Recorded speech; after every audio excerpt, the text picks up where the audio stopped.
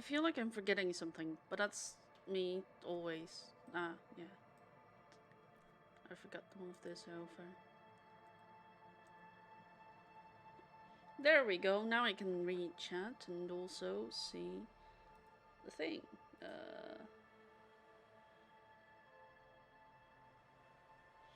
There we go. Everything's all right now. Hello, welcome to another Disco Elysium stream. I hope you're all having a good day. Thank you for thank you to your favorite Rose for following.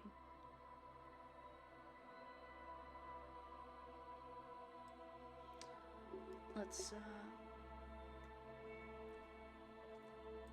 continue with where we left off.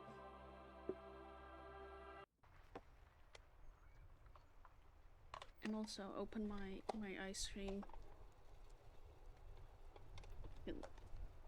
God damn it.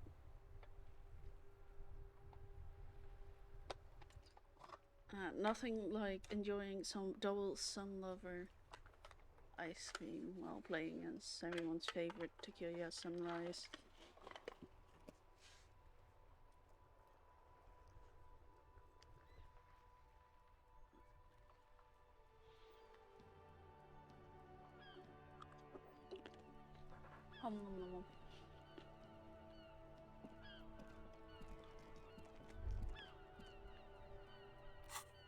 We had something very specific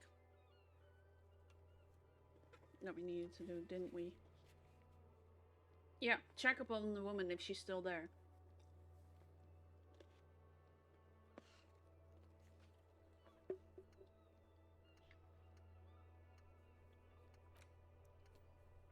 But most importantly, finally, for the first time in my life,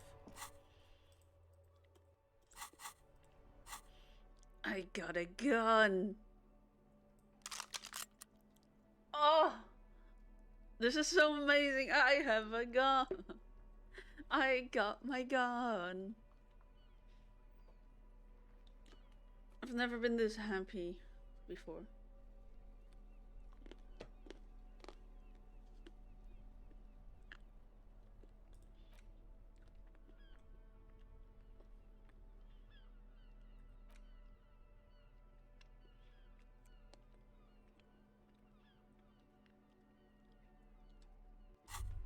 Oh, wait.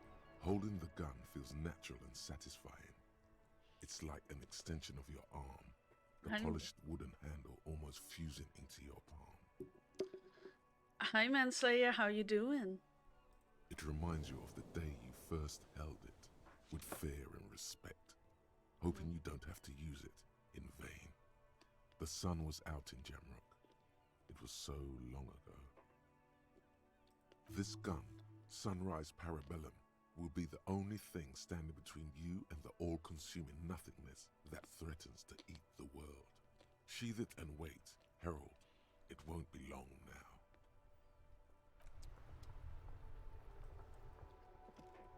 So that's where the whole Sunrise Parabellum motif comes from. I see the text a lot in fan art, but I never knew where it came from. Fine, glad to hear that you're doing fine.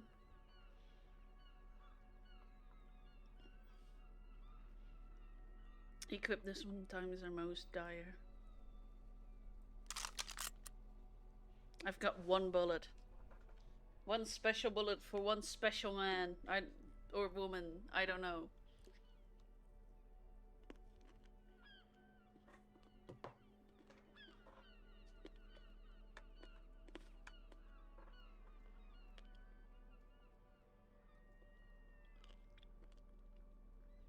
Knowing Harry, he has that bullet reserved for himself. It's a sad but ugly truth.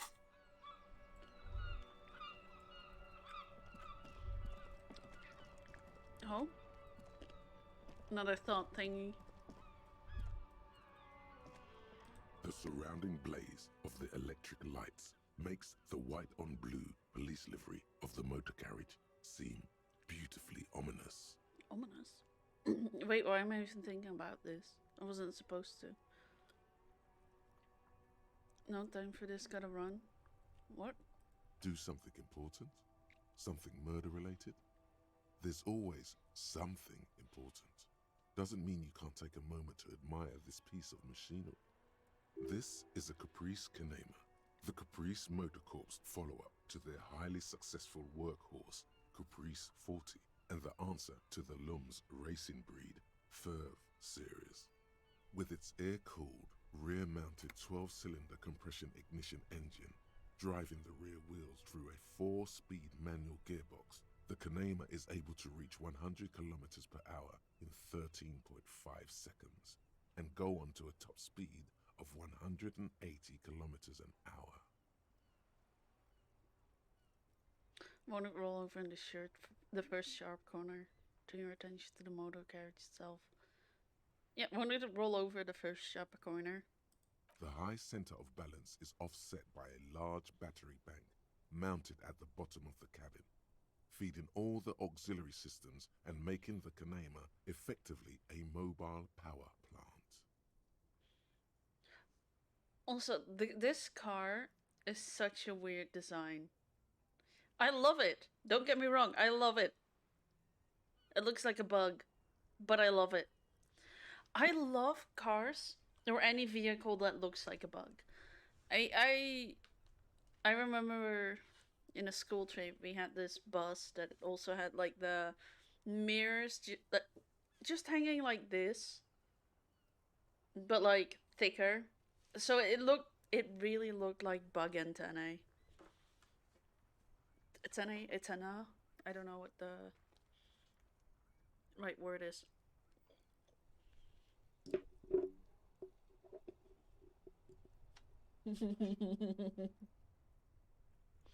This high-tech talk is really rubbing me the right way here. Due to a quite steep price tag, it is very unusual to see one in police livery.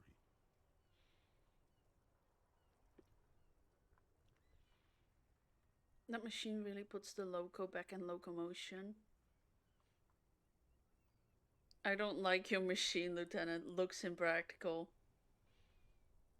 A motor carriage, one of many. Yeah, okay. Let's compliment. That machine really puts the loco back in locomotion. Very cool. Mm-hmm. You want to take a closer look? What's it back in there? Sorry, I almost choked on my own spit. Because your car is so cool, Kim. What's it back in there? 130. I reckon that's a 7-liter V12 there. That's what, 7-liter V12? Mama serving some serious macaroni. I love those sentences. Let's sound like an intellectual. 7.2. Supercharged. Damn. The lieutenant is trying to suppress a smug smile unsuccessfully. Nice. You can smile. You can smile all you want. I love it. A fire machine. Yes. An extraordinary machine. It's nice and all, but why so modest? Put some zing into it. Flare it up. Slam it down. Helium headlights would improve the range and quality of the visual field a lot. Can you add a play Shining Reinforce Redeem, lol? Technically I could. I can't do it right now though. So, because I'm mid-stream. I will play Shining Force tomorrow. How does that sound?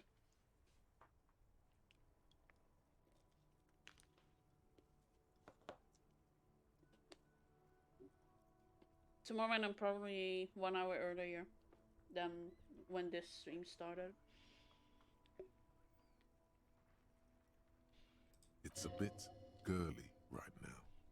Fit it with some proper off-road components.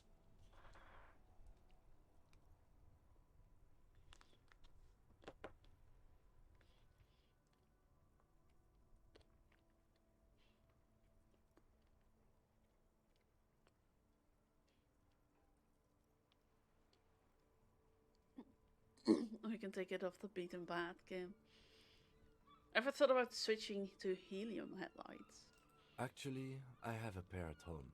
Just haven't gotten around to fitting them yet. I need to lay some wiring for the ballast first.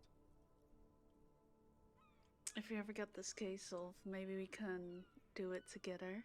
Maybe. Yes, definitely maybe. Look at my Riz! And means no. Oh. God damn it.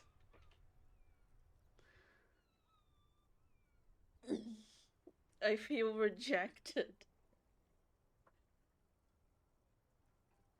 Okay, let's move.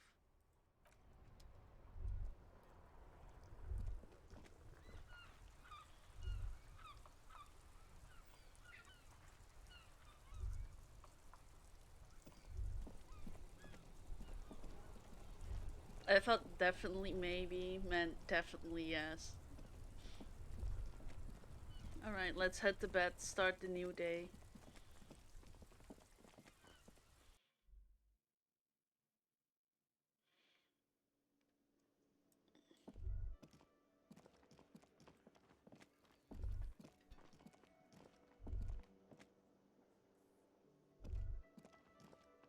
Let's see if we can get another weird dream sequence.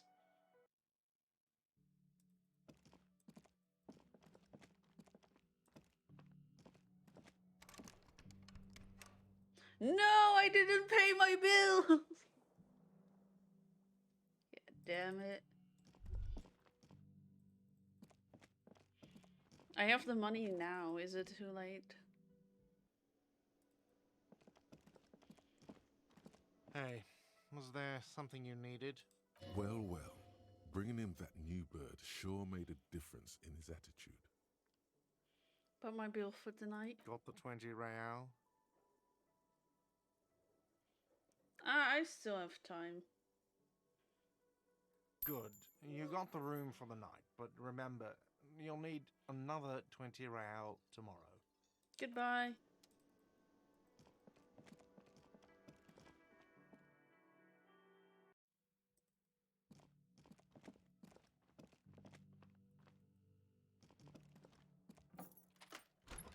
See you in the morning. Wow, what a ripoff. Exactly. God damn it, it's so expensive. And I'm...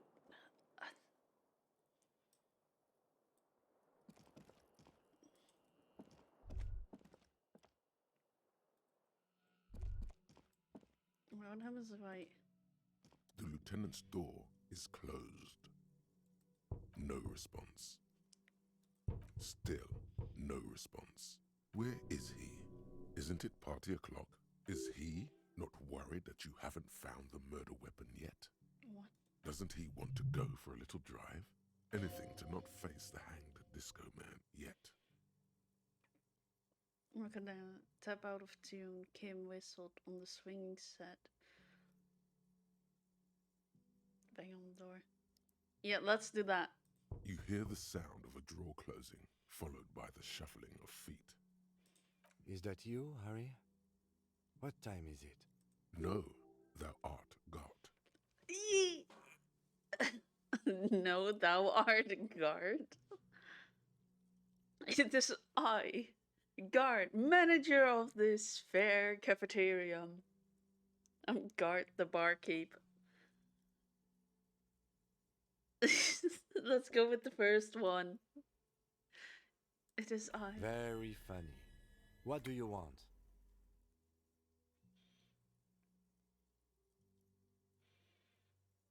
I want to go for a midnight drive to clear our heads. To clear our heads from what? Sleep? Good night, Harry. Fairweather T500. Aww. I really need to work Remember on that my weakness you were Kimriz. looking for in the ceramic armor? Like, maybe it can only stop small, fast projectiles, but a large, slow-moving pry bar would shatter it? Or If I run an electrical current through it, maybe it will melt. Or, personal favorite, frequency something something radio weapon. None of that would work. You need to shoot the part of the enemy that doesn't have Fairweather T500 on it, because the armor itself is invulnerable. Good news is, so are the armor pieces on you.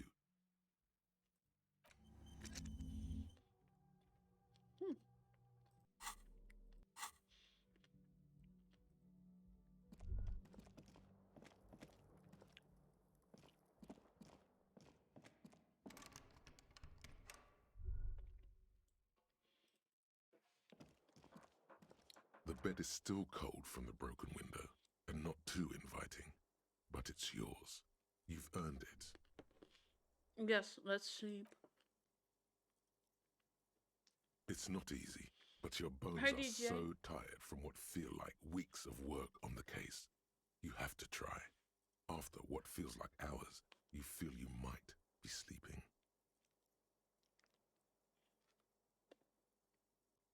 Very relatable. How are you doing, DJ? Thoughts, baby. A million little lights in the dark. You're one fine instrument, brother. All those faces and all those names. All that laughter and screaming and scheming around. Every corner and every street.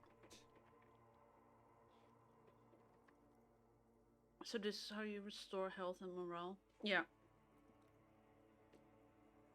Pretty much. There's several other ways, but this brings us up to start. Me is good, besides my foot is bleeding again. Oh, that doesn't sound good. I need to change something in my OBS settings.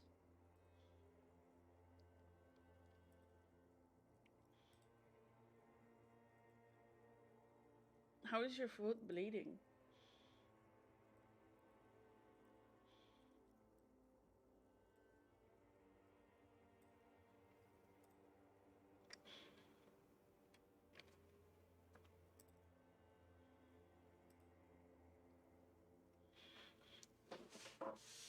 Also, again, it happened before.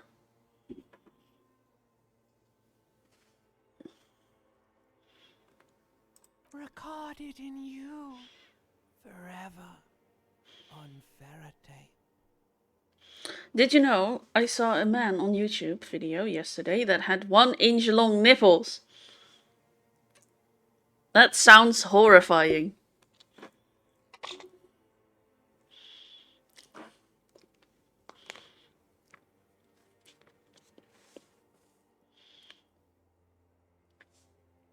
He had an awful case of gynecomastia.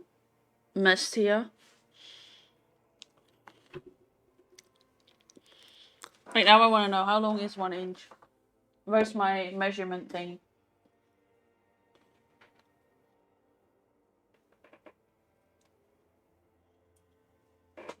Where's my tape measure?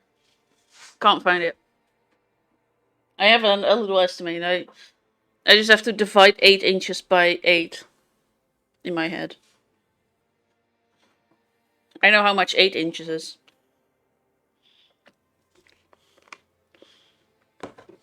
Just dragging it.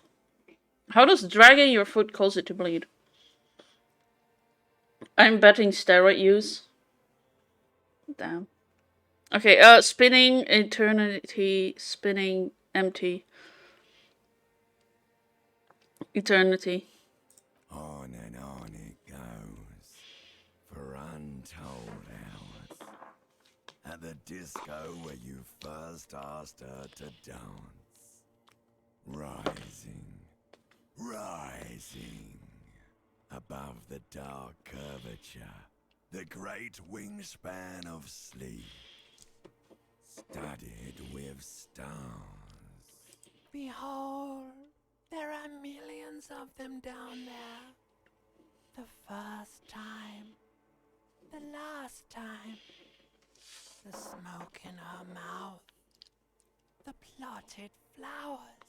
The faces turning, changing. Steroid use can cause long nipples. Good to know. Good to know. It's the world, Harry boy, and you're made of it. Every day you're out there, you make more of yourself from it. I'm afraid you can't be unmade now. You better get some of them. I don't need steroids. I can look up fan art of Sean Vigmar. Then we'll get into that. I'm not gonna. You can never forget this shit.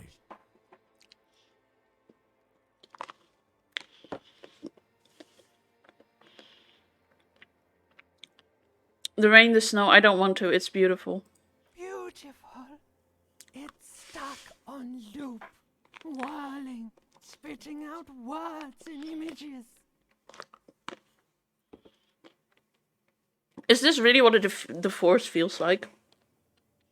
You're the son of the world again. Harrister, a ceaseless agent. Picking up litter and old newspapers. Collecting your little bubblegum wrappers and idiotic picture postcards. Meaningless, meaningless keepsakes. Reading your awful letters and recalling things, aren't you? The endless names of the world. An address book you are. The map of a city.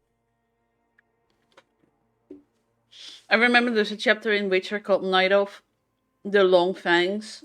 I was thinking Night of the Long Nipples. Oh god.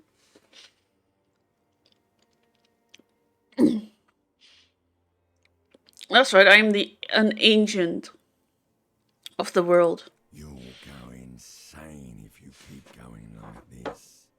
One more day, and you'll be in the loony bin. I just know you will. And for what, brother man? For the working class. For the money, baby. For the greater good. For Revacon. Always and only Revacon. Solving your little crossword puzzle. Doing your tasks. Crossing names off lists. Trying to become some sort of world detector. It won't make it okay. It won't put smoke back in her mouth.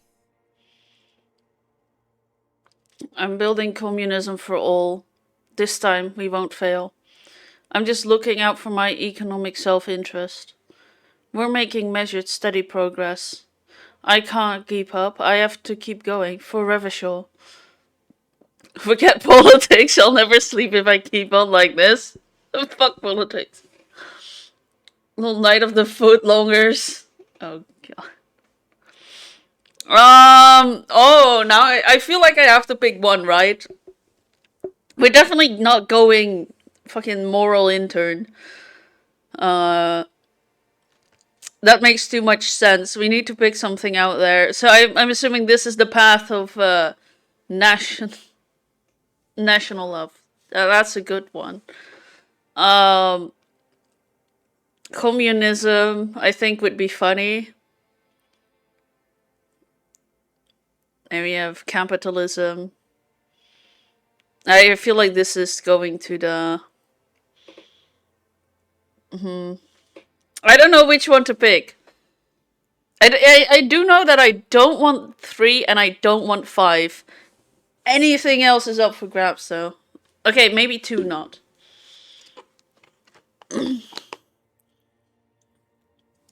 I want something ridiculous. Now, this also isn't ridiculous, but I mean, I think it will lead. Yeah, just pick 4. Let's go with 4. I can't give up. I have to keep going for Revachol. There he goes again. He's a real political animal, our Harry. He still doesn't see that it's the world changing around him. He's got no idea what he's in for.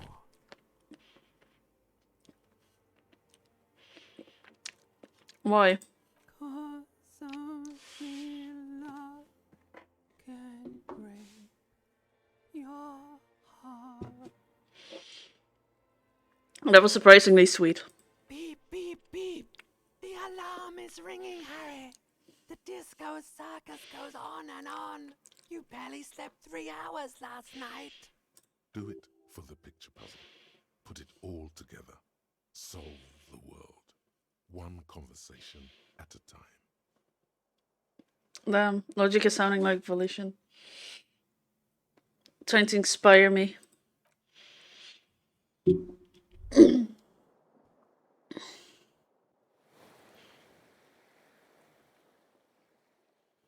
You were right, brother. Oh, wait, what's going on? Back there, in your sleep, all the weak-willed delinquents, dilly-dalliers, foreign moneylenders, insane anarchists, and yes, the women. They've run this place to ruin. I technically didn't even say that, but those sons of bitches! The game was rigged from before you even knew how the pieces move, soldier. The tightness spreads to my gut. What's going on with my gut? Did I not eat enough? I do feel like everything's gone to Did I not eat enough? No, brother. Forget about your gut. We've got much more pressing matters to focus on. It's time to turn back time. A solemn gurgle emanates from the depths of your stomach. I will send you back to the time when the sun had not yet vanished, when it was still setting into the sea. The time of the suzerain, the time when love was still possible. Think of all the You can time travel, Endurance, excuse me? Yeah, sure. I want this. Go back with the knowledge and the experience you now have, and to do it all over. Do it richtig this time. Richtig? Richtig. This time, okay. Protect the suzerainty, clean up the city, revive disco music, and get her back. You could save Revachol. You could be the man, brother. Get who back? Second chances are not about questions. They are about actions. Are you ready to start taking action, brother? Okay, how do we do this? There must be others like you. Men who long for the days when words like loyalty and love meant something. People whose yearning for the past is so great they barely live in the present. Those are the men you need to find. Those are the guys who know. So how do I find these men? Think, maybe you've already met someone like that.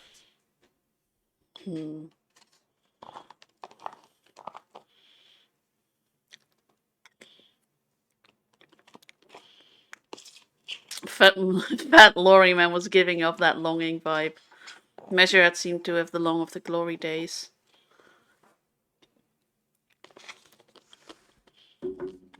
Of his Seminese ancestors. The grey-haired lorry driver might know something. Well, you lost the point of morale, yeah. Apparently, thinking about people who have left you is not a good thing for your morale. This game is teaching me things. The fat lorry man was giving up the longing vibe. But I don't know if I want to talk to him at Measurehead. He's mentioned twice, right? Isn't this also like... Because that fat lorry man is also grey-haired.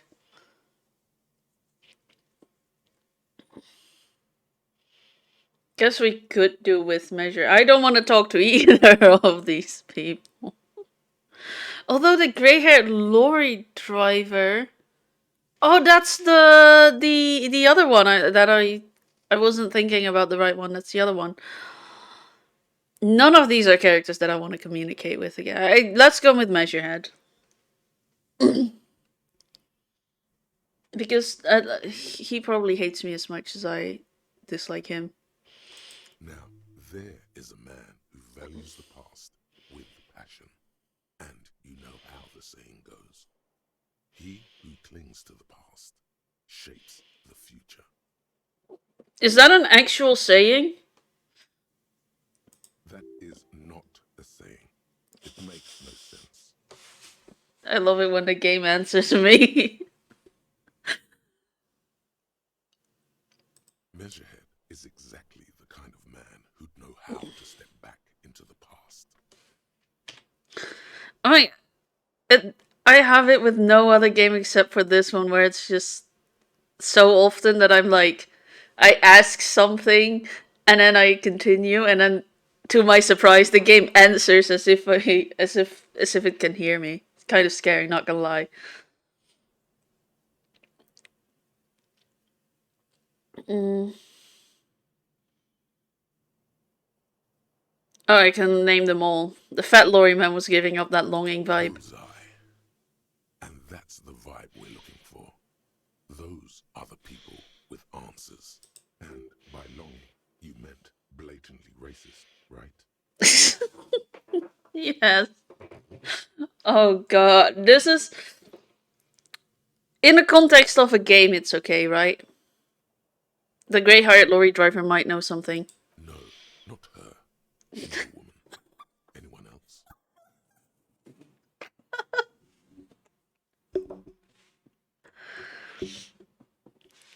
I shouldn't love it as much as I do.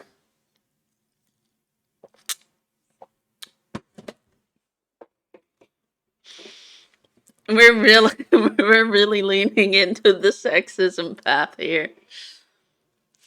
No one else comes to mind. Okay, don't worry.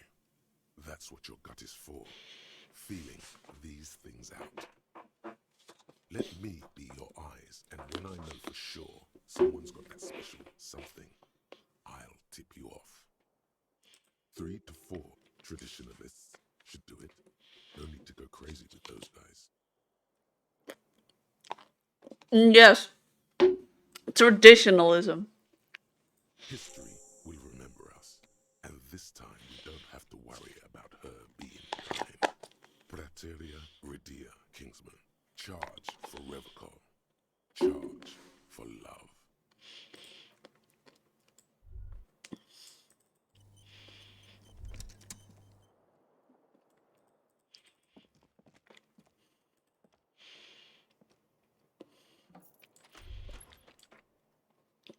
I'm convinced this guy hears voices in his head.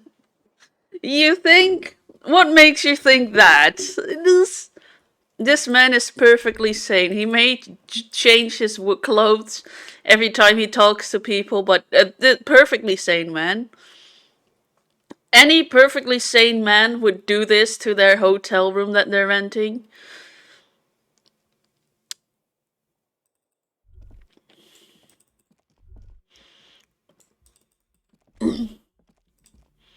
Totally sane man that totally does not have voices in his head. Can you tell the sarcasm? Yeah. I love Harry. Harry is mood though. Harry is mood. I can relate to him too much. I I have the same thing going on where it's like I would think about something, like for example doing the dishes, and then just this thing pops up. Also that looks like a this thing pops up and it's like, maybe your boyfriend was right and it's better to not have a ton of plates because then you can never have too much dishes. You hear voices in your head too, pretty much, yeah. But it's not like I'm like, oh no, the voices in my head, they forced me to do things. It's more like, yeah, I have voices in my head. They kind of act like a second opinion. You know, kind of like I'm still in charge of my decision making. The voices in my head, they just give me their advice on things. It's not always good advice, but that's kind of how I think. It's and there's another one that's a little bit more negative. She always tells me that everyone hates me secretly, and they're just being nice to me out of politeness.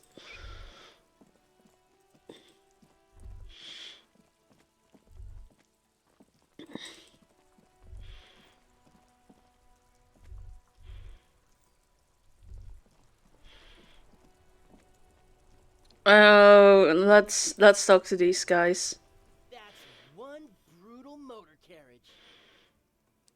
If I were a real skull now, I'd jack it, paint it in palm tree livery, then bottom light it, neon style.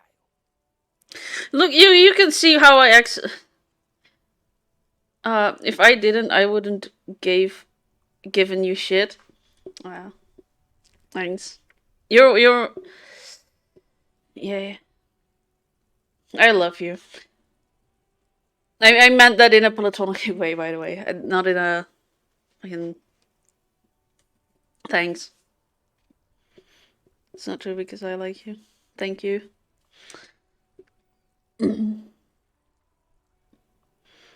Yeah, it's I mean, have you ever given anything to someone you didn't like? That is true. That is facts.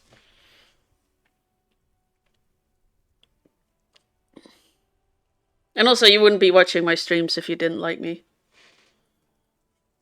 Why the fuck would anyone be polite to you? What? Oh, because I was talking about voices in my head. Alright. How you doing, Melgar? How you doing, son?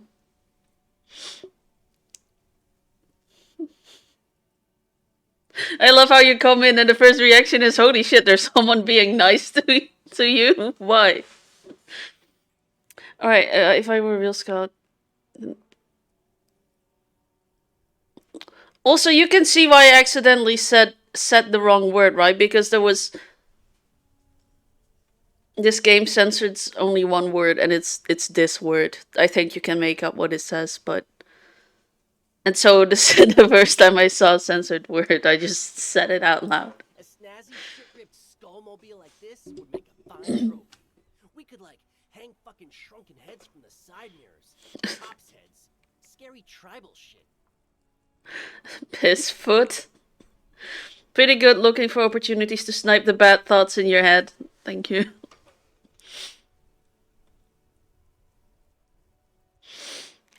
Yeah, tribal shit.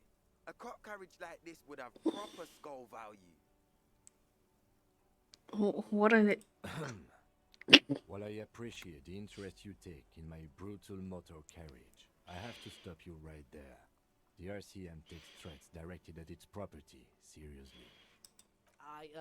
It's just theoretical work, Copper. No basis in reality. Man, if we were certified skulls right now... Who are you? I can tell you who we're not, cop. We're not snitches or skulls.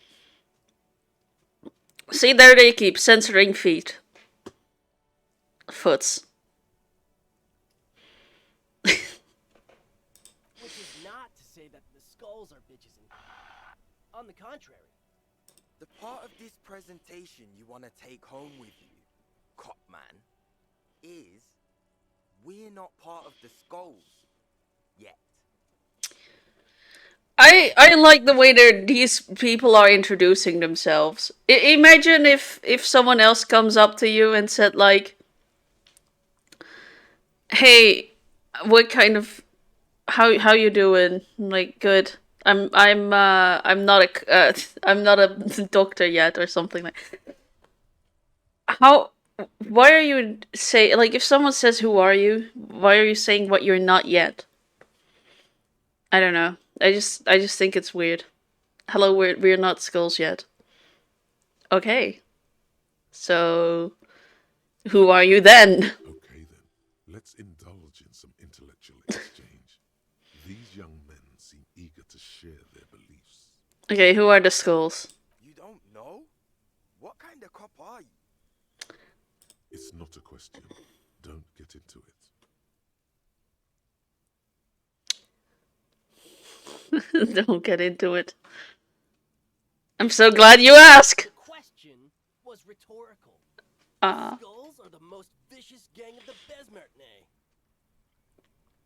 Besmetine, or the Besmeti, the Immortals, are West River Sholian crime syndicates. The nastiest bunch of psychos ever.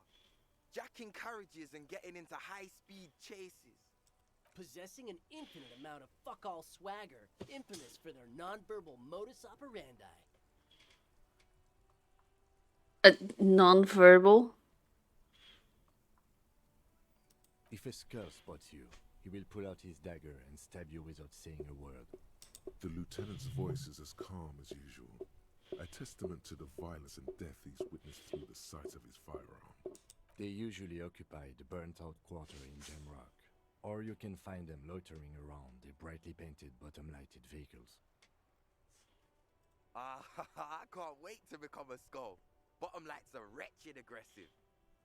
Does this man just admit that he wants to be a person who can who just goes up to random maybe his name says his fuckard.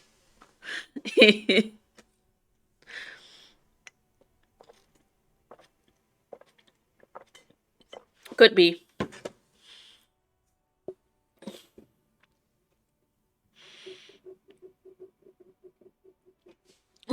Could be.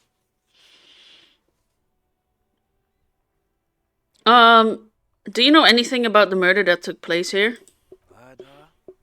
A man hanged in the backyard of the Whirling in Rags? Yeah, sure. We'll gladly tell you everything we know about it. It was a man. Also, he was hanged. Oh my god, thank you so much. This is very helpful. Anything else? He was hanged from a tree. Oh my god, so much information we're getting here. Yeah, I mean, duh. These pants don't know anything. Let's just move along. Hey, stop right there. How does one know anything? Ah, this sounds like epistemology, a field so occupied by thought that it begins to question thought itself. I know that you don't know shit. Exactly. How can one know shit? For example, how can one be sure that there truly is a body hanging behind a hostel? What if it's art? Or just a mere specter? That would be the case, yes. A brilliant work of art. No reply. The rebel scratches his chin, deliberately not focusing his gaze on anything. He looks very uncomfortable. Do you guys know Cindy the Skull? Oh yeah, Cindy's a right proper skull. Yeah, a true artist of the future. Just like Arno van Eyck. By the way, if you see Cindy, give her our regards. For all their nihilistic posturing, these young men are not lacking in youthful idealism. The lieutenant on your left is unusually lenient toward them. Are they simps? Lenient. I see you kids are into anodic dance music. Oh man, yeah. We're not fucking kids, man. Be wary of the abyss. Why?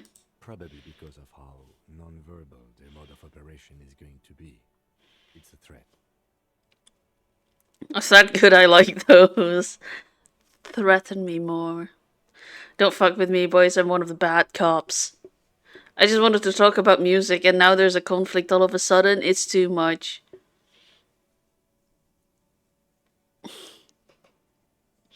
I guess this could be the fucking gang. A fuck gang that fucks. That gang fucks. There's a difference between fucking a gang and gang fucking. These will do both. Okay, I just wanted to talk about music and now there's a conflict all of a sudden. That's right. You should back off and let silence rule supreme. What is wrong with you? Now you're just empowering these punks. This is ridiculous. Boys, do you know why the gang is called Skulls? Yeah. The skull symbolizes the embrace of death and nothingness, present in all of us. The vehicle of our future operations. Death. They're called Skulls because when you are shot dead in the middle of the street, the skull is the only part the stray dogs want to eat. Damn. Just trust me and follow my lead. So, boys, wanna feed the dogs? No reply. The blonde rebel scratches his chin, deliberately not focusing his gaze on anything. He looks very uncomfortable. The other one shuffles uncomfortably, nevertheless continuing to steal glances at the lieutenant's motor carriage. Your rhetoric is confusing. Are you part of the skulls or not? Why aren't there more skulls in Martinez? The Union does their share of policing in Martinez, at least where gangs are concerned. That's why there isn't much organized crime around here. Don't you worry about that. We're gonna make up for the deficit. Yeah, we are. Your rhetoric is confusing. Are you part of skulls or not? We're not franchise skulls. Well, not yet. Once we get our name out there, we'll have a chance to join them. God damn, they want to be part of it so bad. And what makes you think the organization would accept you? Because we can be just as psycho and vicious. You'll see. You know what? You know what? This is. I'm gonna say it. This is giving me like I watch Wednesday. Adams, be careful around me vibes. This is the vibes I'm getting from them. You know.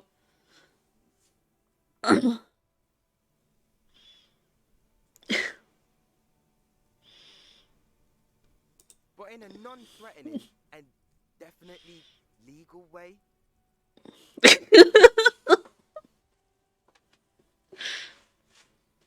Right on, fuck. So what's happening now? Okay, enough about this scullery then. What's with the jackets? What about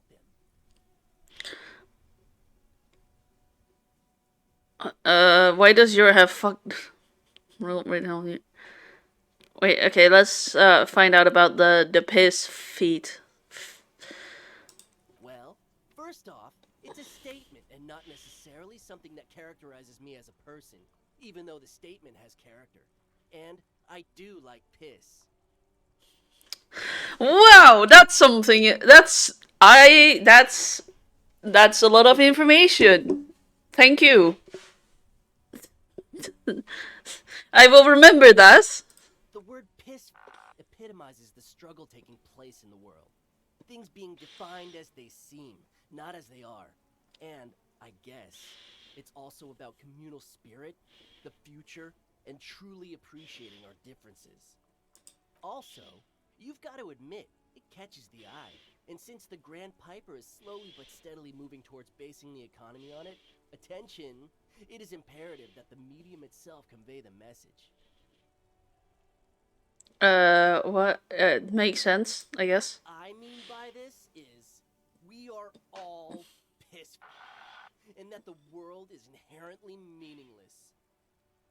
Even the way they talk, it's like... I can't even put it into words. It seems that the young man has a certain expertise in at least one field, even if it's rather narrow. So, okay, how about the fuck the world? Like I said before, many men keep searching for the one, for so-called true love, which is actually just obsession masquerading as kinship. The thrill of the chase, the hollowness that fills your chest cavity after catching it. I'm wondering if the poetics come with the jacket, or are they derived from something else entirely? Personally, I think they're making it up on the spot. To catch a fish, you'll need to hurl the lure many times, and even then it isn't certain that you'll get anything. If you blow up the lake, though... I think we all know what the F part is, but we don't want to say it. No, I already accidentally blurted it out, because in the Talos Principle, they had this censored word, and they were like insulting this man. And so I was, because I did the Talos Principle after I did a Disco Elysium stream, not on the same day, but it was still kind of recent. So I read that. I saw only one word being like, oh, because this guy is censored. So I just read that out loud, and I'm pretty sure if I read that out loud and Twitch knew about it. I mean, it was a long time ago, so it's not on there anymore, but I think it could have gotten me into trouble if... So that's why we're not saying it. But yeah, I said it once. Not gonna say it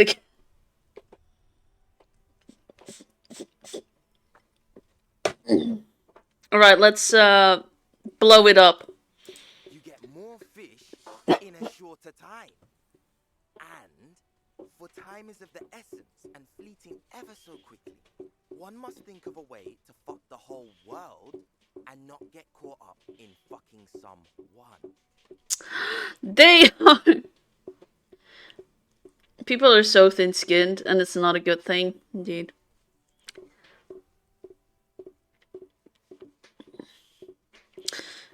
Also, so the fact that they're part of the fuck gang might be right, because apparently this man wants to fuck the whole world, and I'm going to take him on that literally.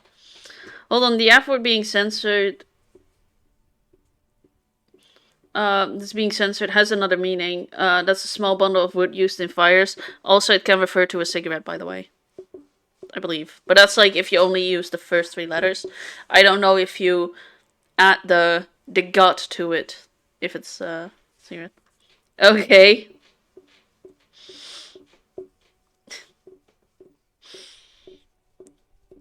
Because when one fucks everything, he fucks nothing.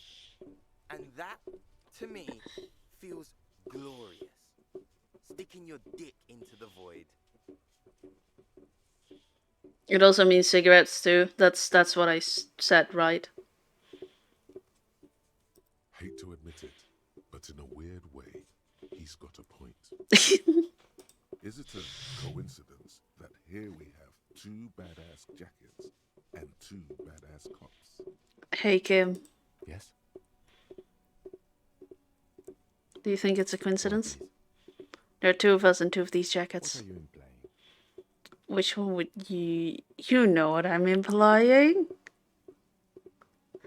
Which one would you wear? I'm not sure I understand you, detective. Are you more of a piss? Or a fuck the world kind of guy? Neither. It's also food, believe it or not. It's gravy covered meatballs. Oh, that sounds good. Come on, get him. It's just a mental exercise. Fine. If only to end this discussion. Theoretically, if I were a juvenile delinquent, if I were to already be down that path, I think peace is the strongest of the 2 statements. That works. I feel like more of a F the world kind of guy. Seems about right, especially considering your heroic exit attempts. That's an origin story for a dynamic duo right there. So are we done here? Or you don't need us around for your secret whisper party, do you? Let's go. Come on. Score. No! Scary. You're not scary. I have nothing to work with here.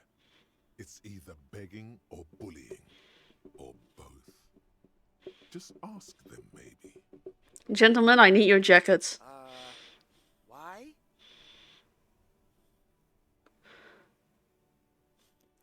Look at the shit I'm wearing. Yeah, like you said, total shit. What about it? You didn't say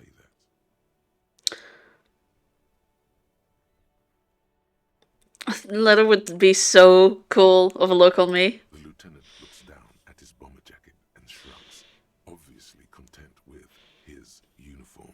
Please? Fine. Fuck it. Here.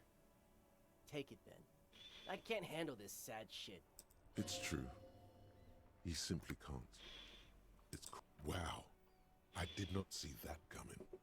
You better wear that jacket with pride. Oh my god, Sarah introduced me to a Dutch food the other day and it sounds so freaking good. It's called a kapsalon. Oh, that's amazing! It's so good! Trust Sarah on this. That is amazing. It's... Oh, now I want one. I want one. At first I didn't even know it was Dutch. Okay, let's see the... I need to open Discord.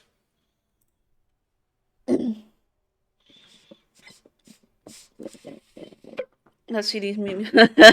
Sorry, it's just funny when you read it.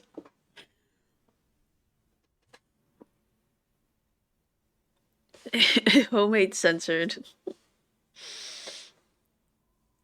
With mush peas and mashed gravy.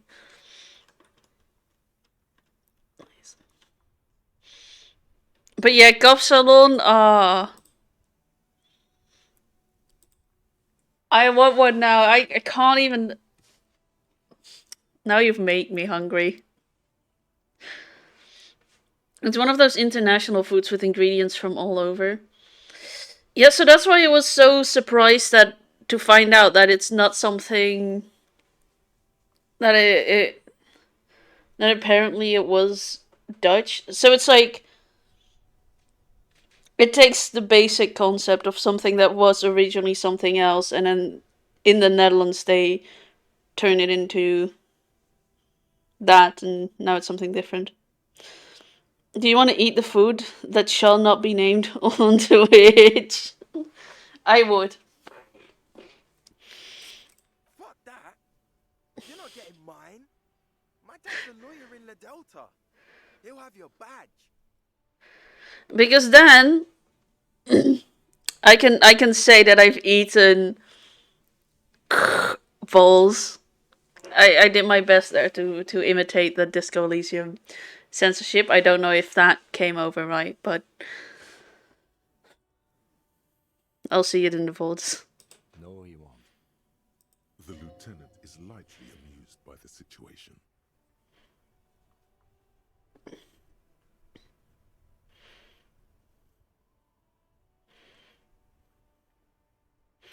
Okay. Wait, what the fuck are you? You got a rich dad? No. He's like a volunteer lawyer. A total bitch.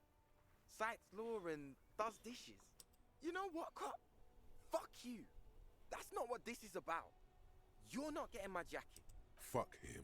We don't need his rich dad jacket anyway. Fuck it, we don't need the other one. You said that you're more of a piss kind of guy, so I got this jacket for you. I'm not wearing that jacket. But don't you want to express your individuality? I already am expressing my individuality.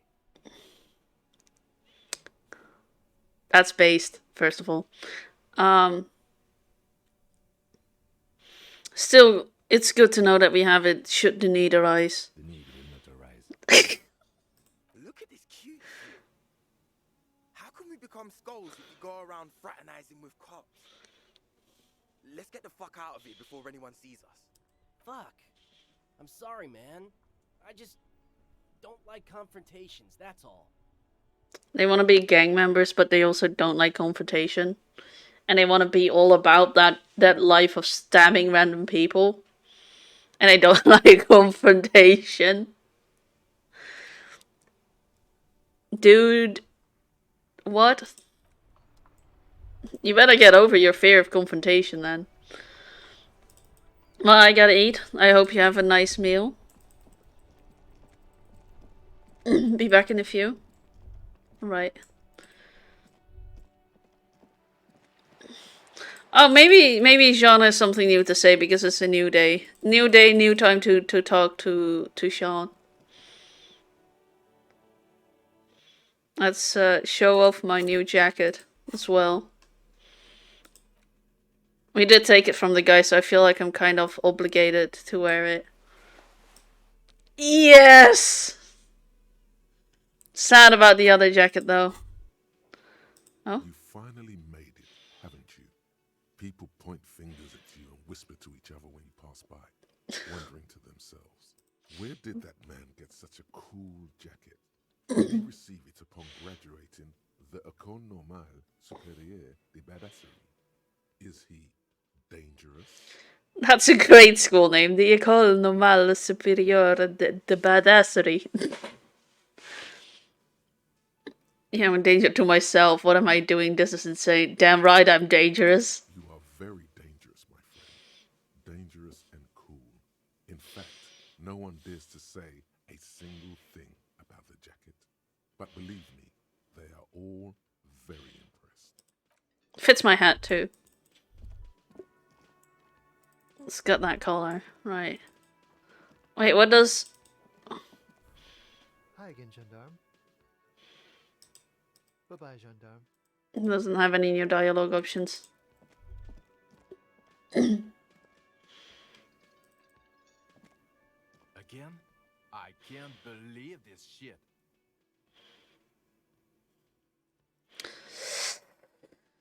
Okay then, see you around. Doesn't reply. He's too busy furiously squinting at you. Also, I noticed something. When he has his regular portrait, when he's not... there's some redness in his nose when he has the sunglasses on. But in his regular portrait, the redness in his nose isn't there anymore. So random thing. Trying to get a good picture of your jacket, no doubt. Can he even see through those glasses? Oh, I guess we did get some new dialogue, but...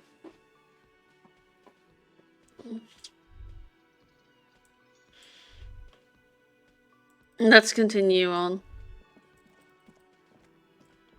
Oh yeah, no, wait, woman in wheelchair.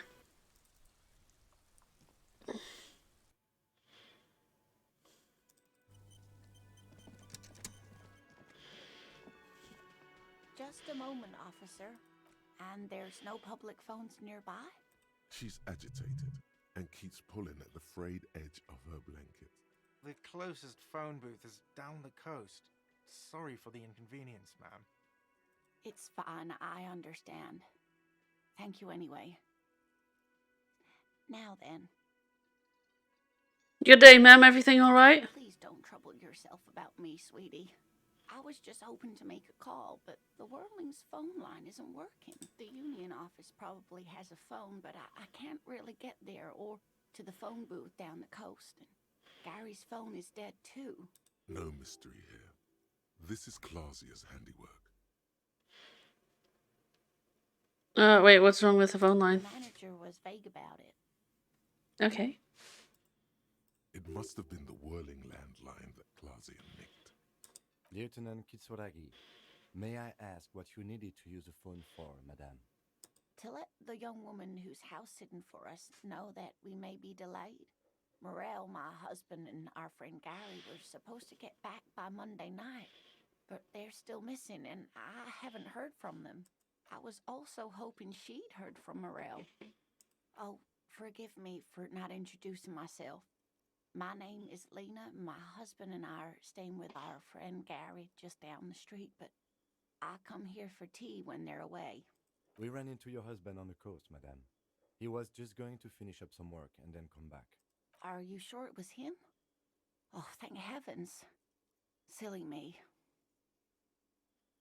I knew what I was getting into when I married a cryptozoologist, of course. It's just waiting for him to come back from field work is always nerve-wracking. Still, I should have known he'd be returning late this time around. Finding the Insulindian phasmid, it's very important to him.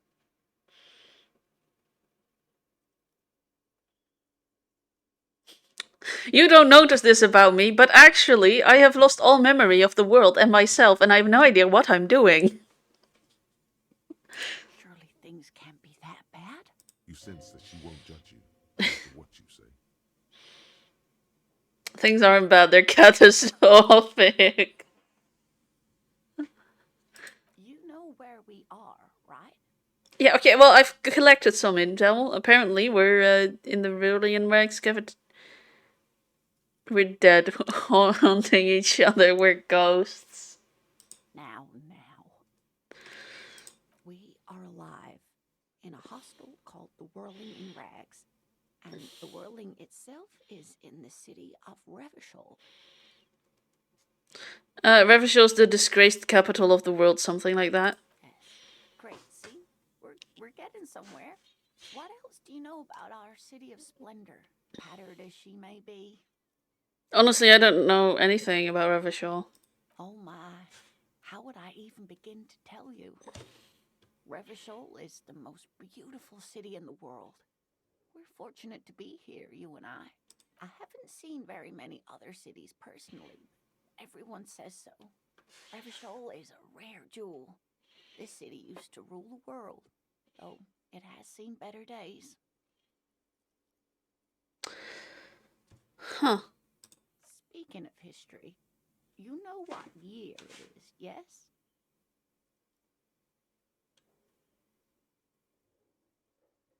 It's a bad year in my late 40s or 50s. I don't even know how old I am. There. The year is 51 and spring has only just started. I'm sure there are better days ahead.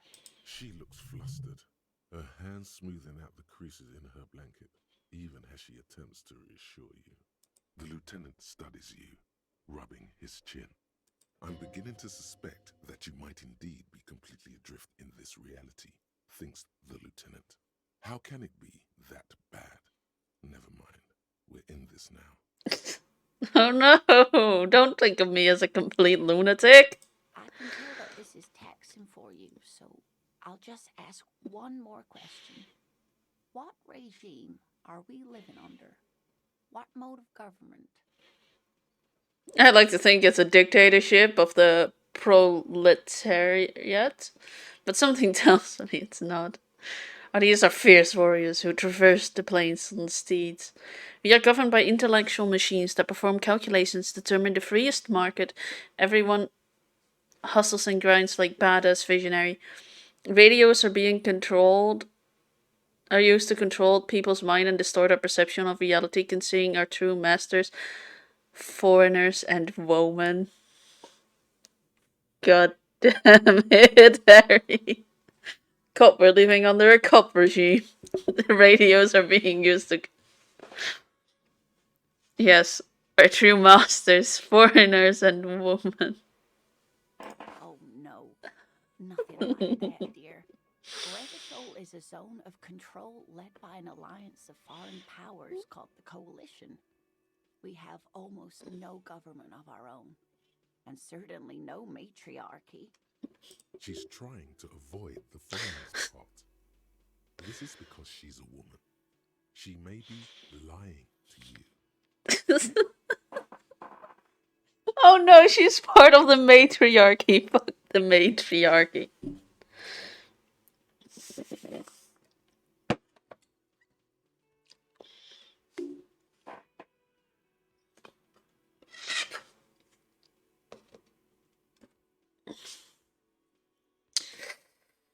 The only matriarchy I accept if is the one where I'm top dog.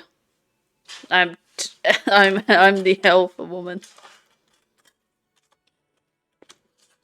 Then I will accept matriarchy. Right, if there is no... I don't even know what to say, I'm so disappointed. If there is no government, how come there are cops? Oh dear, this is troubling. You really ought to know that, being one yourself. There aren't really any cops in Revachol, not in the traditional sense. The status of law enforcement has been a complicated matter since the revolution. But we should stop for today, sweetie. You look like you need a break. Besides, I'm not the best person to explain the big things to anyone. She's scared now. She's realized you really are brain damaged.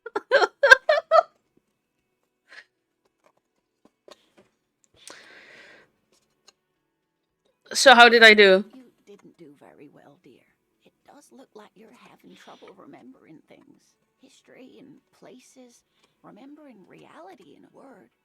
It's very odd. A sigh. The lieutenant buries his nose in his notebook. He's embarrassed. But maybe a fresh set of eyes is what the world needs. And while I'm no doctor, such bouts of amnesia are often temporary, so I wouldn't worry too much. Thank you. She means this sincerely. Worrying won't do you any good.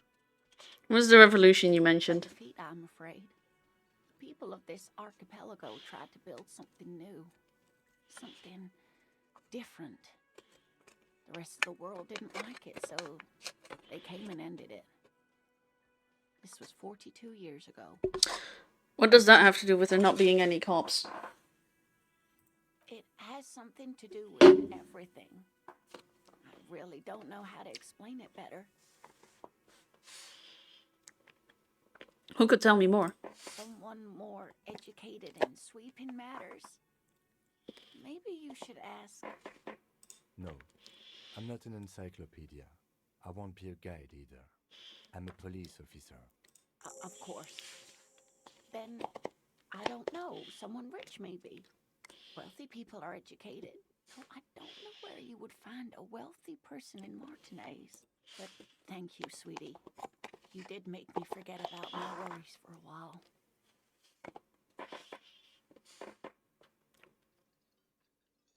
So your husband's some kind of scientist? Oh, yes. A zoologist. A cryptozoologist, to be more precise. Cryptozoology. It's a pseudoscience that attempts to legitimize research into mythological beasts and urban legends.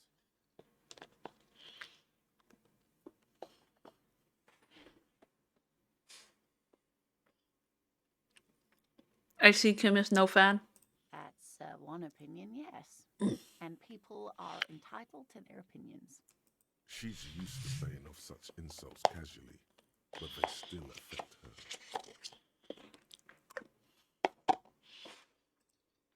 My apologies, ma'am. I did not mean to undermine your hobby.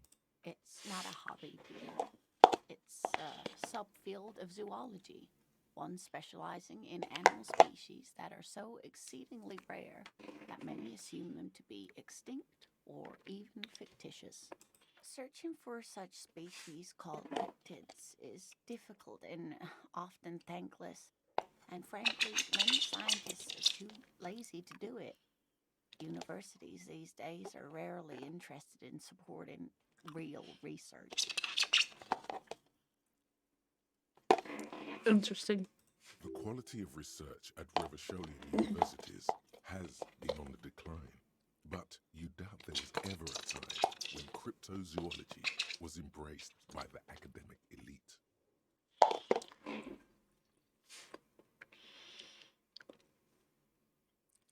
Yeah, tell us some cool cryptics. You're an enthusiastic idiot, but you're still an idiot. I want to know everything about cryptids. Living cryptids, extinct cryptids, marine cryptids, land cryptids, bring it all. We don't have time for Cryptozoology 101. Let's get back to work, shall we? Kim? I don't even know what to say to you anymore.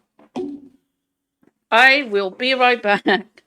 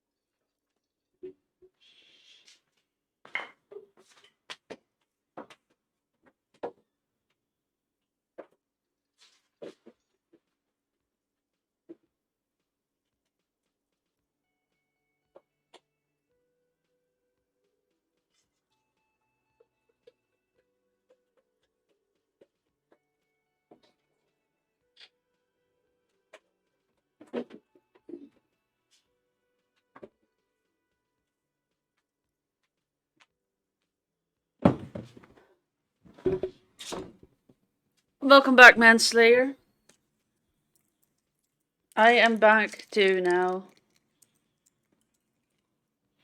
It's quickly gonna pop in a paracetamol in my mouth.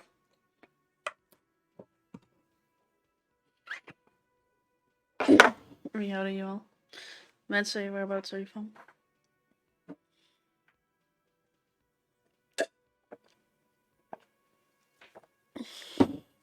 West Virginia? Not West Virginia. Oh. Not West of Virginia. Oh, people always make that mistake. Ah.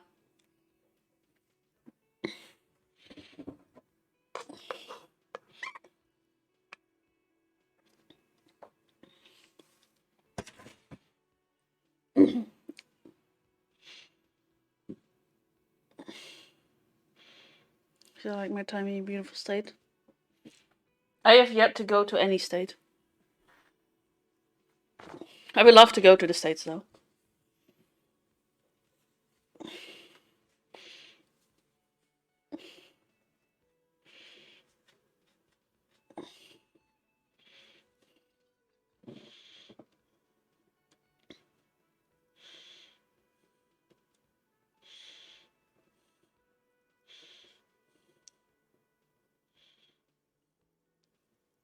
It's okay, Mom. You live in a slight state of confusion.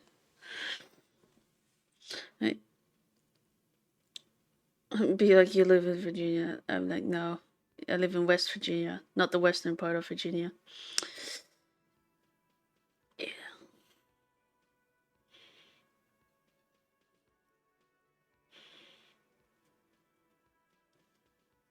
So good.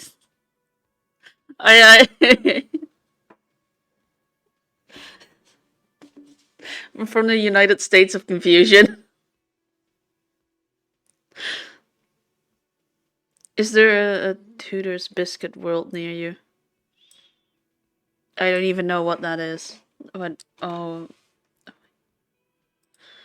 I.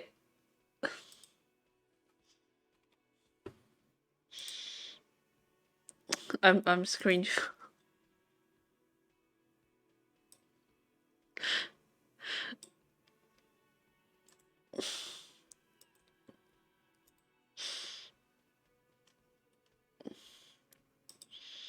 I. Alright.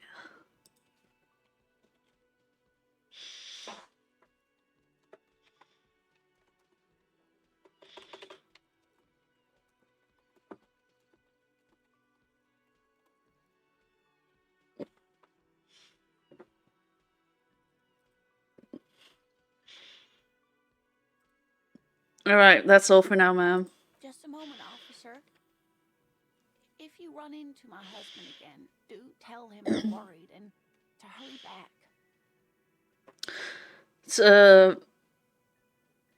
It's a fast food place that specializes in breakfast food. That sounds like a great idea.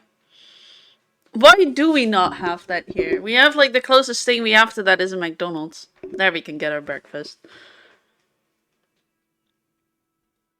And they're also bland. I don't like them. Pinto beans and cornbread is their idea of a fine meal.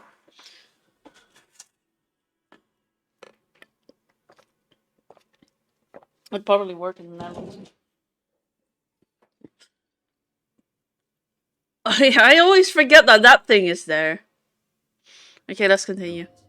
Who knows what cryptozoological mysteries will be uncovered? Sure thing, ma'am. Oh, thank you so much, sweetie. Good luck with your investigation now. I just gotta look up pinto beans.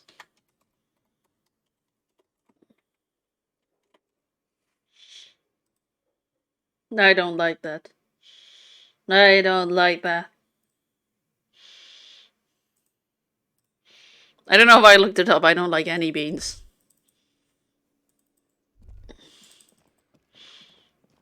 Well, with the exception of like the green beans when you still have them in the thing, you know, the long ones. The gravy is the closest to what I grew up eating. If someone serves me white sauce gravy, I try to figure out who died.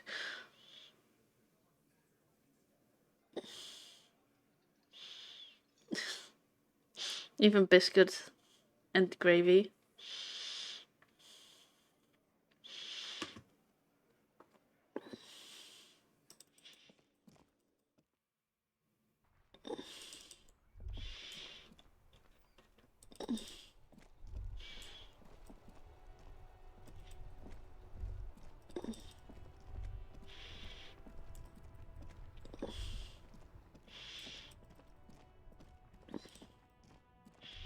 I just ate an entire pint of ice cream and you guys are still making me hungry.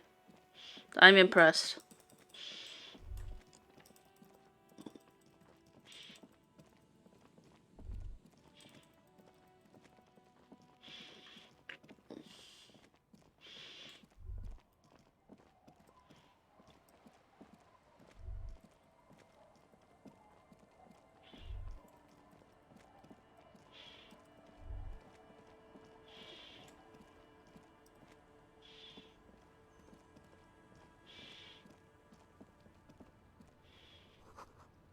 What are these things doing in the fish? Wait, what? Boots!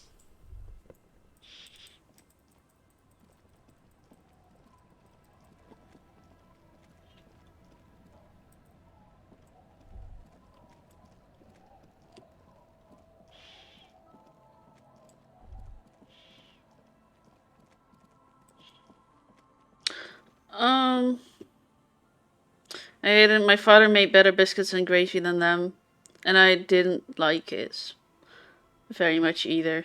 Damn. I've never had a bad gravy. I'm gonna be honest. So far, every gravy I've had, I've loved it. So I cannot relate.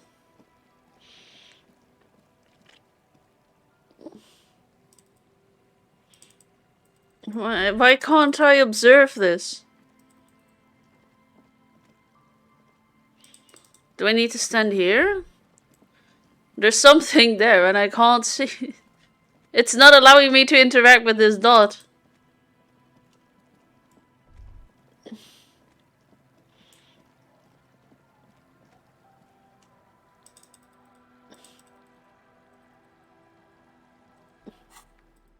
I'm gonna give up on that dot.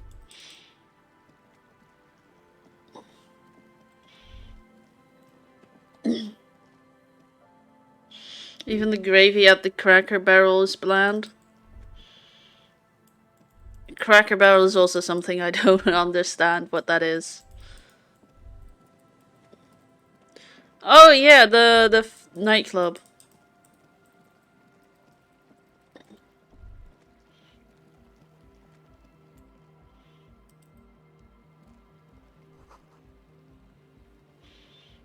Covered in little humanoids?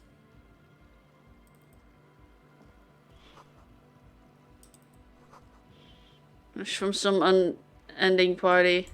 These fish are still alive! We must save them. I can't save them, no.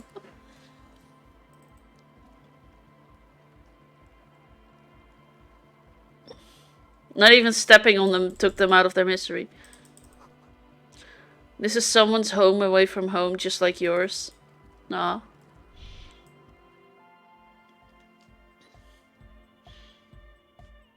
So it's kind of like a... It's kind of like a clitoris, difficult to interact with. No.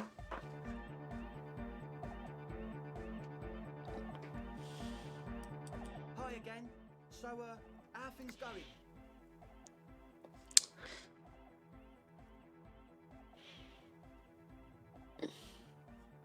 About the church, I checked it out. And what happened? I talked to the crowd, man. Oh man, who is he? What did you think? Seemed okay, to be honest. Very spiritual. Really? Huh. Interesting. What's he doing in the church? Just preaching and praying. No matter.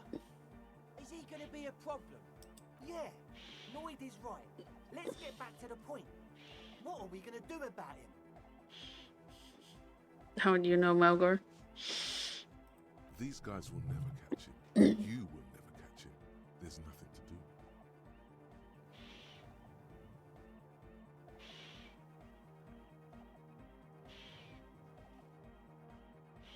Actually, he told me he wouldn't mind a nightclub at all. I don't know, man. Doesn't it feel like a major hindrance to you? A spooky guy climbing around when all the guests are trying to have nice, friendly hyper time? Don't worry, I don't think he really gives a damn about you or anyone else. I guess it's not a massive problem, now that I think of it. Everyone is welcome to dance till the morning light! Yeah! Southern America breakfast gravy is odd use. You scorch flour in fat, hopefully bacon grease, until it changes color, then you add cream until it turns a brownish green color. And then you add salt, pepper, and add any other spices you want. I was married for 24 years, Manslayer. Maybe. I guess we'll figure something out. Okay, but what about the other spooker? The one in Grandma's clothes? Did you see her? My son is married for longer than I have ever been into a relationship with.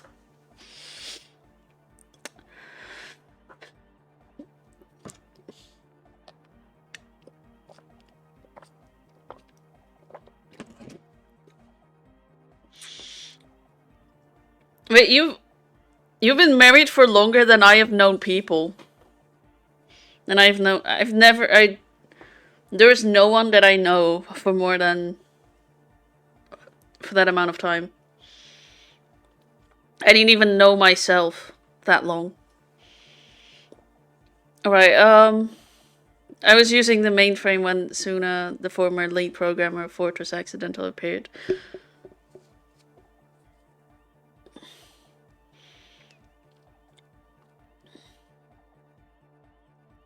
A programmer? That's odd. What was she like? Did you ask her about the nightclub?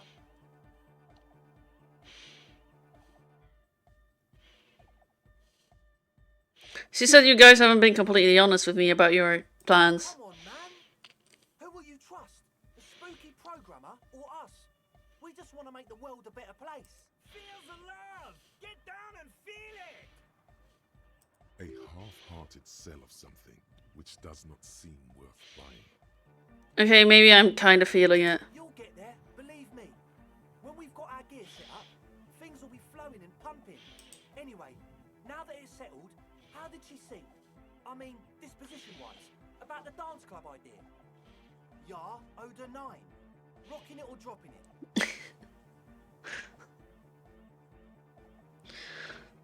it? She did not like the Another Dance Club idea. What a pity.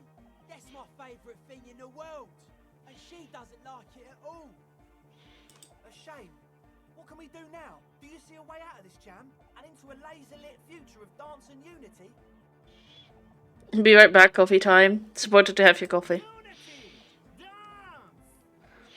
She made it very clear she won't leave until her own project is finished. I could go for another try. I won't evict her. You have to come up with a different solution. Look at you, honor man. No, Noid. He's right.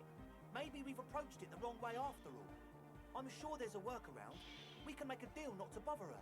If that's okay with her, we only want to get in the church and spread the joy and ecstasy of music. Not the ecstasy of ecstasy. The lines in the dark exist. Coexist. At least Crabman seems like an advanced being. He's hard. He'll understand. Yeah, he can do his climbing thing in the tower. And the programmer, does she like Nordic dance music? She absolutely does not really truly does not. Really truly despises it. Egghead cannot believe what you just said. It makes him pump the jam a little slower for a moment, but then he returns to the full swing of it. No worries. We'll figure it out. If coexisting fails, you can always muscle her out, right? If it's all okay with you, what do you think? I refuse to throw her out, but I can try convincing her. Excellent. Good luck, my friend. That's it for now. Bye, officer.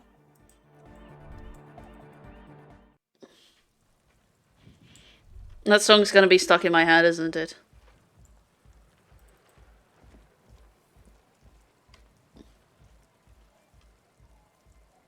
Why is this song better when I leave? Okay, no, it's just the same song. You can swim. Can I? I can't. Or at least not in game. There's a little plank here.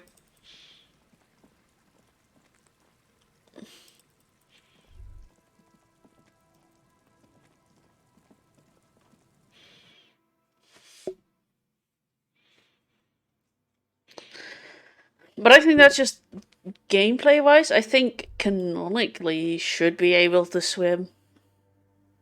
Lore based. I feel like. I hope so for him. Because he did drive his car into the ocean. So I feel like Harry or drown. Yeah. I tried. What is it?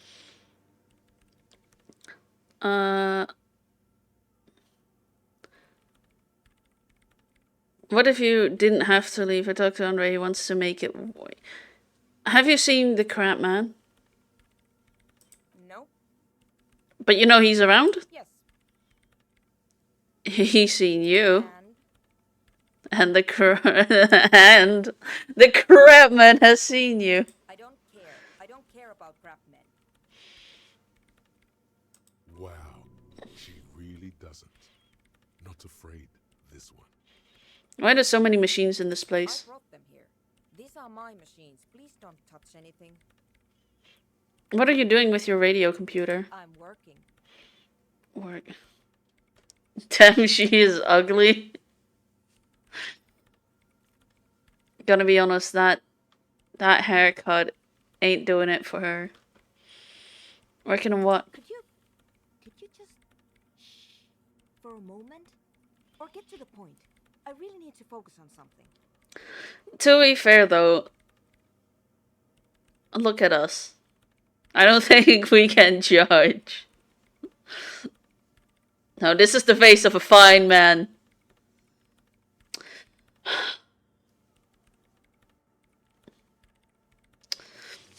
I think most of these characters I figured out for how much I would kiss them.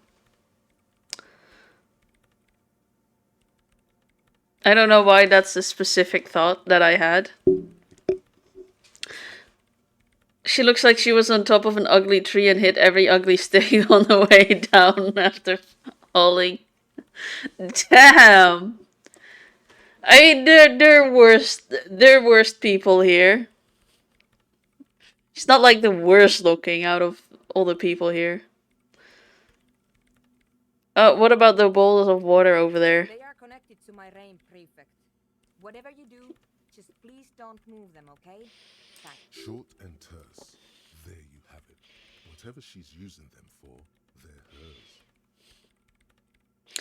Right, I try not to touch anything. Next question. Great. What about that 2mm hole again?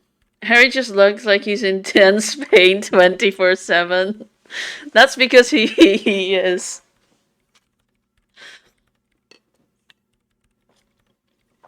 It's the expression of pain and suffering.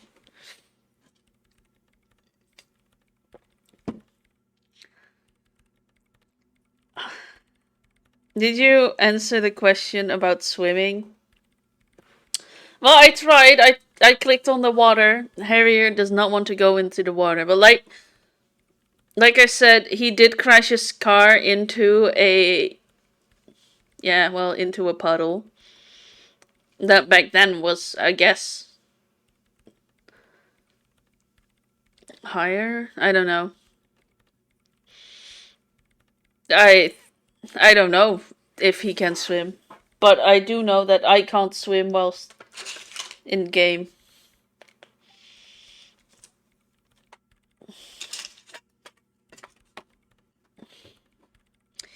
Alright, how about the hole again? The swallow, you mean?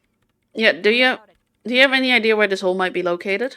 Somewhere underneath those roof beams, I assume. Kim just looks like a murderer? How can you say that? What makes him look like a murderer? Oh yeah, okay, I guess it does look like he has blood smeared everywhere on his face, now that I think about it. Strange things may flourish in the dark. Right there. There's this place at the back of the church. A place where all audible vibrations seem to cease. I've named it the Swallow. And the higher you go, the less you record. The Pillar of Silence? Are you sure it's not just an architectural quirk? Maybe, but it's oddly close to the physical coordinates of the data loss that led me to this place. Is this where the crabman lives? I know.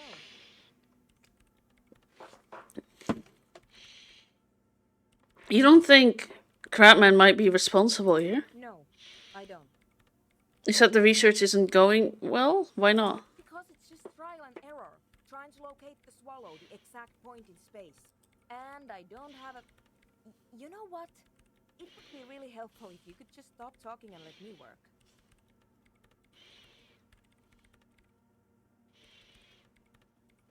Okay, and that's all I wanted to know about the scary 2mm hole in the world for now. Great. Thanks.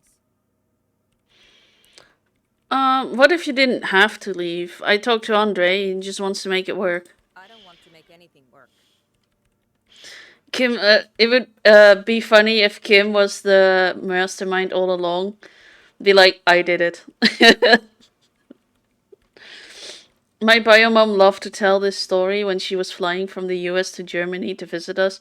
She was nervous. There was a young man sitting next to her who tried to reassure her that if the plane crashed, just to hang on to him because he's a really, really good swimmer.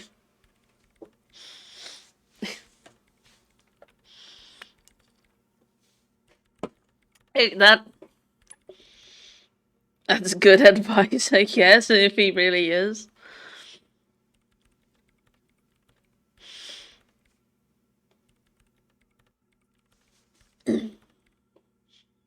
I don't think that's gonna work. Okay. I mean, have you ever tried it? That's the question. Hold on, you don't want to make anything work? Yes, anything. I don't want to make anything work. Ooh, that's a high one. Don't fail me. Easy. When her research is done, she can move out. Yes, and about your research, you mentioned earlier it's not going very well. Maybe I can help with something? What? No, I don't really need any help with the project. But if I could help you finish the project, then you wouldn't have to live in a church next to the boom boom anymore. Just think about it. She thinks about it, a glassy look in her eyes. A gust of wind brings more snow in from the broken gallery. It touches her hair. Alright. Bring me the game's offsite copy from my old workspace, if you really want to help. It's stored on a filament memory, and I'm unable to go and fetch it myself. What's an offsite copy and why do you need it? It's a backup of my former employer's project, the radio game we were working on. It's stored on a filament memory, just like the one inside this radio computer. She's making it extra simple for you. The backup itself is destroyed now, but I'm hoping to use what's left of it to pinpoint the exact location of the anomaly. You just have to go to my old workspace and get the filament. Hold on. If it's called an off-site copy, then why is it still on site? Yeah, if it's called an offsite copy, then why is it still on site? Because you're surrounded by miles of ocean, even if he could swim, he would either get eaten by hungry sharks or die of exhaustion. She spat it on, on the arm and said, "Oh, honey, I feel sorry for you. If you crash in the North Atlantic, it's going to take hours for you to freeze to death. I swim like a rock and it will be over in a few seconds. I swim like a rock, it will be over for me in a few seconds. He'll die from drowning after getting tired, long before he freezes to death."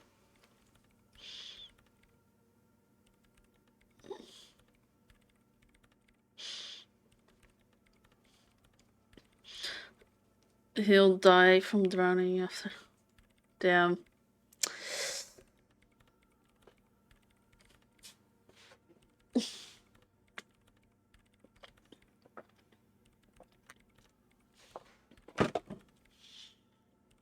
That's one way to look at it. If it's got offsite copy, then why is it still on site? Oh god, not this again. It is not on site. It is in the basement.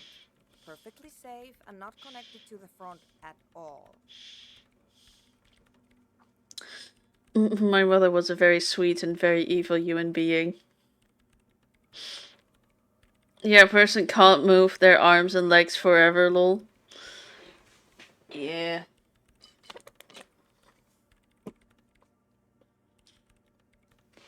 Basement sounds like it's technically still on site. And no, taking it outside the building wouldn't have protected it from the data loss. There's nothing wrong with keeping the backup in the basement. What happened was a freak accident that has nothing to do with how the backup was stored. I found out the hard way that human beings need sleep. We clear? By your old workspace, do you mean the Studio Fortress Occident in the doomed commercial area? Yeah, that's the one. You can get in through the bookshop. You just have to do some explaining to the bookstore lady. I've already been inside the doomed commercial area. I think I already got the filament. Good. Then you might know the giant ice bear fridge in the building's cellar. The filament is inside the fridge. Just go and get it. Oh, I guess I don't have it. In the giant ice bear fridge. I just told you. It was... Rolling eyes. It's impossible to miss. You just need to get the offside copy from the ice bear. It was the only option available for me to ask.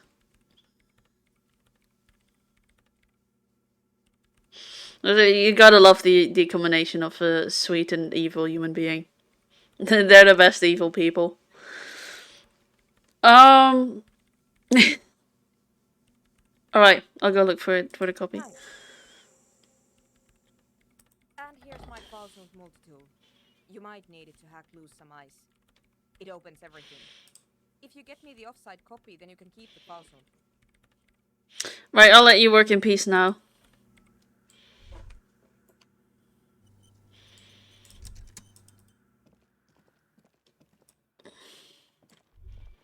I'm not supposed to run in here, but fuck that. We're running in here.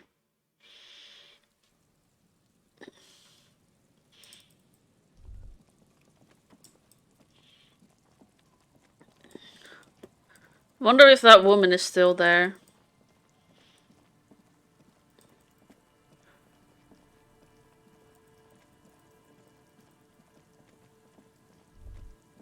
No, I guess she isn't.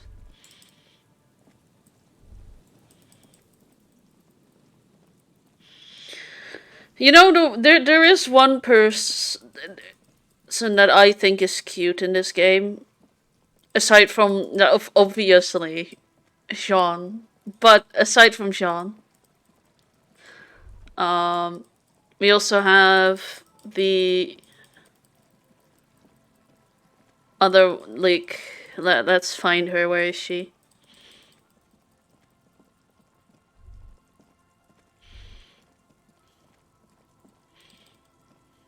This one. The waves are beginning to die down. Those little bastards. You. Simmer down, bastards. I mean, usually I prefer longer hair, but I like the earpiece that she has. It's big. It's cool. I love it. I don't know why I wouldn't have those hooks near me, near my face. That is slightly terrifying, but hey. Why does she care about the waves so much? What is it with you and those waves? What is it with waves and fishermen? We need to be out there with them, fishing, making a living.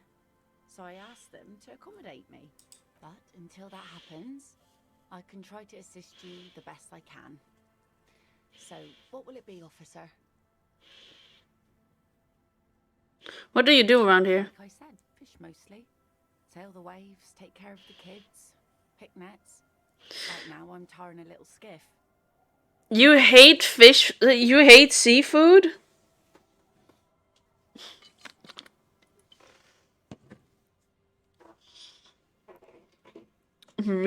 All seafood.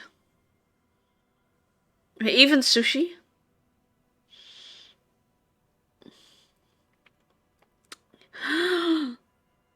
I'm not leaving. All of it?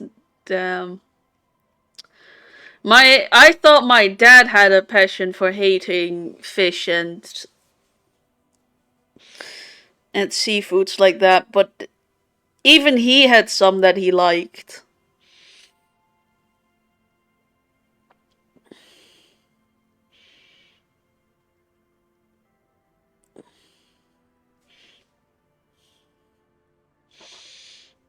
He liked this fish called sliptongue.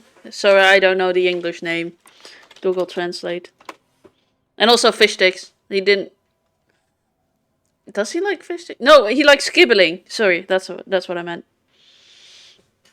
He doesn't like fish sticks, but he does like kibbling. And I like pork, beef, and chicken. That's it.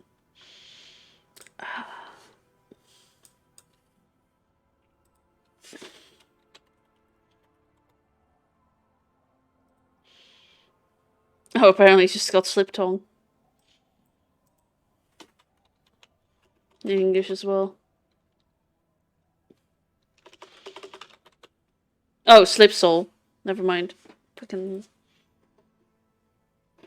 To be fair, living in the WVA, Manslayer doesn't get decent seafood.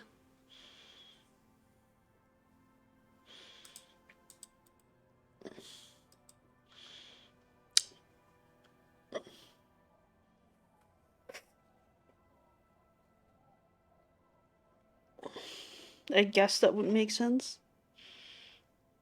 Even if you don't like fish or anything like that, you still need to come to the... You still need to have kibbeling when you come to the Netherlands. I will force it in your mouth. And you will love it.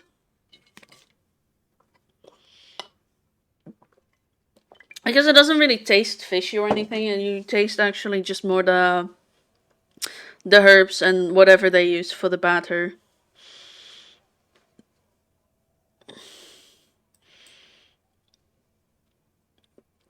And then the garlic sauce. Garlic sauce makes everything magical.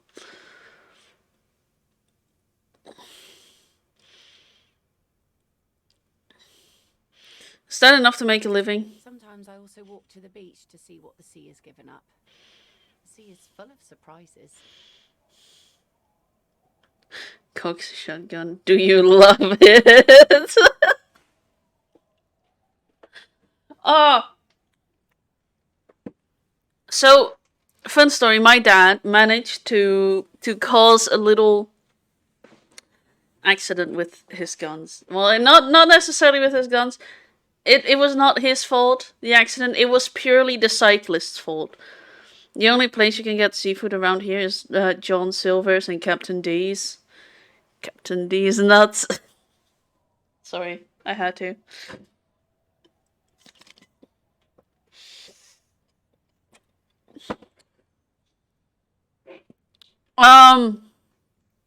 So yeah, what my dad did is he was moving, and my dad used to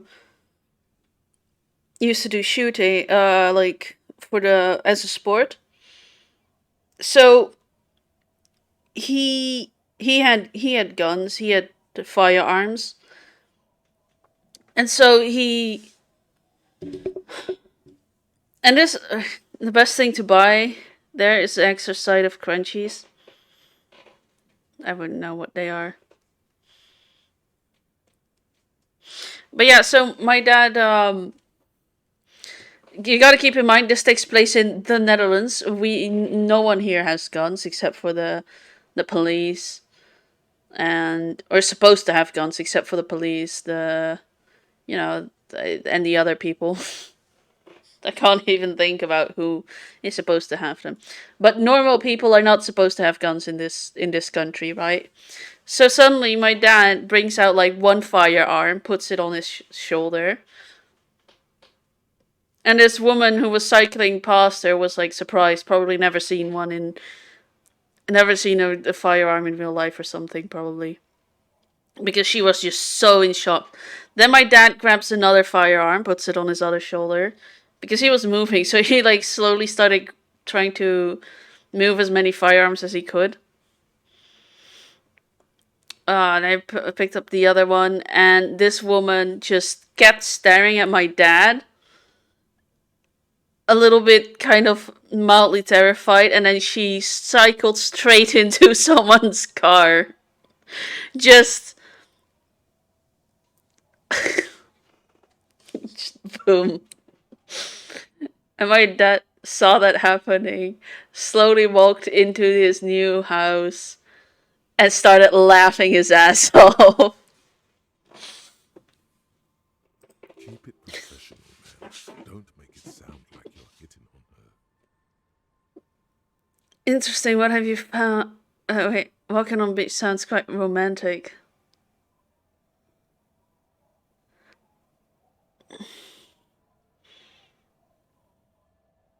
Okay, so don't make it sound like I'm hitting on her. I'm trusting rhetoric. Interesting, what have you found? Pieces of glass. Every once in a while we see dead bodies. Human, animal, fish, other odd sea creatures. A mine washed ashore once. Bottles, drugs also. Lost cargo in general. Most of the time it's just wood and glass. All right. Major choice moment. You only get to ask one thing. It would be weird to say them all. Choose wisely. I need to know about those human bodies. A mine, the RCM could use a mine. Where is it? Drugs. I need info on this. Major narc. This place looks bad. Why don't you leave?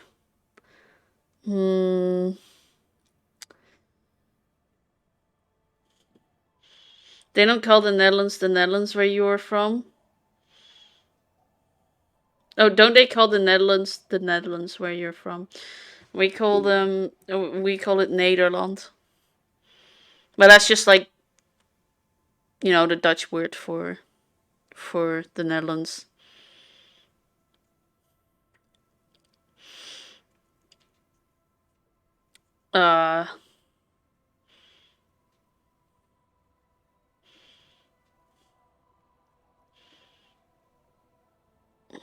So just technically we call it Nederland when we're speaking Dutch. Call it the Netherlands when we're speaking English. And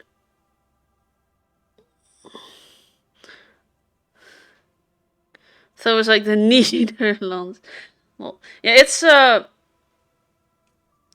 Nederland. Yeah, it's Nederland. So without the S.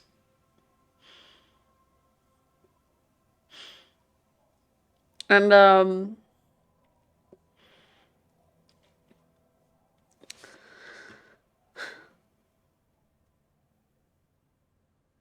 what did I want to say again?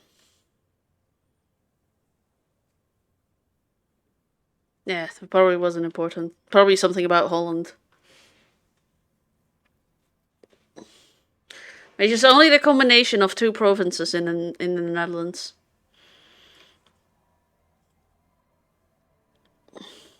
If you say with the S, then you're talking about the language Nederlands. So that's like Dutch is Nederlands, and the country is Nederland.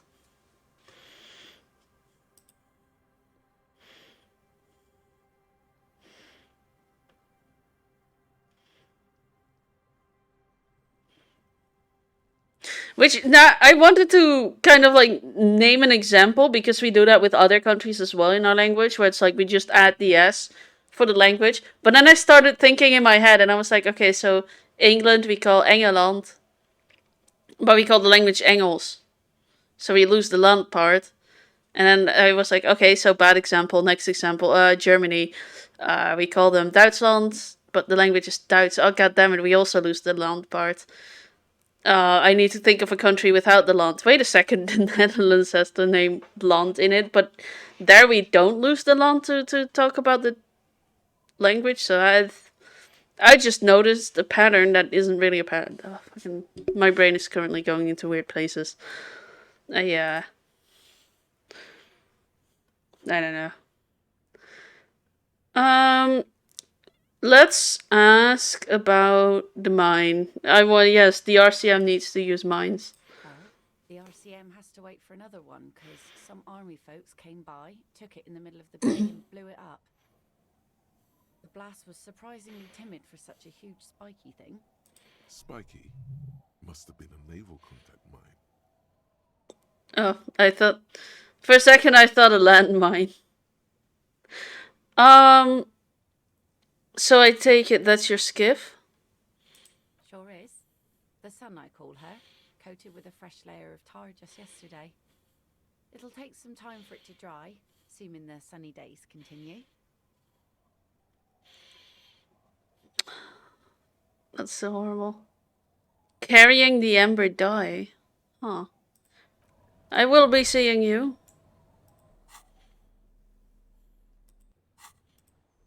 Wait, what do I have as tools? Where did I get this from?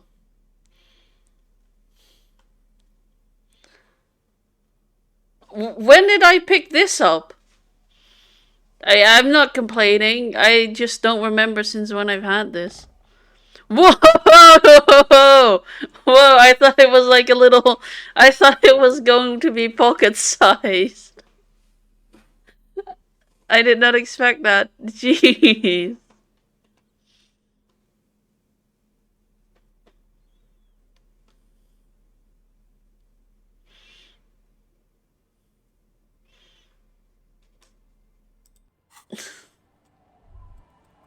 I was I thought it was like the size of a card, and then suddenly I hold it and I'm like, bam.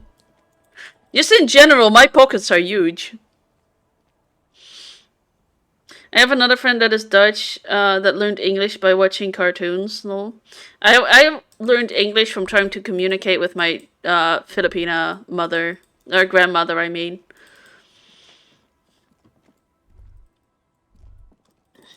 And Dora. So, fun fact, Dora in the Netherlands. So, I recently... No, not recently, that's a lie. A long time ago, when I started to grow up, I found out that Dora, apparently in... like, where in... Like, the original is apparently supposed to teach English-speaking people Spanish, but in the Netherlands, Dora replaces that Spanish with English, and then you know, kind of has the so it's teaching Dutch-speaking children English.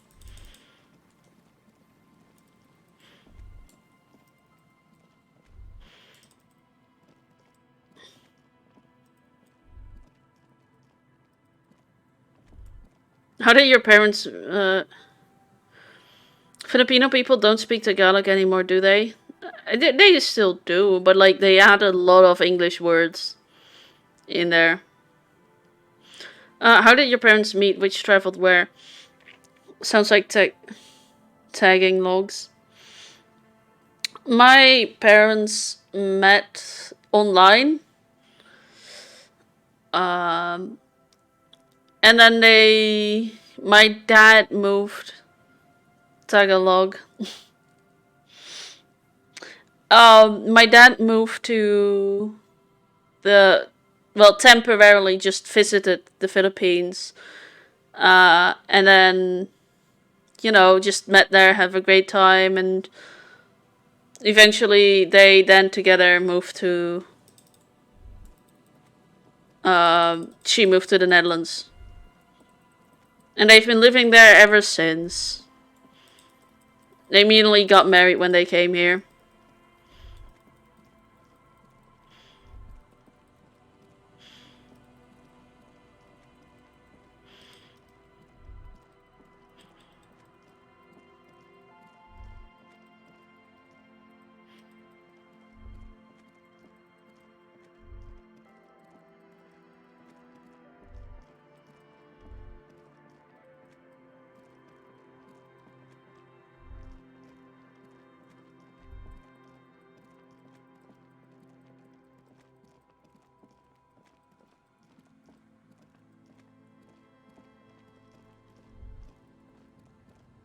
Oh my god, your desk was a password, bro, before the term existed. Wait, what is a passport, bro?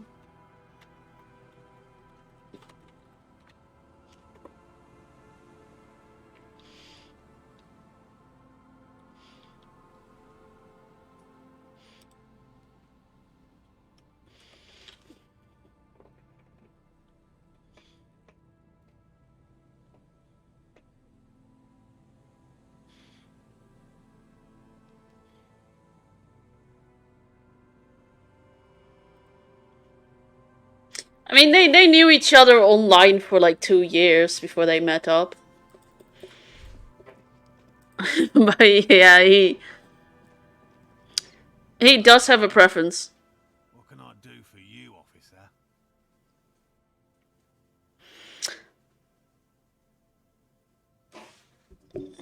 officer? Passport bro seeks to hook up with foreign women. Yeah, I guess he is. They're mostly American men who travel to places like Philippines looking for a woman to marry. Yeah, but they knew each other before he went there. Through online. But yeah, that he does have a preference, so I guess he is. It's like Also, he got constantly confused. Like they kept calling him an American when he was there. Fun fact. It's time to return to your woman moral. God, now I keep mispronouncing it myself too. Whoa, man. By whoa, man, you mean my wife, I assume. I will return to her. I can't leave before we finish with these traps. My wife understands that just as well as anyone. Come on, Morel. We've been soaking out here for days. It's time to go back. And leave the traps? Absolutely not. I won't let Lena down. Some of us just like Asian women, and there's nothing wrong with that. Come on, she wants us back. I'm soaked up to my nuts over here. We'll both catch reed crabs if we don't dry out soon. I didn't know the fast meal was so important to Lena. Of course it's important to her. She's seen verified sighting, on record. One of only 40th century, and it's hers. Really? She sighted this phasmid? Yes, that's how we first came to know one another, in fact. But that's her story to tell, not mine. Okay, so fun fact, that's a principle that I don't live by. I will tell everyone's story to anyone. Needless to say, you must ask her about the mysterious phasmid. It's, unless someone says that it's a secret or they want to tell us self. Also, I suspect that tree might be a phasmid because that is an unnatural way of moving. Suffice to say, it's long been our dream to find proof of the Insulindian phasmid together. I can't abandon course now. Maybe you should go back to the whirling, warm up, come back to check the traps later? No. The traps need to be monitored on a regular schedule. What would we do if the phasmid were to starve while we were sipping tea at the hostel? He's dead set on this. I could go for some trap setting. What if we check the traps for you? I didn't expect you to take such an interest in our work here, officer. Cryptozoology and detective work are very similar. Chaos is my method. It's Skyon. Oh, I'm with the shift. I'm hooked. Okay, chaos is my method. Well, be that as it may, I'd really appreciate the help. Where are these traps? There are 4 in total. One is to the south, on this little peninsula, by the boathouses there. It's very near. Another we set in Land's End, to the northeast. It's behind a small sand dune there, on your way to the old radio tower, after the church. The third is set near the canal, where you crossed, by a concrete slab. A big thicket of reeds going up the slope, and among them... You should check at least one of those before returning to this one, since I just said it. This one's more of a technicality, but still, better safe and stupid than sorry. Skyon means child of. Like a prince or a princess is a royal Skyon. And that's pretty cool. Like a lot. Do we really have time for this extracurricular venture? The pursuit of knowledge is its own justification.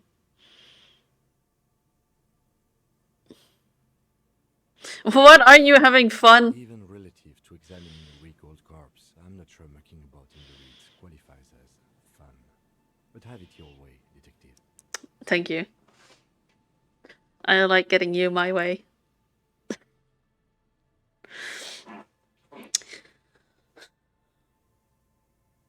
I don't know why, but for some reason my boyfriend suspects I have a thing for Kim Kitsuragi, which I don't.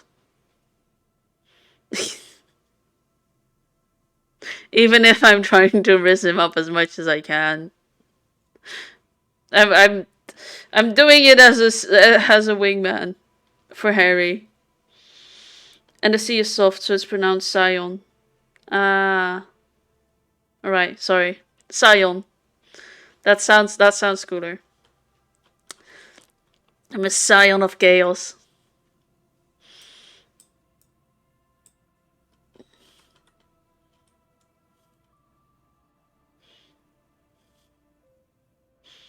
Or is the word of already included in the sentence?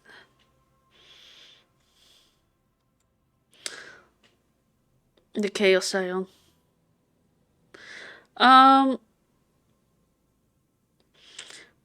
What do I do if there's a phasmid in one of these traps? Bring it to me at once. Just make sure the trap is closed tight. He's not comfortable with the possibility that you'll claim the find, but he's lying about this even to himself. What if I encounter the phasmid in the wild? That's highly unlikely, officer. But in the event you do, I'll spray you with a pheromone mixture I developed. It's made of musk and research chemicals. The pheromone should attract the insect to you, or at least prevent it from bolting at the sight of you. It's quite potent. Will last you about a week. Lay it on me thick. Yes, I'm infused with pheromones.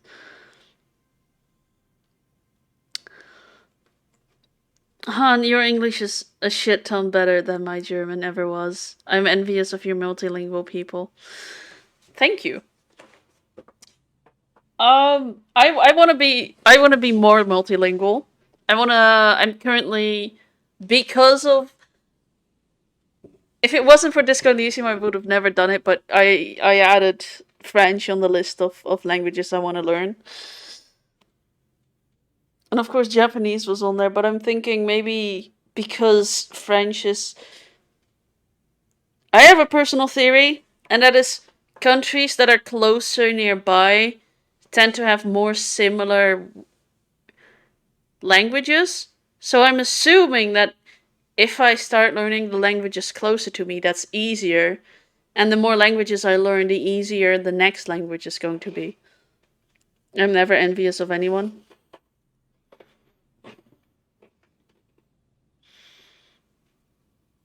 That takes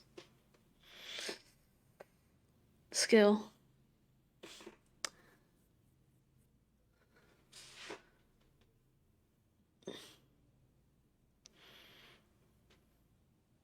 I hope you're not buying this. It dispenses it without letting you touch the canister, so it would be precious like holy water. He dispenses it without letting you touch the canister, so it would be precious like holy what? Does that matter how he sprays it on me? It is precious. A single dose cost me 50 real to develop. Not that I expect you to understand self-financing one's own research.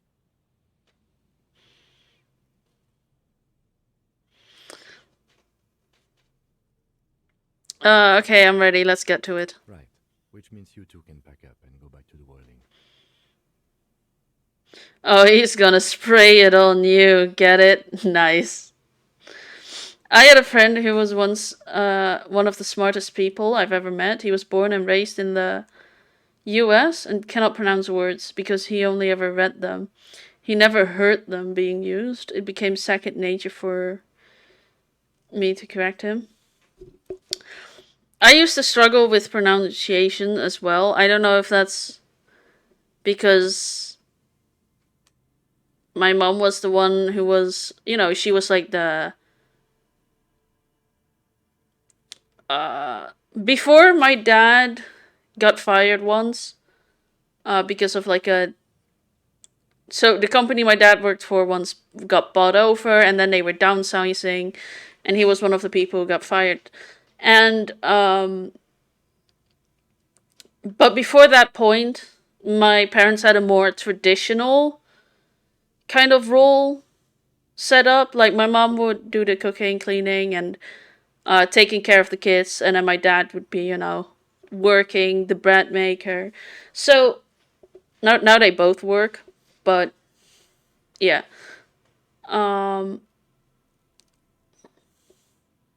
So I wonder if that's why I always had trouble with pronunciation of things growing up.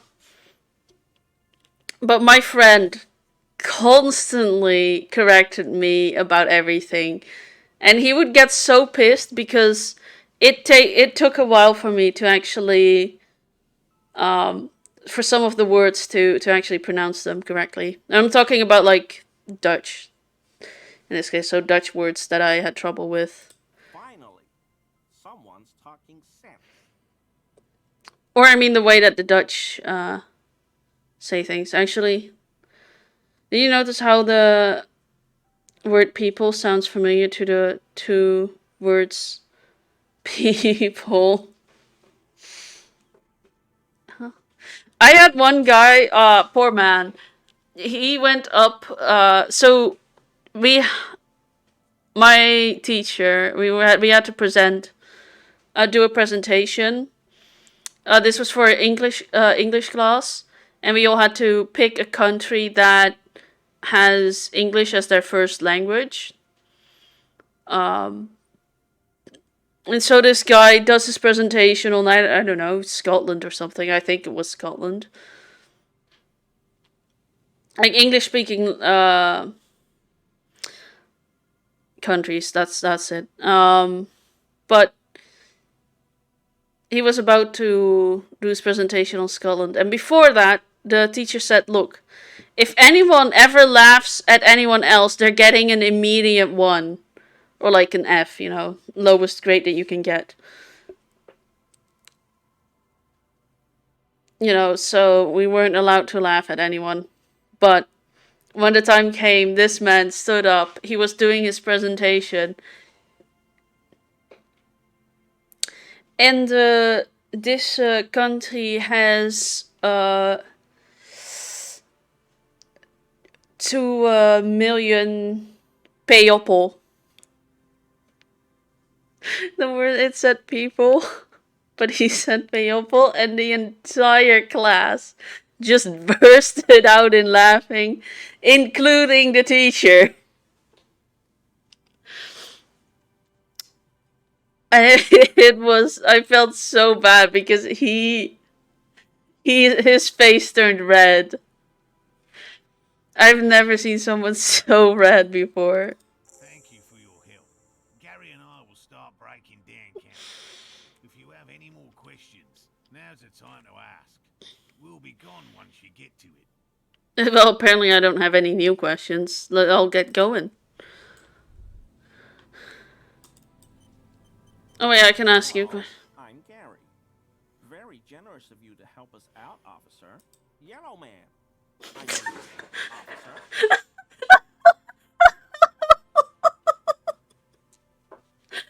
mean, officer. No.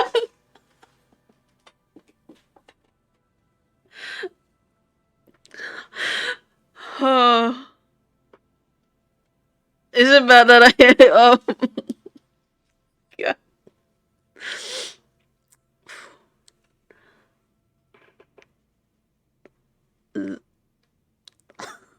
Just the way he said it with enthusiasm. Yellow man. Oh my god, there's a yellow man. God. The lieutenant raises his eyebrows slightly and takes out his notebook. Dear diary, I'm at the rate. Yellow man. Interesting. This is something to ask him about after a little probing. Well, apparently Harrier doesn't know what that was all about. Dear diary, I was called a yellow man today. I'm just waiting for my friend Morel to finish up with his insect traps so we can return to civilization. Not a lover of the great outdoors? I like nature, just not this bloody coast. It's mostly drunks and degenerates that come here. Degenerates, this man respects authority too much. To see the truth inscribed upon thine own visage. Pretend thou art a paragon of virtue. I love the way drama talks. So dramatical. I still have the same smile I had at the first time that man said yellow. This shouldn't amuse me as much as it did. Dear diary, I met a yellow man today and woke up something deep inside me. I think I may be in love. Thought Kevin had yellow fever. I just love the enthusiasm. Yellow man. To be fair, I almost did that myself. I was really into anime, and then I suddenly started working at a restaurant, and then there was a Japanese guy who had the desire to be like, oh my god, an anime character IRL. No, I would never. What is this?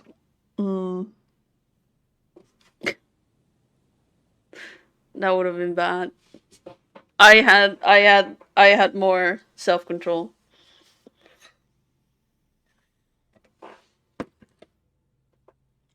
To be honest with you, they say Asians have yellow skin, but I don't see it. Me neither. I don't get where the yellow skin comes from. Even worse is that one of my friends called it green skinned, Which is like, are you what?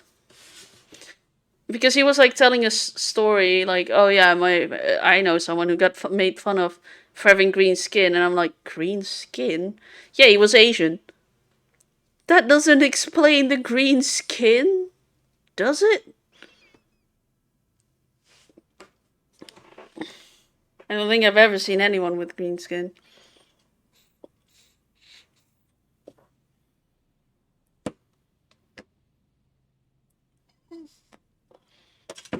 But I also today, no, not today, but like when I was working a couple of days ago, maybe we have a problem picking up on yellow. I don't know, lol. Maybe.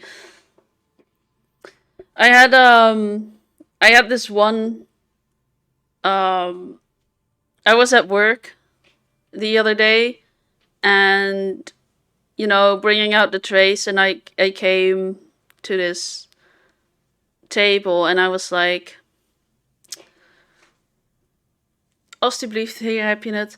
And I have a greenish tinge, but that's because I'm pale and my veins are too close to the surface. Yeah, see, but so it's green is not an Asian thing, right? Green. Skin colors are weird in general. I think black people are more brown, to be honest. So I don't think we're going by accuracy when it comes to naming the skin colors of people.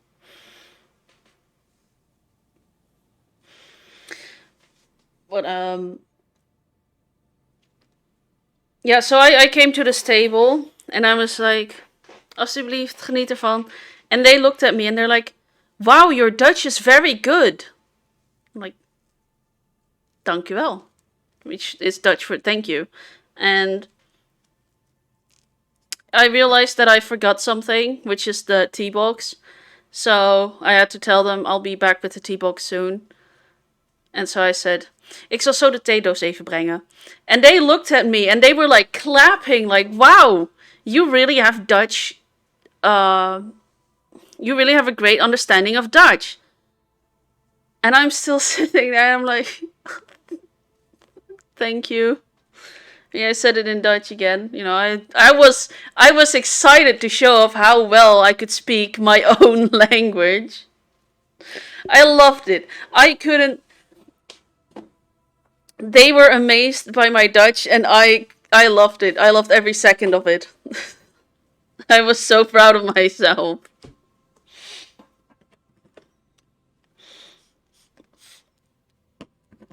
I think they might think that that I was an immigrant. But yeah, I thought I just couldn't stop laughing at that. I didn't laugh where they were. But as soon as I was away from that table, I just started laughing. I told my coworkers the story. And they also thought it was hilarious. That really made my day, by the way. That made me just... Every other customer I served after that, I served with a smile. Because I couldn't wipe that smile off my face. Okay, neither one of those things, I can assure you. I'm by the books, clean as a whistle officer of the law. I'm not even tempted to touch intoxicants. Drunks and degenerates, that's my crew. Sadly, I think I might be a drunk or degenerate, maybe even both. Oh, it's perfect. I'm assuming you've tempted to drink. Oh, I've been tempted. But someone has to stay strong for Revacol. He pronounces Revacol with a hard K, unlike other people. Serious question time. This man is no innocent. No one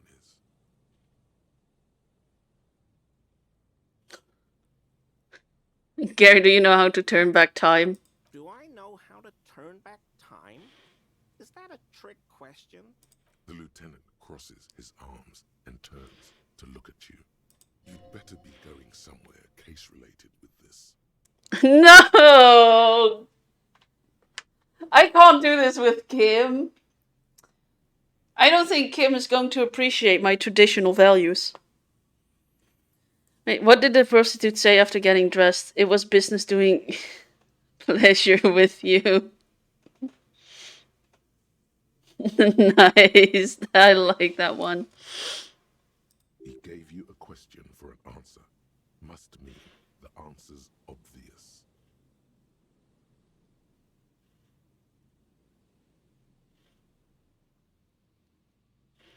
I'm all out of tricks, Gary. Tell me what you know.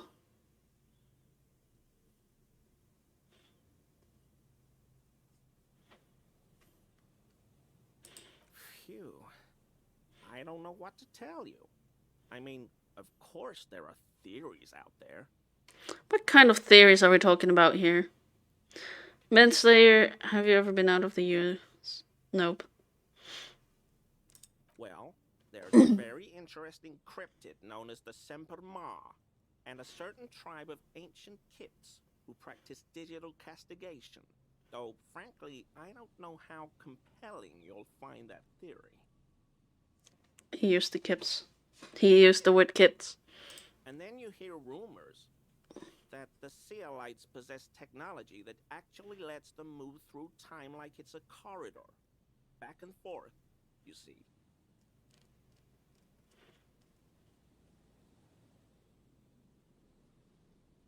Wait, tell me about this cryptid December Ma. Wait, you really think Seolites can really move through time? Well, how else did they get so far ahead of everyone in the tech race? Yeah, how did you guys get so far ahead? Turn to the lieutenant. Wait, what is it?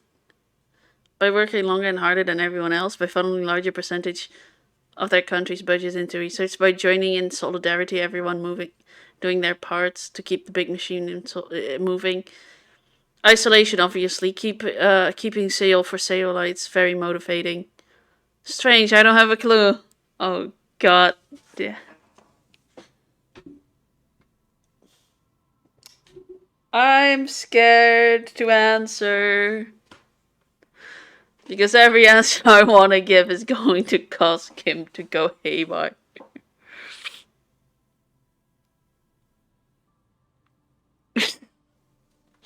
Any answer that involves Kim has to be chosen, right? Turn to the lieutenant. No part of me is part of this conversation. Oh no. That's a special thing you two are enjoying with each other. Everything's cool. Nothing wrong with a little speculative inquiry. But really, officer, how do you explain how the Seolites developed such a lead over the rest of us? Did a lot of international travel when I was in my early 20s. Thank you, US Army, and freaking blew my mind. I've been to... Personally, I've only... You know, I've only been to the Philippines, France, Germany, been to Belgium a few times.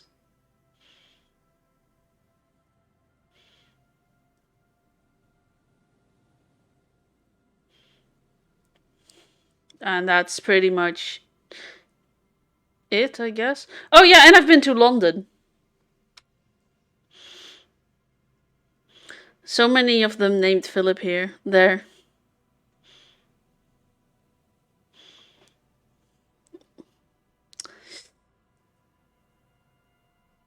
I don't think I actually know any Philips.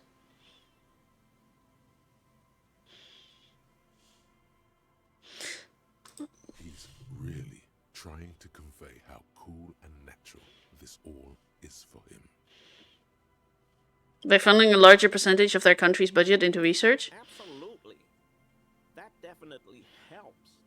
But that alone, I don't buy it. What kind of technological advantages are we... are we talking about? Come on, officer. Everybody knows about it.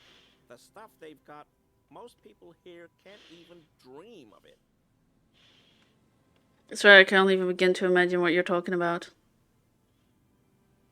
Believe me, it's there. Technology's so advanced, it defies description.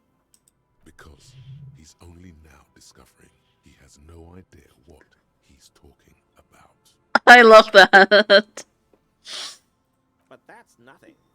Just wait till you learn how they've managed to get so far ahead of us. How then? Isn't it obvious? Someone's been feeding them a little trickle of tech down from someplace no one else can reach. So many of them. I've only never known two Philips, but the strange thing is they both had the name Fishing Phil. That's impressive. From the future? Exactly, officer. The Sealites are helping themselves from the future. And every little incremental improvement they receive in the present has major ripples all along the timeline. You know what the funny thing is? Only people on the internet shorten my name, right? Only people on the internet have called me Ness. I mean, I don't know if that's because of... Even people who call me by my real name, like, as you probably have noticed, Chen Morris always does, calling me Ness all the time. Even when he really wants to shorten my name, he just uses Ness. But people in real life, they call me... when they shorten my name, all they do is remove the last A. As if the A was so much effort. So they're just like, Yanes.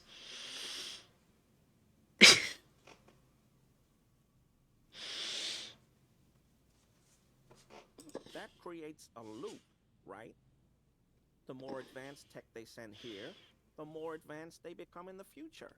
Which means that by smuggling ever more advanced tech down to the past, I'm sure you can see where this is heading. Within this self-contained logic bubble, a loop. He is not wrong. Wait, what?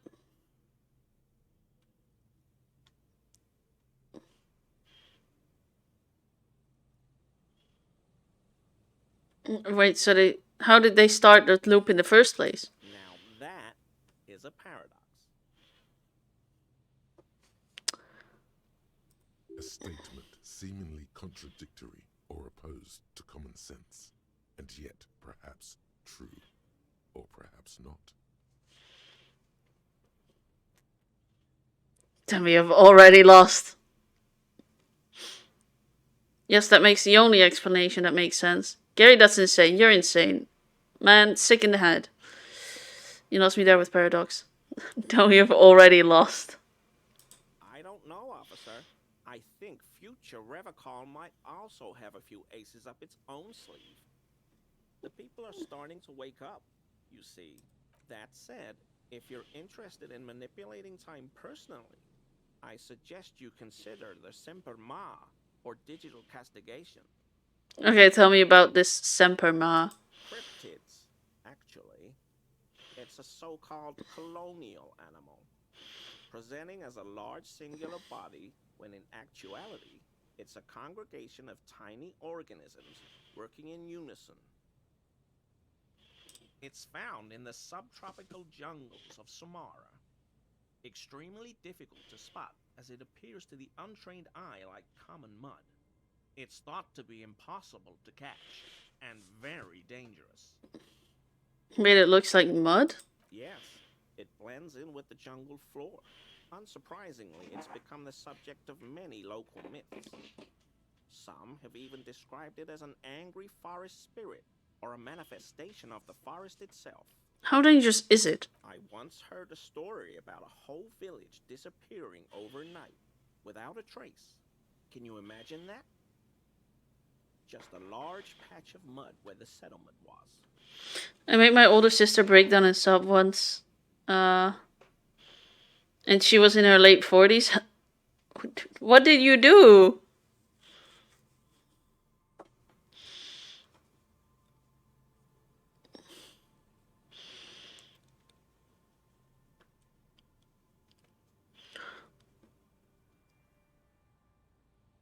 I can't imagine. I've seen the sky cry blood while everything turns to vapor. I think I can imagine. I can manage, Gary.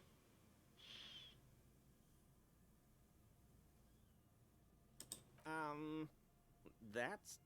yes, that's also horrible. I mean in a much grander scale. Exactly what happened to that village? Whole area is completely abandoned now. Locals won't even go near it. They swear the mud writhes and occasionally grows strange shapes. Temporal manipulation, not mud. Terrifying. It gets even scarier. You see, the Semper Ma has also evolved a curious defensive mechanism. When threatened, it has the ability to revert back to an earlier stage in its own life cycle. It may even be able to do this continually, ad infinitum.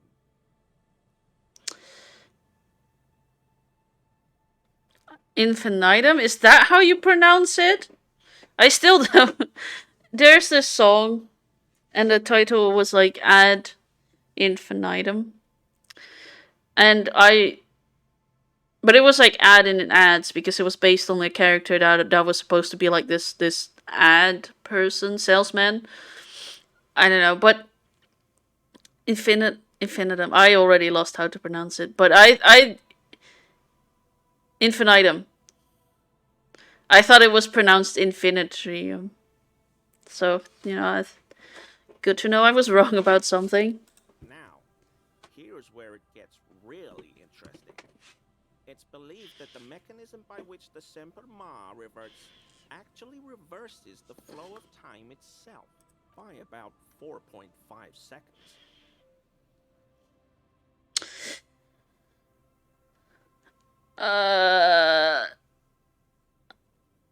I still don't see how this immortal mud monster is going to help me turn back time.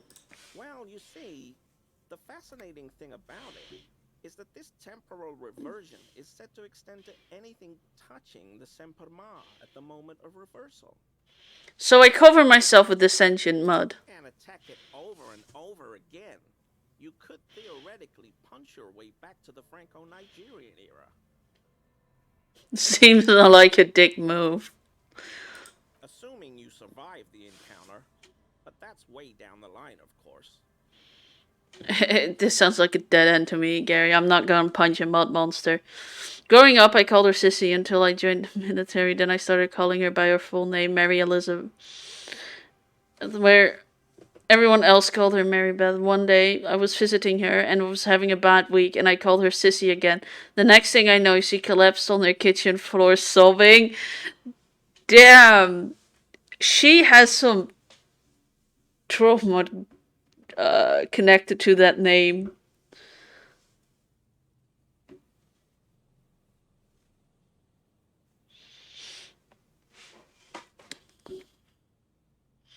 I don't think Sissy is a bad name. It's cute. It's like sis, but like a little Y behind it to make it sound a little cuter. I know what it means. I know. Kind of? I thought it was only insulting if you used it against me.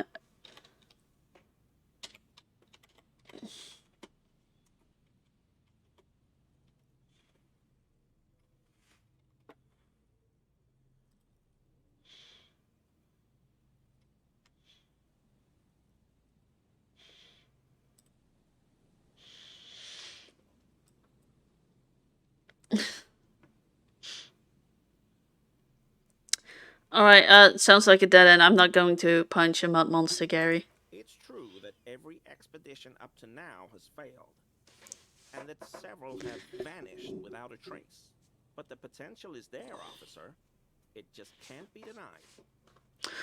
Also, one thing is funny, my brother's name is Gary, and I was like, oh my god, my favorite game has a character named after you. And he was like, yeah, really? Okay, who is it? And I'm like, it's Gary, the crypto-fascist. And my brother looked at me and he's like, oh, what? It's the fascist. They named the fascist after you. He was not happy. He was pissed.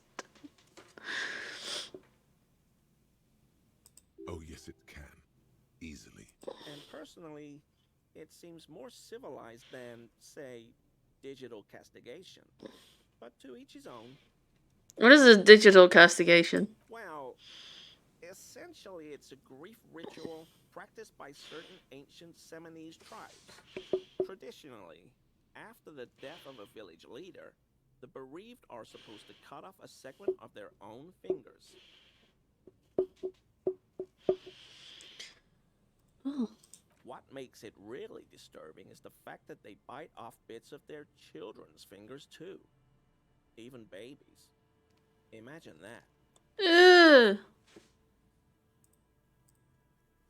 Please note, tales of digital mutilation are a common trope of racist pseudo-histories, completely unsubstantiated by the archaeological record. Oh. Oh.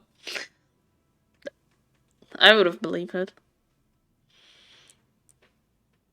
And that's because I'm too trusting. What does anything have to do... What does any of this have to do with turning back time, Gary? I'm getting there. See, the practice is derived from Seminoles finger counting. Each segment of the finger represents 1 hour, so they count up to 12 with one hand, disregarding the thumb, of course.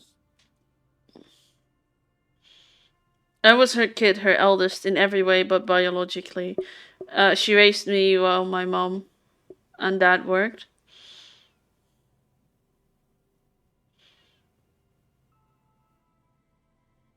Damn.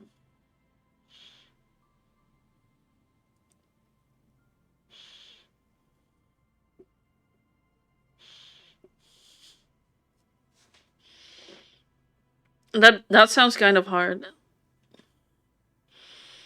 By removing one segment from their fingers, they remove the corresponding hour from their life. That's what they believe, anyway. So you're saying if I cut both of my hands, I can go back to yesterday? No.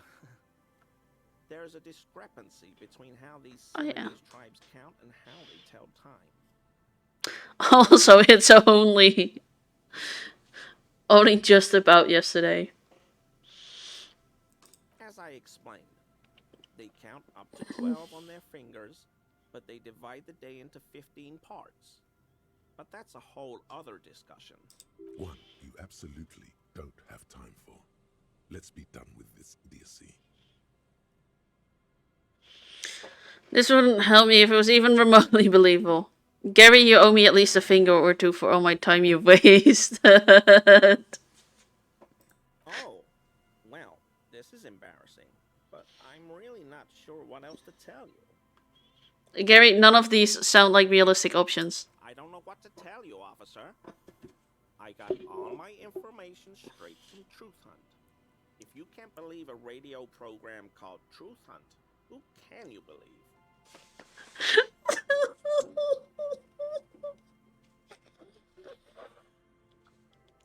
I want to say it, but I can't. People are gonna... no one... I'm scared that everyone's going to be pissed at me.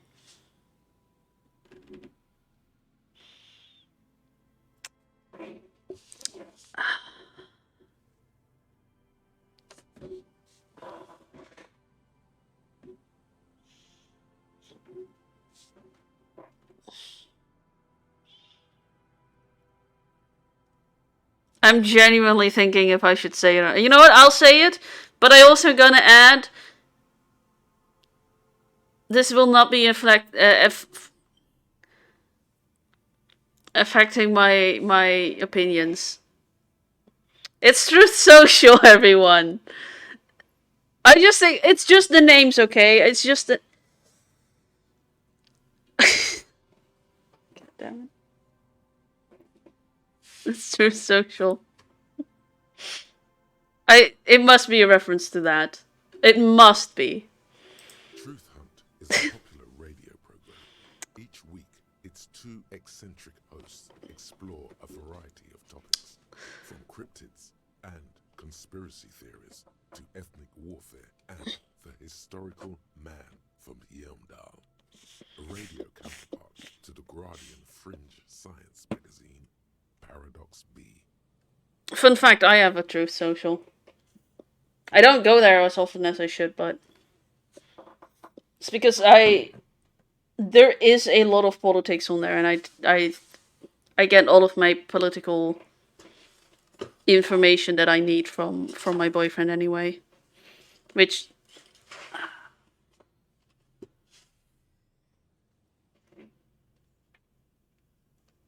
yeah. This guy has proved to be a dead end. A dissatisfied growl in your abdomen.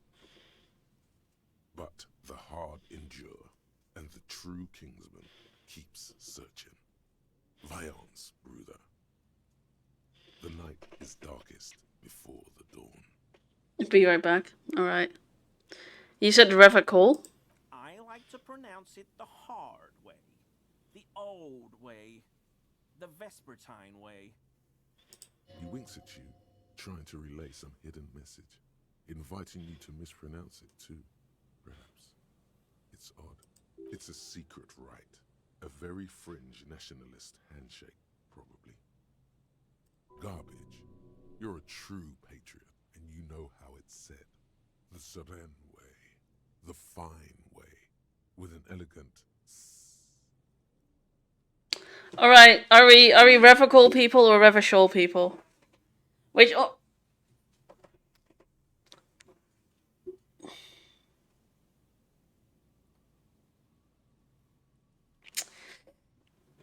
So, you know, like the website where I just for fun sometimes roleplay with AI because I think it's funny. Neither? What? How would you say then?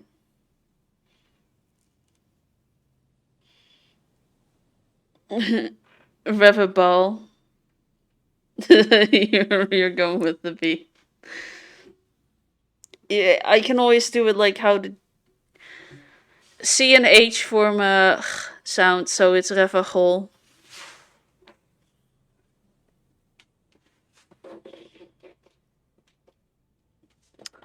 I'm going for Revachol.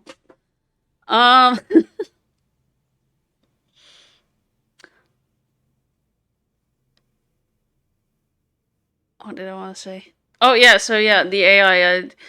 It kept saying like Revachol, and I was like so confused because but it was like, I'm just joking, lol. I like it, Revaball. I don't give a shit what they call it. I get it. But still, he's definitely one of us. Longs for the old days, the old ways. He's likely to know how to turn back time. Ask him. Endurance, we already did that. Do you know anything about the hangman behind the whirling in rags? Oh, so that's what the RCM in Martinez is about. Great. Great to hear someone's finally taking care of that. So you do know something about it? No. Nothing. He was some kind of mercenary. But everyone here knows that. I'm just glad to hear you're looking into it. That's all. He's not feeling very comfy in his clothes, is he? Strange. He didn't kill him or anything, but there's something going on here. Is this your mug? My mug? Yeah, it has the... Why would you think that? Because you called Kim a yellow man, and this is the yellow man mug. We almost said yellow man hug. That would be a great club for the homosexual underground. The yellow man hug.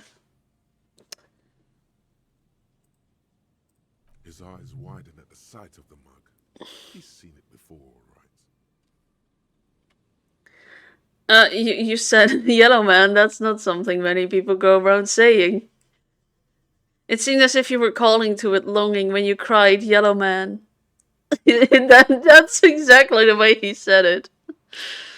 No, I remember there's a Mountain Dew knockoff called Mellow Yellow. Nice. Yeah, he was really like, yellow man. Oh my god, this is amazing. Okay, well, that's... I can see you recognize it. It's in your eyes. You look like some kind of guy who might have a collection of mugs, like this home, in his colonial mug collection. Yeah, you cry. You cried, yellow man. Oh, no, that's not... Why would I be calling to a broken mug?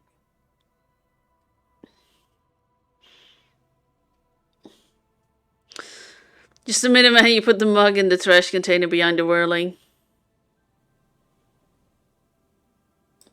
Maybe. Okay. Yes, I did.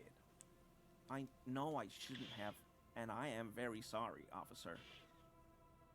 You're not going to find me, are you? I am 100 real. Okay, I deserve that. And I won't do it again. You have my word. I don't know what got into me. Stuffing my garbage in another man's property, it's... I've been having trouble at work lately. The Koikos are price dumping us out of competition. What did you do, Gary? Nothing. Nothing. Just answering some questions. Helping out the law. Here we go. Start pumping that sweet info. How did you get it into the trash container? I know a guy who works with the trash collection services, CS Municipal. He gave me a master key for the trash containers of Martinez. Why would you need to get into everyone's trash? So I can use the Whirling's trash compactor to store my own stuff. Garbage disposal is expensive as hell. The damn Hemians run it like a mob. I'm sorry, okay? I thought I could cut costs. I shouldn't have. I shouldn't have disgraced myself. Disgraced? No need for the histrionic, sir. It was, after all, just a trash container. Kim's the real one. They have a code red version called Mountain Hauler Red. Howl. Mountain Hauler Red Howl. Damn. That's a mouthful. He studies his reaction. Gary doesn't answer.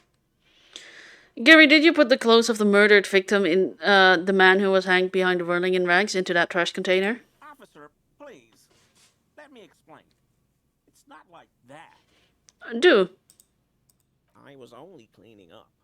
I live right across the yard from where he was hanged, and I saw him stripped naked. All the clothes lying around in the yard, smelling. People are animals, you know? Yes, what happened? Then I came out to clean up the rags because no one else would. I put them into the Whirling's trash, along with a broken mug, admittedly. Okay. I was coming to throw the mug away, and, well, I threw the mug there and the clothes too. Right. It was just civic duty. Exactly. That's exactly what it was. Civic duty. You wouldn't know anything about the victim's missing armor, would you? Armor? No. I mean, yes. Of course. I know he was wearing armor, but I don't know anything about it. Send it to you over on Discord. Let's see.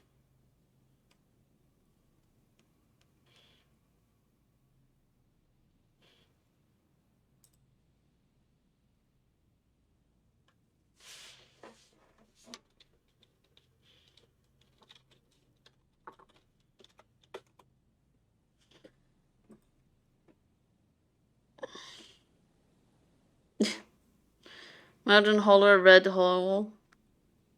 Nice. Like, seriously, where's the yellow?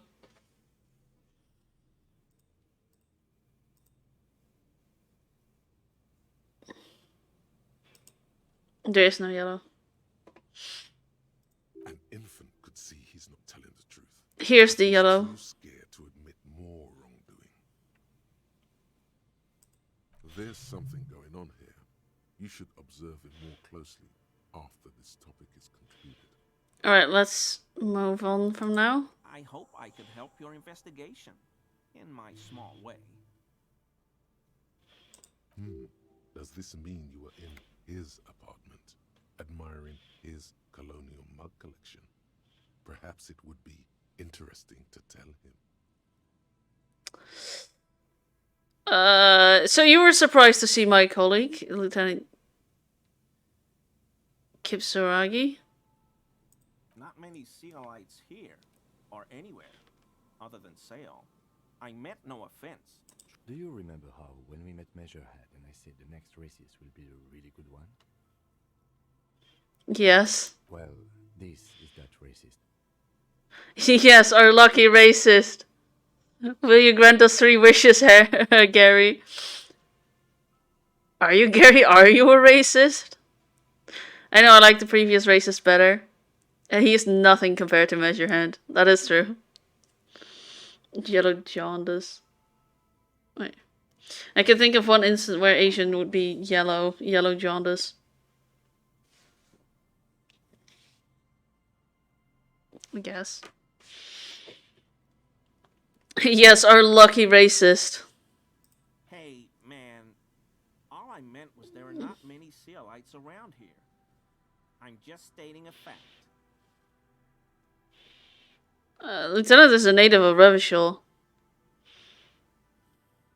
Yes, what are they doing in that sail of theirs? Scheming? God damn it.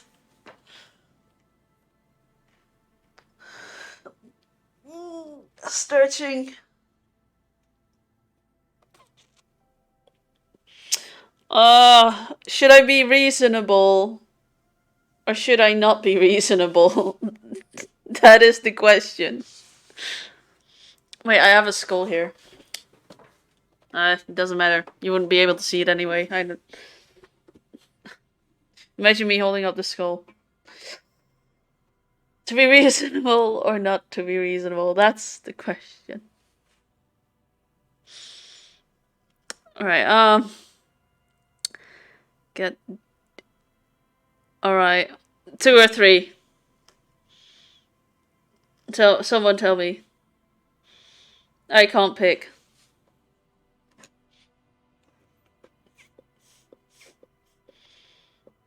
In the meantime, I will be right back because I'm all out of juice.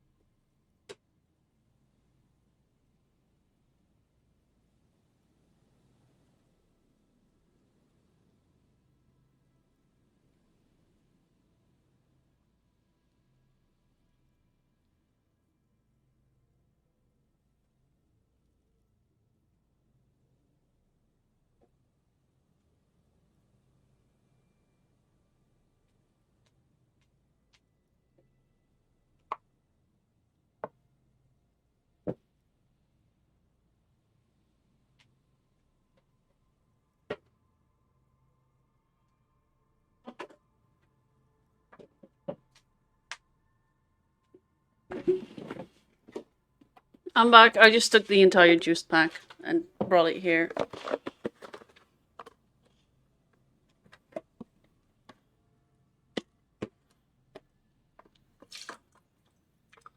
And I realized that there's very little drinking water that I just grabbed for myself. Good idea. Well, I mean, it would have been if it was a full one, but it's not full.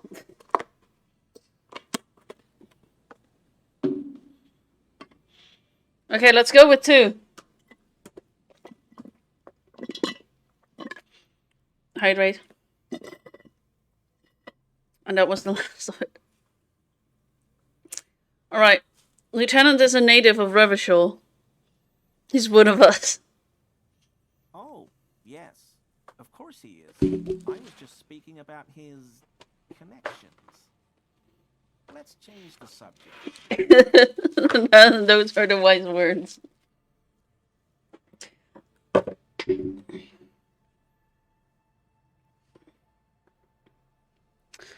Okay, why is... let's see. That shirt looks very uncomfortable on him.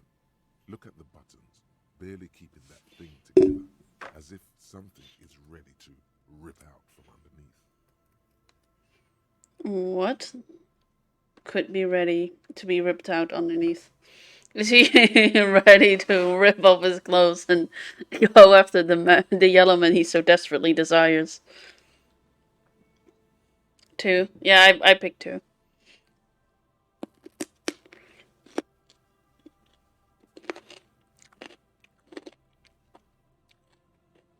Oh, something worn underneath. Yes, like a piece of ceramic armor, for example. One that makes a clicking sound when the plates meet each other, resembling pearls or marbles, stolen from the corpse in the yard near where he lives. I see you're a connoisseur of high-quality combat gear. I knew you'd figure it out, officer. I'm sorry I didn't tell you at once. I was... So that's where the armor went. I was ashamed Damn. of what I did. And I didn't want you to know. Damn. We're not detecting falsehood, sire. He's gearing up to admit the truth. Gary, what's going on? Later, Morale. I've got apologizing to do. No, you've got explaining to do.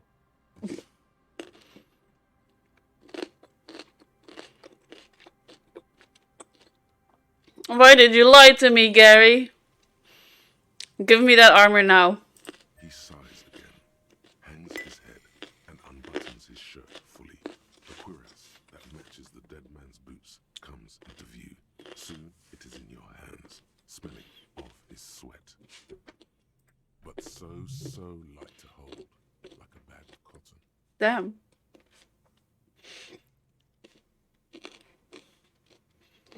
Wouldn't this be cool if it existed?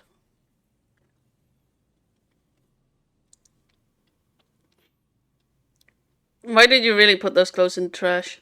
Everyone was picking those pieces off him, and I was watching them do it. And they scattered his clothes all over the yard. Everything was smelling.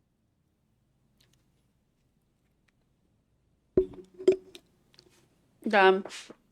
So I went there to take out the trash and started cleaning up. All those rags on the ground, him swinging up there, and I had a lapse of honor, sir. I thought, he's a foreigner. They all say he wasn't from here. Only the cuirass was left. So I stripped it off him. It was early in the morning. No one saw me. I took it with me. It was a mistake. Had I known it'd give you guys trouble, I wouldn't have... Fuck. We're detecting sincere contrition here, sire. He's not trying to flatter anyone. It's okay. It was a loose end, and you are tying it up now. So, this whole entire game is about one murder. One murder, but also the possibility of a war breaking out.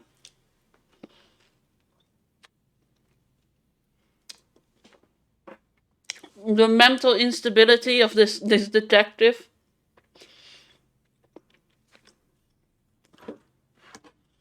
and his wild political views. I'm so fucking sorry I called you Yellow Man. CLI officers commanded the suzerain's navy. Most of them sided with the king when... They were thoroughly conservative men, he realizes suddenly.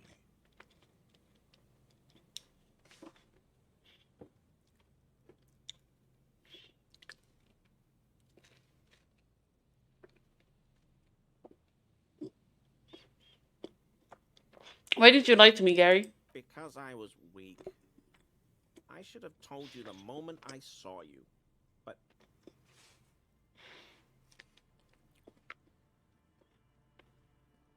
You know what the sad thing is? There was a DiscoElysium 2 planned, but the developers of the game and the studio got into issues with each other. So now DiscoElysium 2 is not going to be a thing anymore. And I'm really sad about that.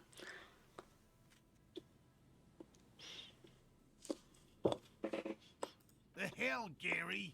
You in trouble? I'll explain later.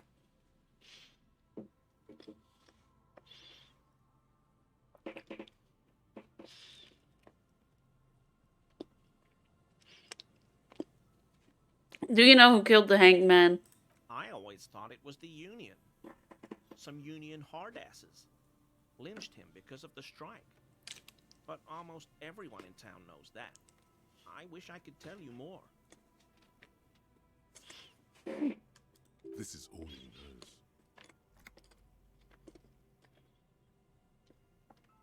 Are we done here, Gary? Yes, absolutely. I will never do anything like this again.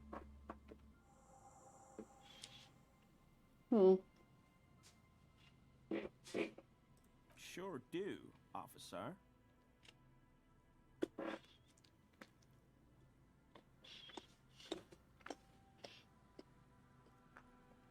I think I broke into your apartment. I'm very sorry. Have you found your door open lately? In my home. Yes. When I was going to... How did you know? Nothing. Mr. Everclair thought it necessary to unlock your apartment. Mr. Clare unlocked my apartment? Don't worry, I didn't go in. No, I did, per his request. So you work for Everard Clare? Officer, please tell him we're good. No, tell him I'll make it up to him. What have I done? He'll send the muscle after me.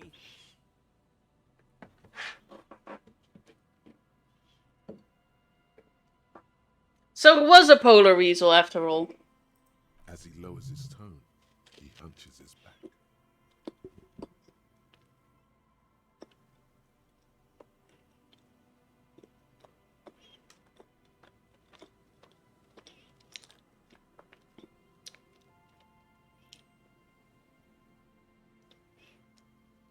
Try not to shit yourself, Gary. It's just an open door.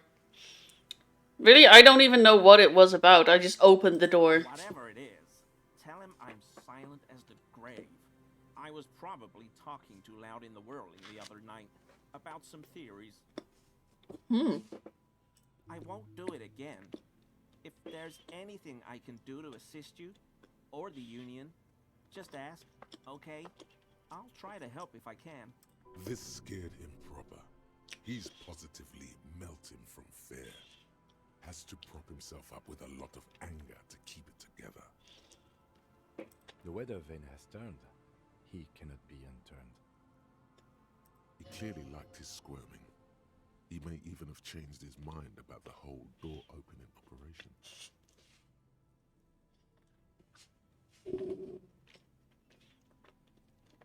Are you a cryptozoologist too? No. I help Morel with research sometimes, and I've learned some things along the way. But I don't usually go in for picnics like this on my own.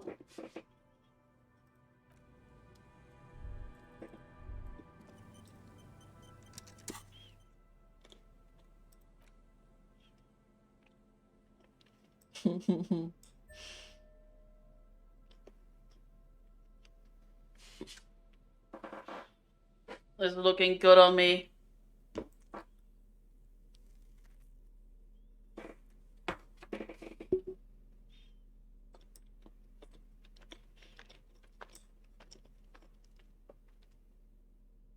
Those patterns do not look good. I expected them to be symmetrical.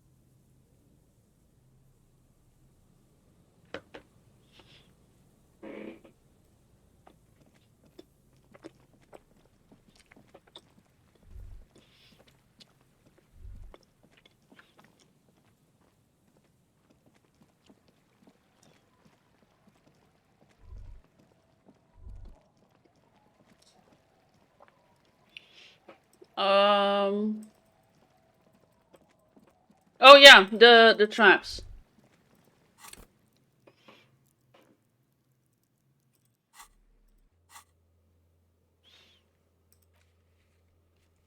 Lens and far northeast of the Feld building.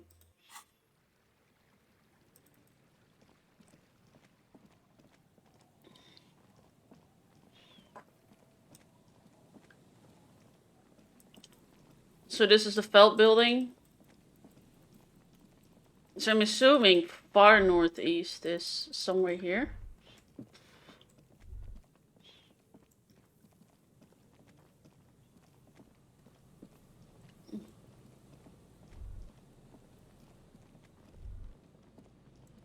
No.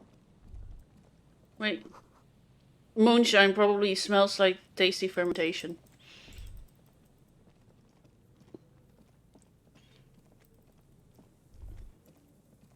But still, I love this game.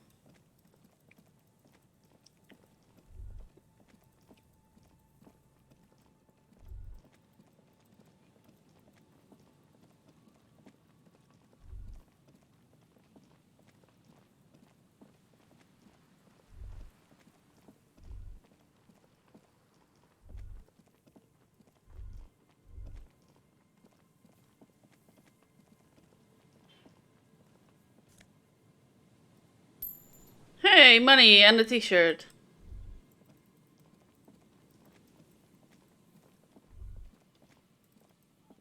Oh, there we go. There's a trap in the reeds at your feet. Looks like the same one you saw Morel set before. Same mesh, same wiring. The reeds shake sadly in the coastal breeze, weighed down by rain. They seem to be waiting for something. Oh, these reeds are definitely fake. Look at them disappearing in weird streaks. The wind picks up here, near the Cape's end, surrounding the narrow strip of land from 3 cardinal directions. It's cold for this time of year.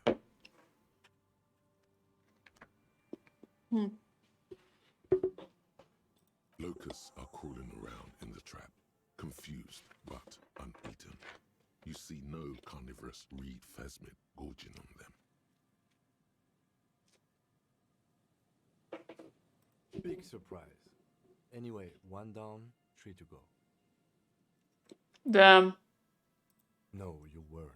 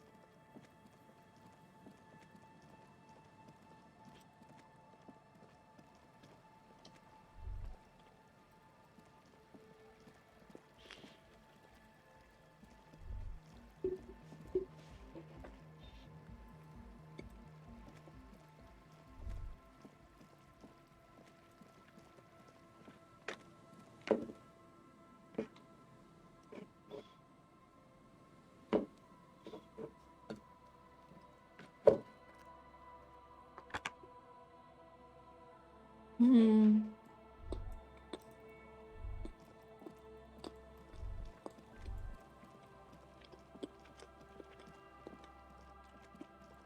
One should be here, right?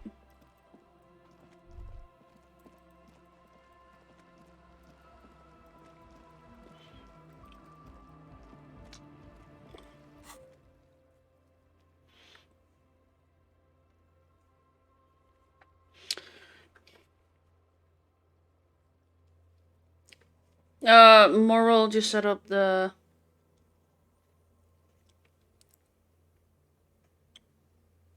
near the boathouse. Second one was for Lost. So...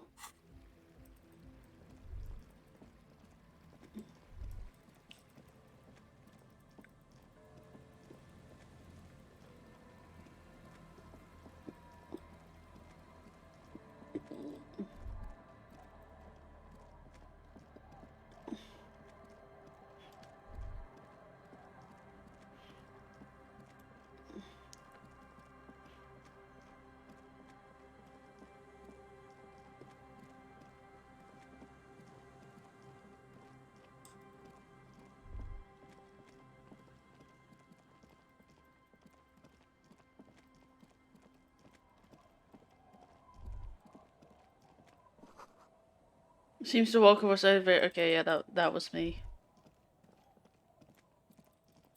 A familiar apparatus lies among the reeds. The reeds bend forlornly toward the sand. Some tough, the constant, distant song, louder on this part of the coast, nearer somehow. And there's that cold again. Always the cold. This trap is also full of panicked locusts. No sign of any cryptozoological beast inside. Another empty trap.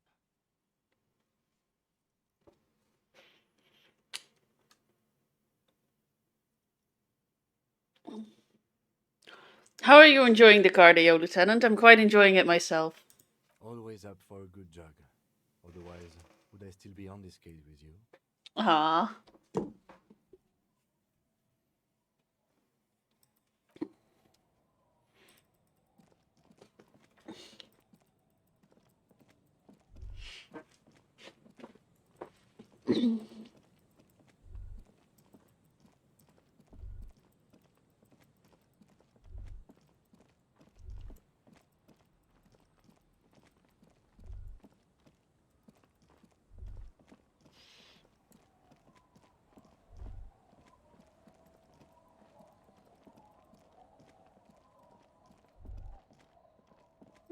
A drop in temperature, an easy flow there. An empty street. Before you, a thoroughfare unjammed with lorries. No more drivers smoking on hitch steps. Just silence. What did the smoke smell like? Chemically sweetened. Across the road, a forgotten bus stop. Corrosion has opened a hole in its roof. An elm tree watches over the building. Its branches are dripping with rain and snow. The road is smooth and motley. Craters filled with a black asphalt. The asphalt, first laid, is grey already.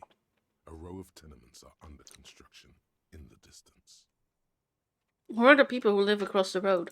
A tub warm with water, white with soap. A man bathes while radio waves transmit the lottery numbers. 4, 18, 21, 4, 1. A modern washing machine rattles a drawer full of silverware. His boyfriend is on his way home. He brings tins of meat and vegetables with him. Their pockets are heavier with money, but only slightly.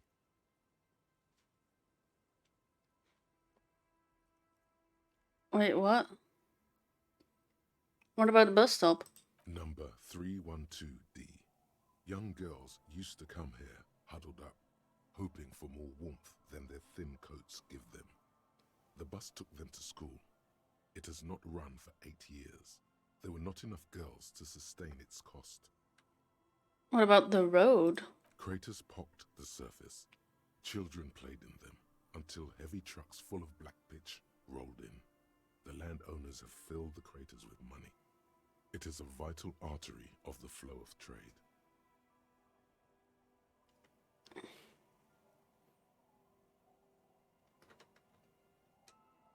That's enough. The wind moves the aerosol. A detective stands behind the boom barrier. A breeze moves a curl of his hair.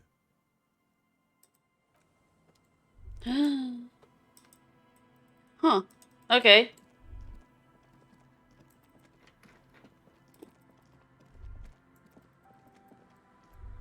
Where's the other trap?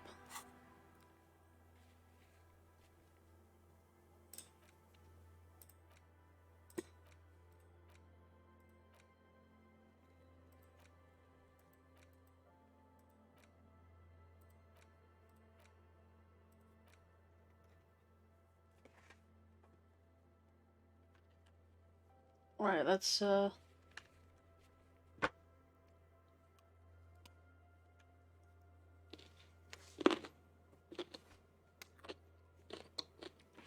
what am I? Let's see.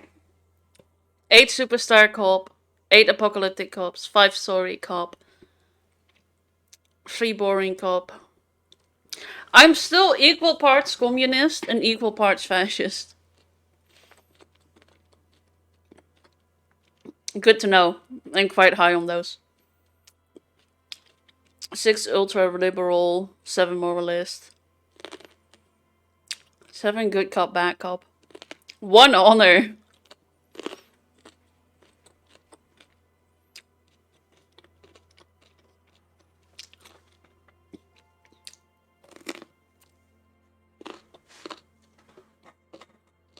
If my chewing becomes annoying, let me know. I can stop.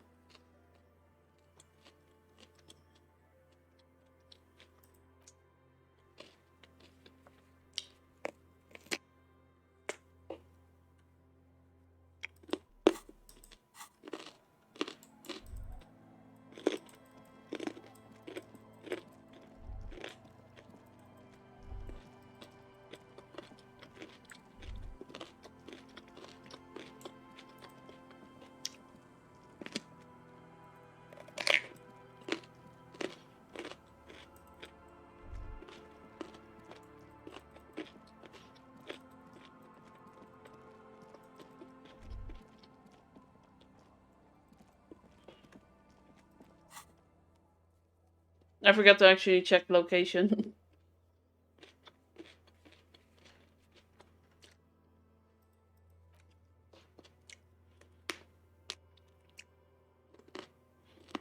Near the boathouses. West of the Felt building.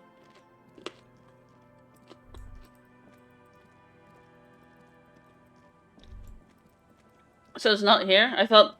Okay.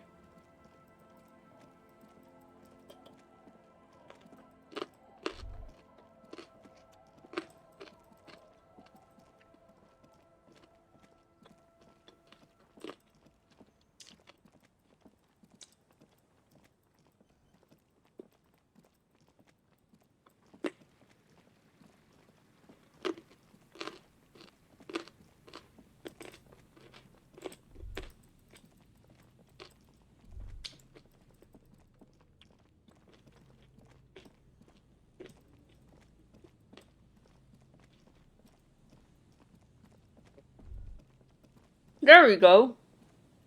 This trap's not too hard to spot once you know what to look for.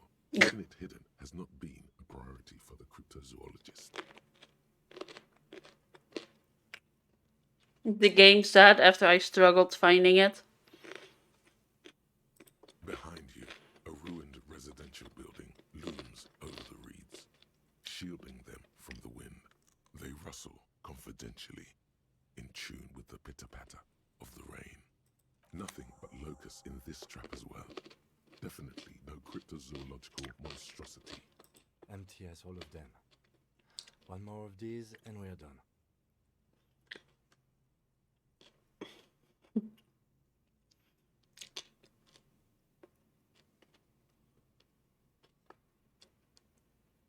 You're getting tired? No, I'm fine.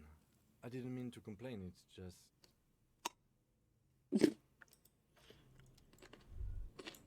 I get you, Kim. I get you.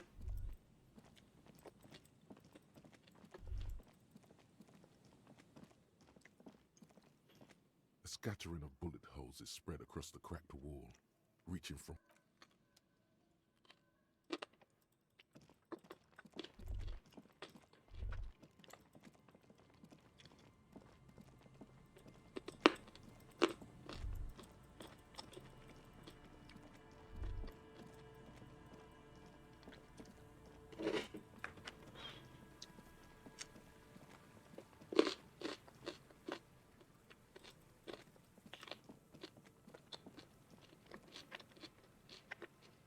Apparently this game has more than 1 million words.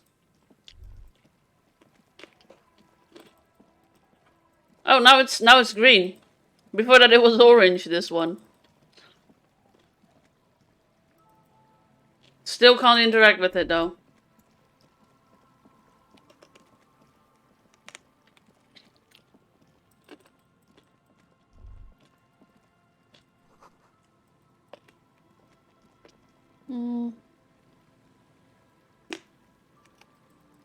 No, it was this way.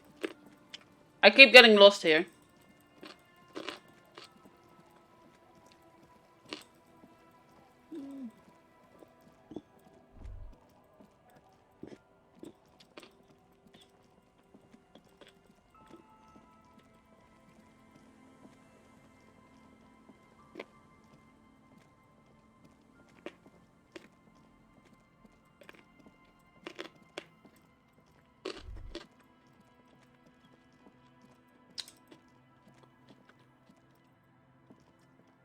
Nothing has changed about this trap.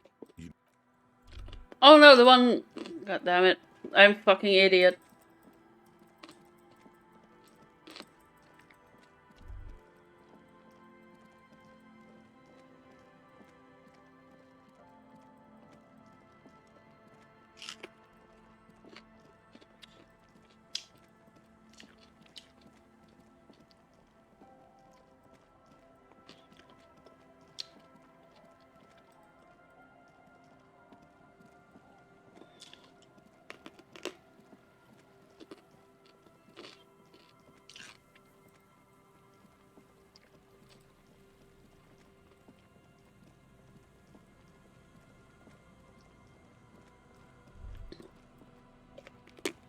This is the last of the traps. The one Morel just set. Checking it over, he said, is just a technicality. The reeds by the abandoned campsite hiss and shake in the lazily falling rain. The later it gets, the colder. Remnants of the camp can still be seen in the sand. The fire that's gone out. You feel strange, somehow. The trap feels light and silent as you pick it up. Something is different here. No locust. Oh. No phasmid either, but still. It's empty!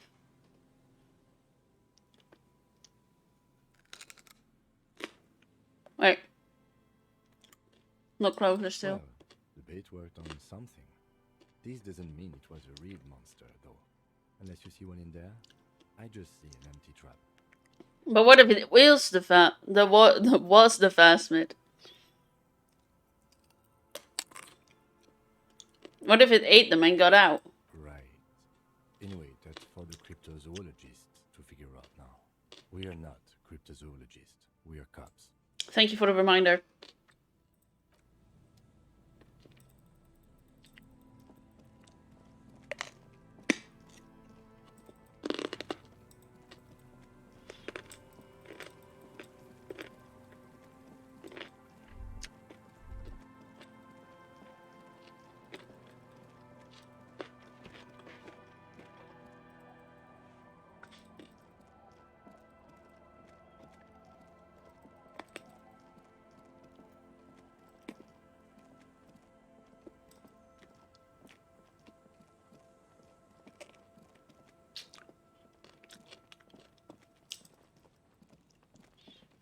Just a random question. If you could learn any language, just know it instantly, what language would you pick?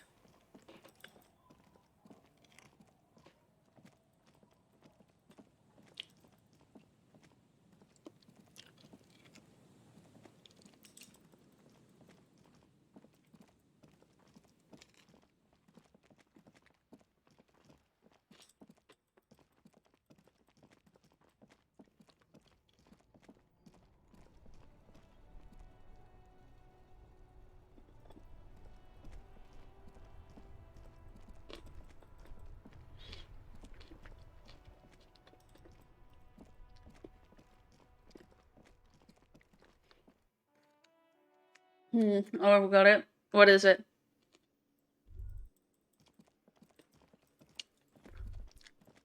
Sanskrit? Where even is that from?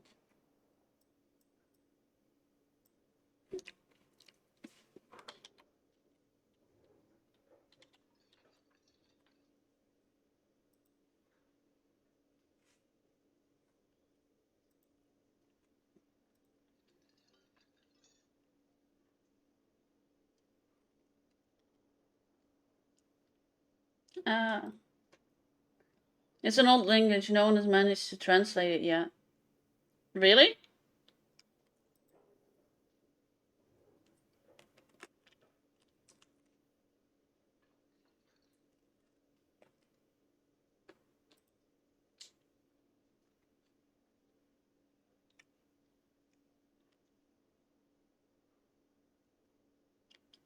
I found an article on Wikipedia about it, but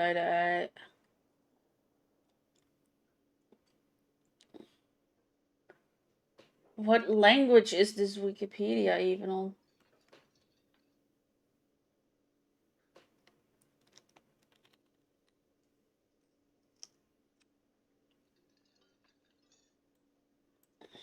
What?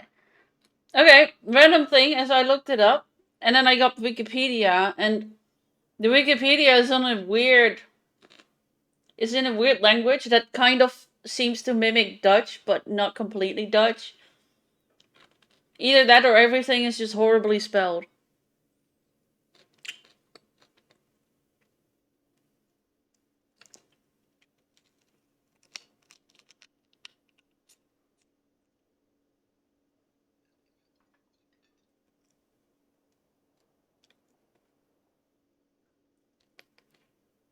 Oh.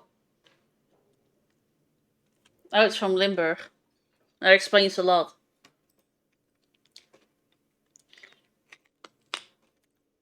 That's why I couldn't read the Wikipedia site about Sanskrit.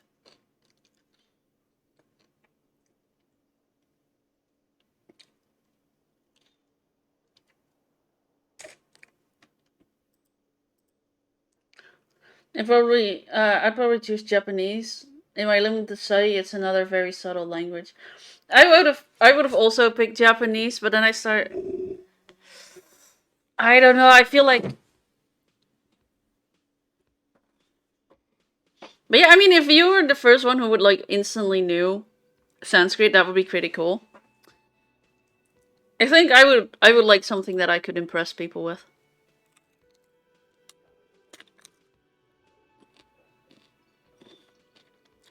But yeah, Japanese is one of those languages I've always wanted to learn as well. But I don't know. I feel like I would. Yeah, no, I think I'd go for Japanese. I was like trying to think maybe Mandarin. Because I know in a lot of Asian countries, even if they. Or Russian. Because I do work with a lot of Eastern Europeans. And they all seem to know Russian.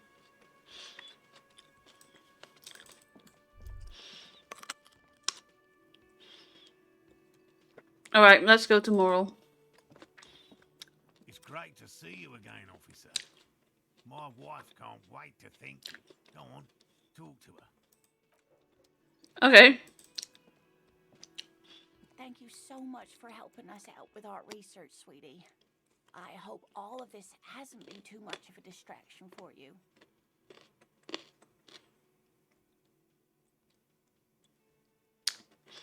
And what's truly epic long distance track.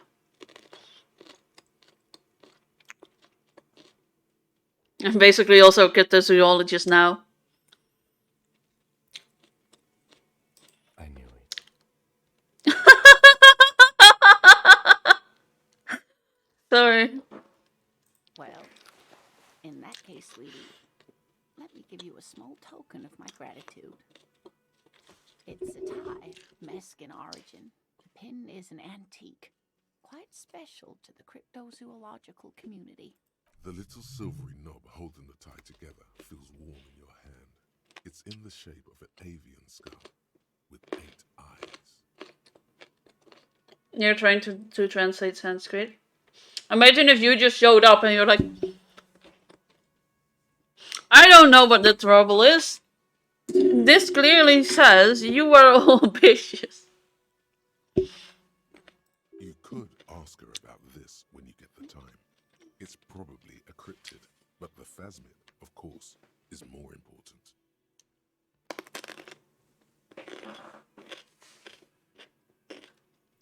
You never told me you've seen the phasmid. Oh, you don't want to hear about some old woman's ramblings. I do. I love old people ramblings. Ramblings? Nonsense. Your description of the phasmid is the most precise I've ever heard.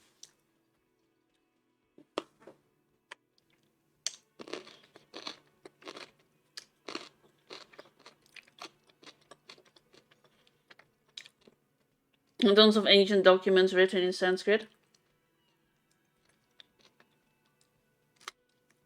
A lot of hidden truths are found in them. That would be pretty cool. But darling, I didn't even get the size of it right. You were a child, my dear. Really. It's extraordinary what you were able to describe. Now go on. Tell our friend about it. He's proven his interest in the field. Reflexively, the lieutenant read his familiar notebook. Well, it was summer. I was building a racing track out of sand on the beach near a tall stand of reeds. Quite a tall one. Many times my height, I remember. When, all of a sudden... What happened? I looked up, and one of the reeds moved. Not like a plant, but like a living thing. It stood up and looked at me. Its body unfolded like some antique toy. I'd never seen anything like it. The reeds turned into a creature. I didn't know this can happen, so I reached my arm and touched the thing. It felt just like a stalk of reed, but it moved, swaying, towering above me. After a while, 20 seconds, a minute maybe, left, went into the reeds. Did you follow it? I tried, but I was only a child. There was mud and high water. I couldn't see it anymore. I was just standing there knee-deep in mud, looking around me. Where did you go? Don't go. Then what? I ran back home to my grandmother and asked her if reeds could walk, and told her they were looking at me. Of course, she just laughed at me, but I knew what I'd seen. I'm gonna go, so I'll see you later. See you later, Manslayer. Have a nice day. For years, it was a story I told at parties when I wanted to impress boys. Thank you. That sort of thing. Of course, most people just took it as a strange, amusing anecdote. So did I, honestly. But then I met Morel.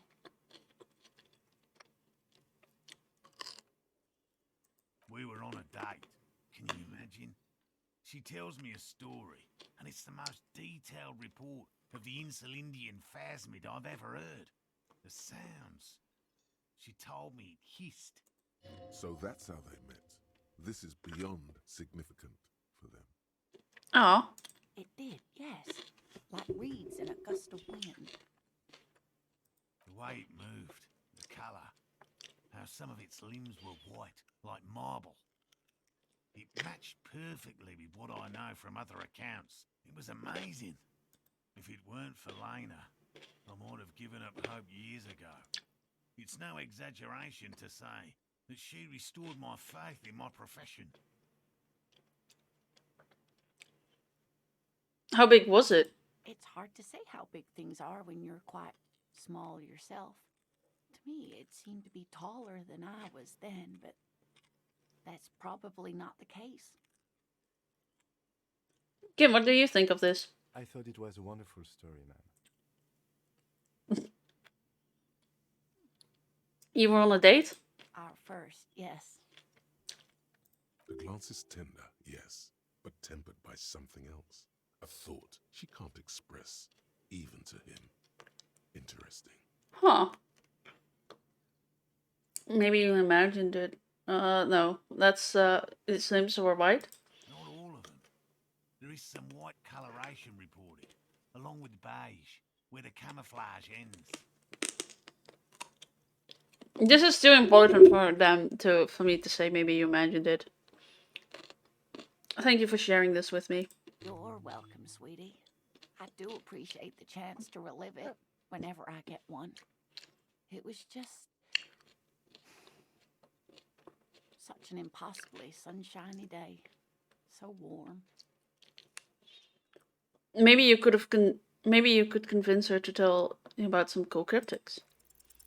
Sometimes the most charming thing you can do is be reasonable in your requests. Just one interesting cryptic. I suppose you could use a break and I could use a distraction. One cryptid, like you said. This can't turn into some kind of cryptid extravaganza. We have things to do. I'm sensing Kim is not happy with me. But in our defense, so we wake up at 7, right? We wake up at 7. We work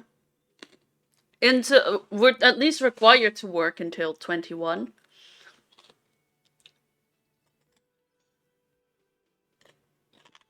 We don't have any lunch breaks whatsoever. So we're on the, and usually we work overtime. So let's see how many hours that is.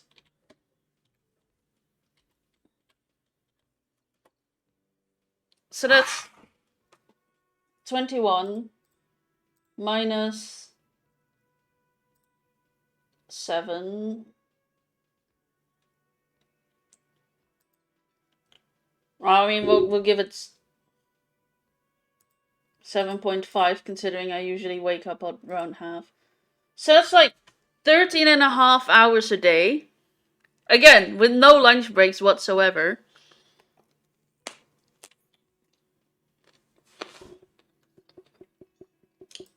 That times... I don't know if we get weekends off. So let's assume we do get weekends off. Times 5. That means we at least work 67.5 hours a week. And that's quite a lot. So I think we deserve a one cryptic story. He nods and assumes a waiting posture. Cryptids. Let's hear about all the interesting cryptids. Maybe it's because I'm young. I don't know. I just think it sounds like a lot of work to me. Ooh, tough choice there. And I'm pretty sure we probably don't get weekends off. Considering I worked here on a Friday. Or like I started on Friday. And yes, I did kind of get wild and drunk whilst on work. But that would suggest that I've been doing that on work. I don't know.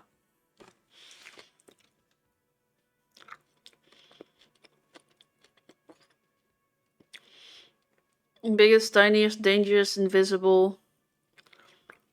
Let's go for the bird. No. It's the cryptid.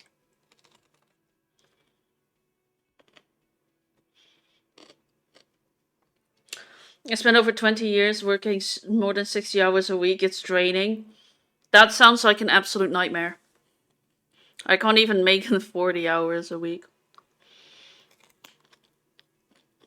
I can't even handle more than 20 hours a week.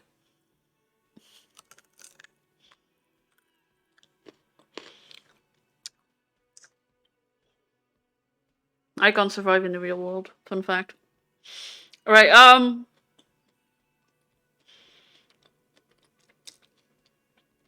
Decryptic? Oh, yes.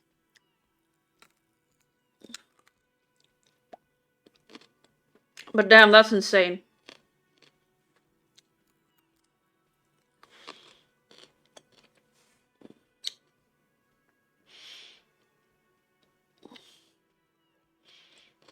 What is this bird? The eight-eyed tetatorn. flying avian ever discovered, with a wingspan of 11.5 meters. It was thought to have gone extinct 3,500 years ago. Some even doubted the fossils were real. A mutation, they said. Until... Mutation? All of evolution is a mutation.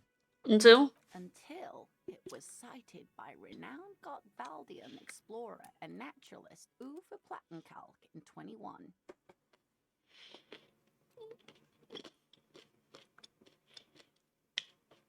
Also, last week I only worked 8 hours last week.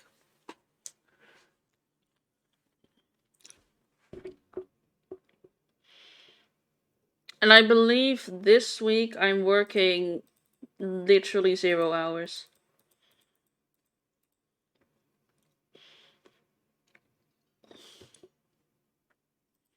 This renown seems a bit dubious.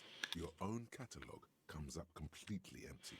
But, of course, you are not all-knowing. I don't know, I just haven't gotten any hours recently. Or very little.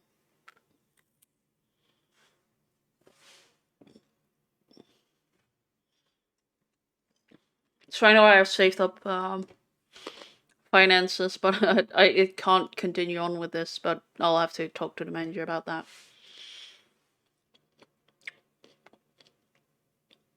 Also, this month is kind of my fault. Had some miscalculations on which days I need to ask off. Alright, let's hear about this sighting. It happened on a botanical expedition into the vast and unexplored Oamrau Canyon in southeast Ilmara. Dr. Plattenkalk got separated from his group during a sandstorm. And Umaro is... The world's largest canyon system, sweetie. It's a barren waste east of the Erg Desert. An ancient riverbed completely dried up. What happened? Alone in the blasted desert heat, the doctor wandered eastward, where man hasn't stepped foot in over 1,000 years, since the fall of Pericarnassus. He was lost, without any navigation equipment, and desperately low on water. After a day or two, he noticed a bird high in the noon sky. A great black bird. It seemed gargantuan. Every now and then, the bird would dive down to feed on an animal carcass somewhere on the horizon. But by the time Uwe got there, the Teratorn had taken off already, and the carcass was picked clean. This happened many times. It followed him? More like he followed it. A bird that big has many liters of blood in it, and he was dying of thirst. For many days, Dr. Plattenkalk followed the Teratorn until they reached a great canyon wall, where the bird finally landed to rest.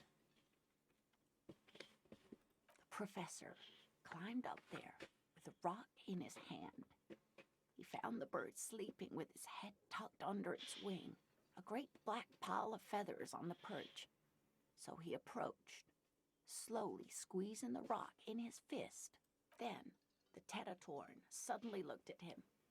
He could see it had 8 eyes, 4 on either side of its skull, like a spider. And the man couldn't move. He was paralyzed, frozen into place with the rock in his hand. Whatever he did, he could not get closer to the bird. Why? The bird was controlling his mind. It kept him from approaching. He could step back, but every time he stepped forward, paralysis. Uwe spent 3 days trying until the bird flew away. 3 days trying to hit a bird on its head? That's some dedication.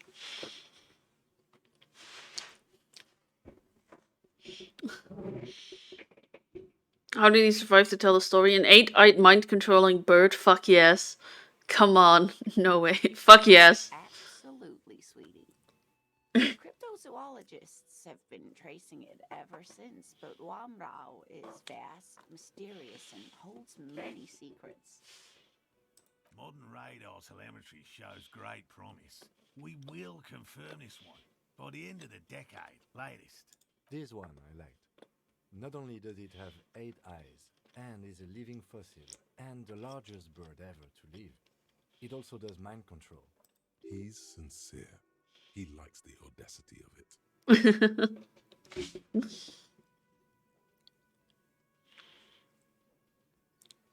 So, okay, so it's never been seen again? Sadly, yes. But there are numerous reports of 8-eyed bird skulls from Il Mara.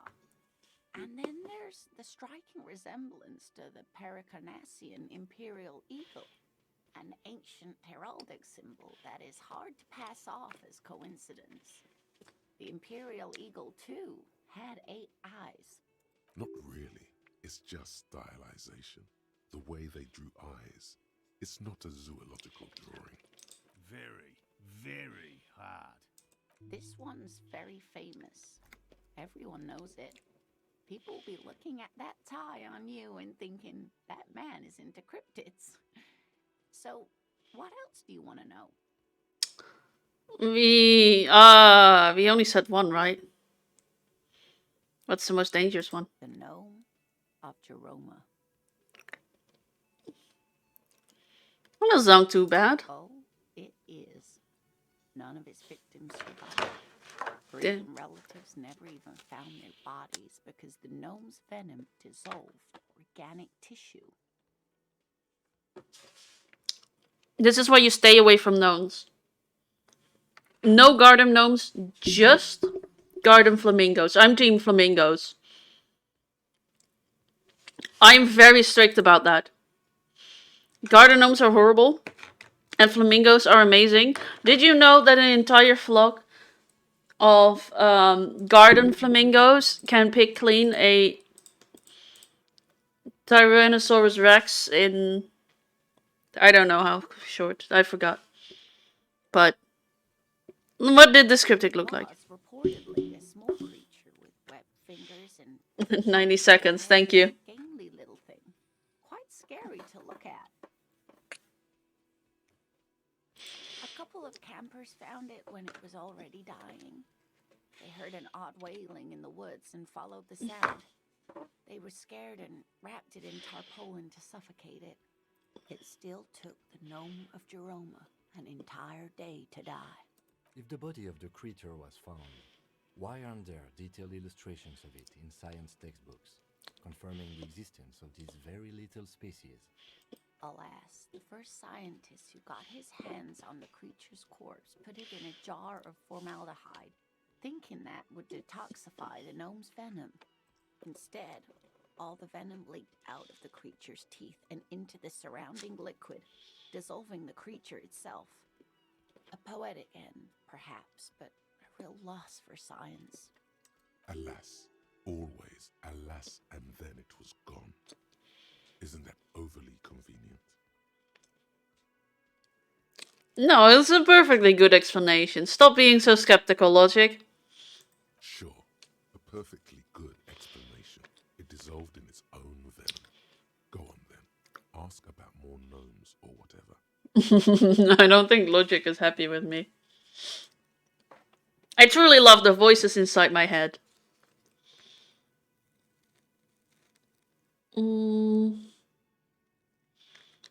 Biggest. Hey, you promised you'd only ask about one cryptid. It'd be dishonorable to range on the promise. Alright, okay. We can move on from now. For now. I'm glad you see it that way. Did we have anything more to do here? So for now, Mom. You know, to hell with it. Let's have more cryptids. You amazing, wonderful man! I love you! Of course, officers. Is there a particular cryptid you two are interested in learning about?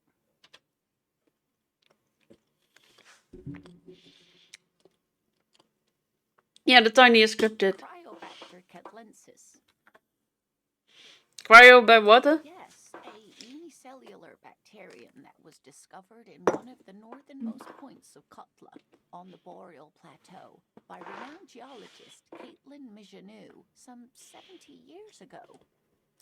Bacterial colony Mijanu found had remained alive while frozen in ice for longer than anyone could reliably estimate, certainly from before recorded history. Mijanu disappeared shortly after injecting herself with the bacteria she had brought back to study, no doubt in hopes of prolonging her own life.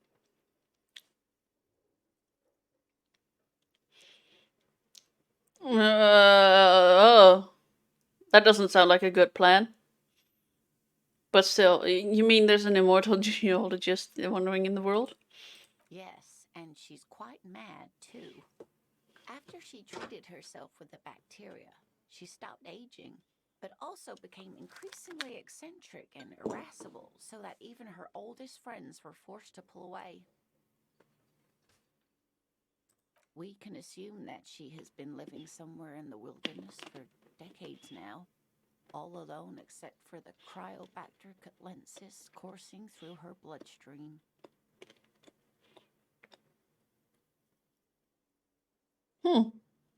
Damn.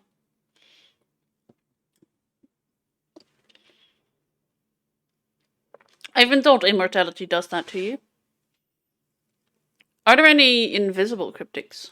What an interesting question. And the answer is yes, there are.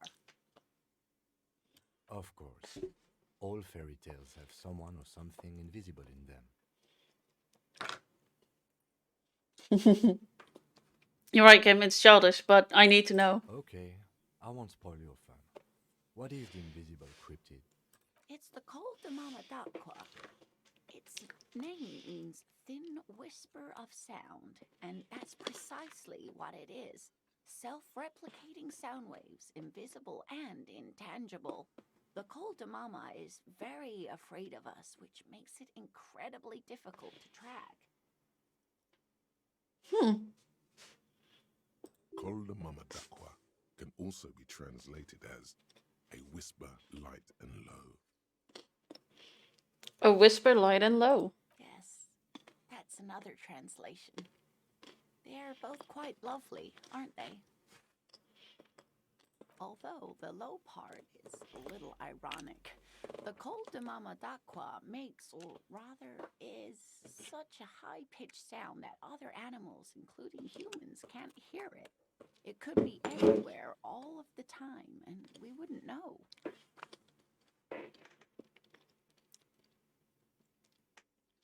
Okay, am I getting this right? There's this.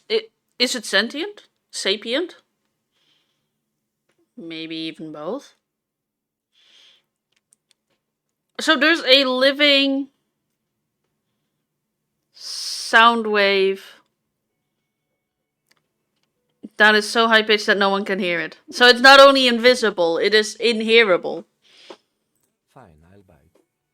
How can an animal be a sound? Many scientists have asked the same question. Some have claimed that it isn't itself a sound, but a tiny corpuscle that emits sound waves. But there's no evidence to support this theory.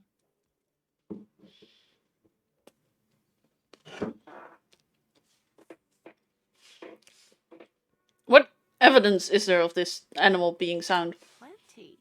It's the evidence that led to its discovery. In the 20s, a group of areopagi ornithologists, that is, scientists who study birds, were trying out a new recording technology for capturing sounds outside the range of human hearing. When playing back recordings they had made in the foothills of the Ea mountain range, they noticed certain anomalies, patterns that seemed random at first, but on closer examination were consistent with the waveforms of songbirds. Songbirds? The scientists soon discovered they could track and even predict what appeared to be feeding, mating, and migration patterns based on sound waves in a strictly delimited range of ultrasonic frequencies, even higher than those of the highest pitched bat calls.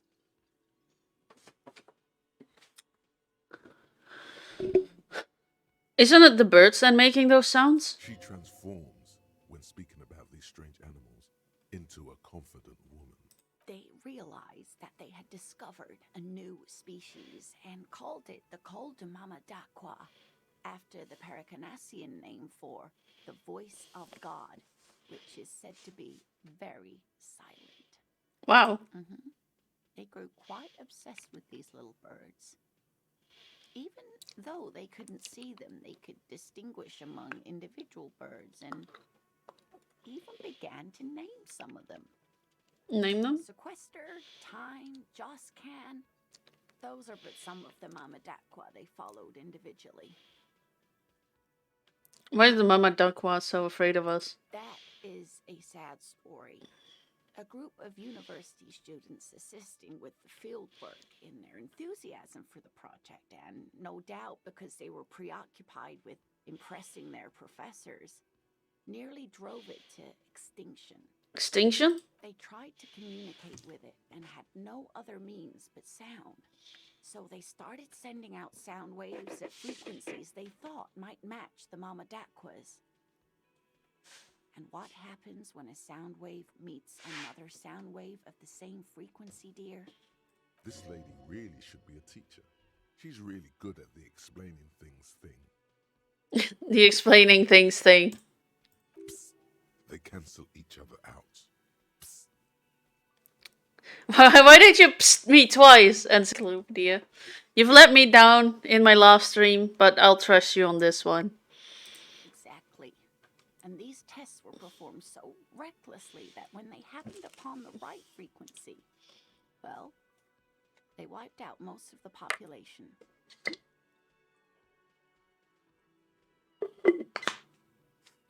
Oh. After that, the corpuscle appears to have migrated elsewhere. There have been recordings of anomalies similar to those spotted in Ea, but they've been few and far between. It's impossible to confirm the presence of any stable Coldamamadaqua population anywhere. Of course. A common thread on this.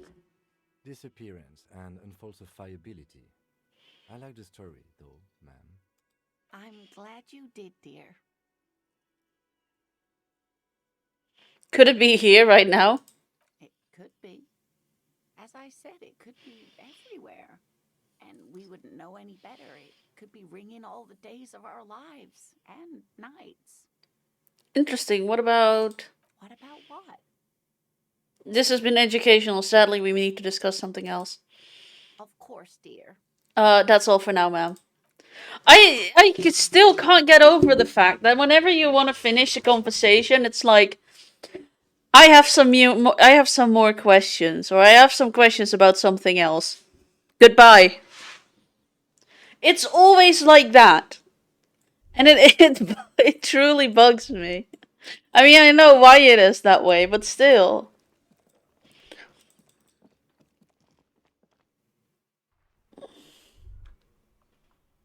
Was that?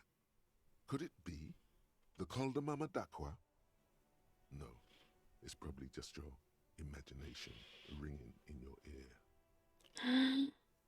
Is there a ringing? There seems to be an extremely high-pitched ring. Ultrasonic. Lena said it was very high-pitched, right? It's like something tickles your ear. Lena also said that it couldn't be heard by any other animal, including humans. What you're hearing must just be a regular bird. I hear something. Wait, Kim, do you hear a high-pitched noise? No, I don't hear the Coldamamadaqua, and neither do you. He knew exactly what I was thinking about. Of course he doesn't. He's deaf. Jeez. He's not deaf, he's blind. Listen closely. There it is again. You're about to rediscover a long-lost species. It must be very close. Maybe, just maybe, it will come toward you. Keep still. It might perch on your shoulder. What are you doing? You're a police officer, not a pansy ornithologist. The only birds you should be looking for are healthy women of childbearing age. Healthy women of childbearing age. Hold very still and hope the bird comes to perch on your shoulder. Oh no. The sound. It's moving away. Somewhere over there. Go after it. No. Too late. It's gone. Oh, There's come. no ringing anymore. Just the sound of the streets. Don't leave me like everything else. Don't. Go on, leave. Leave like everything else. And then in between. Come back, please. Keep your ears peeled, then. If the species really has migrated to Martinez, you're sure to hear it again.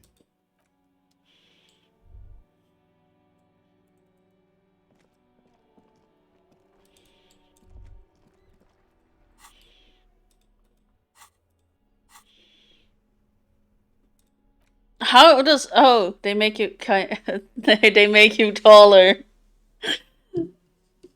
I was like about to say, how is Boots going to give me perception? Oh. Oh.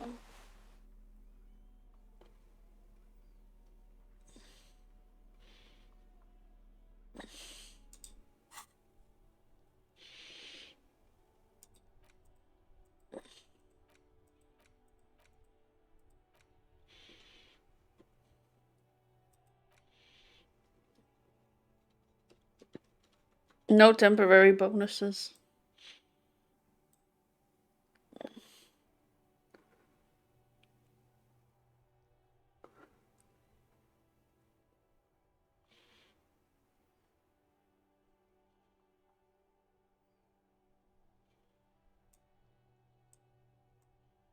Kind of interesting. Interested in doing this one.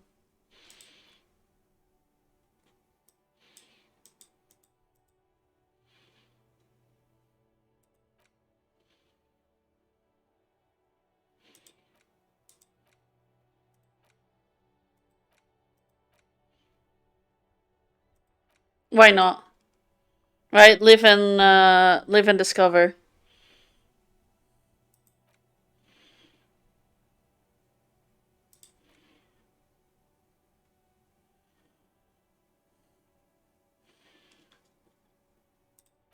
Magnesium-based life form is also a thing.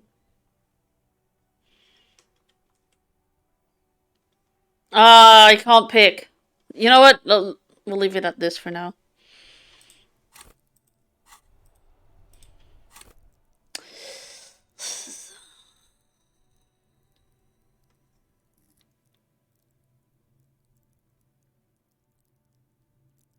You know what? I'm not gonna do it. And then I'll do another run through where I focus mainly on Inland Empire. Gonna do a psyche run.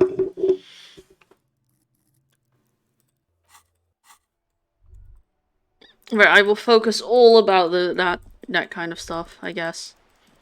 Whilst also doing things on the side, of course, but you know, that's how things go.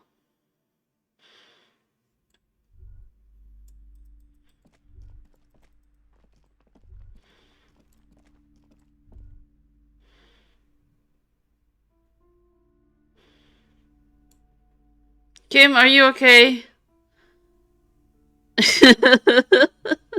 No, don't jump off it!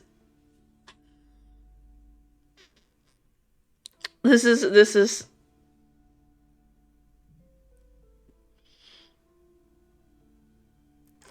What is he doing? Lieutenant? Sir? No, don't jump off. You have so much to live for. Don't put your finger on the eject button.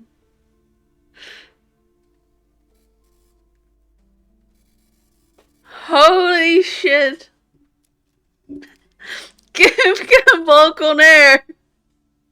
He may not believe in cryptics, but he lied because he is one himself. Holy shit.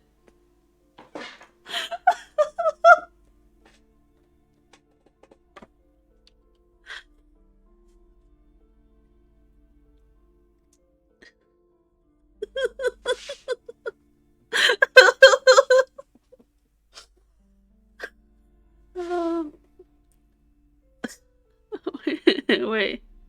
Why is this happening? Yeah, come back. Thank you. Technically, you can't believe in a fact. Yeah, okay, I guess. Oh, is he gonna do it again?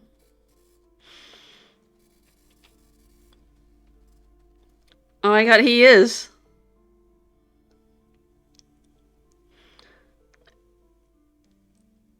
He's doing it a little bit more normal now, but he's being a little bit more careful about it.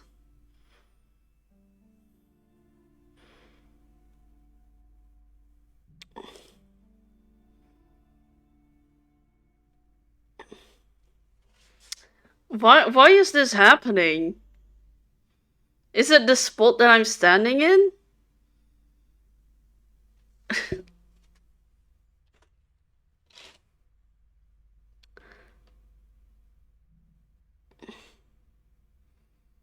Goodbye, I guess. Now it just looks like he stands down and either this woman is just very tall or Kim is just or very small and then Kim is just very tall. He can finally be tall. I mean, you can't believe in it. Yeah, okay.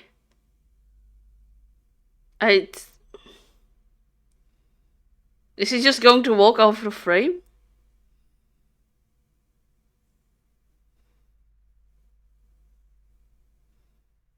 He's going to leave me. No. Kim. Why are you leaving me like everything else leaves me?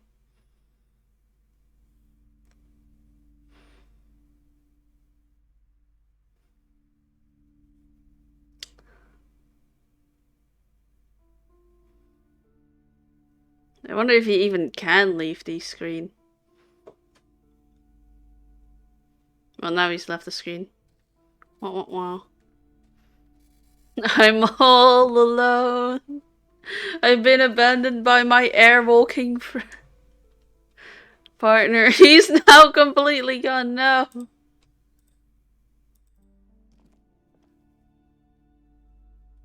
Hello? Lieutenant? Oh, there you are!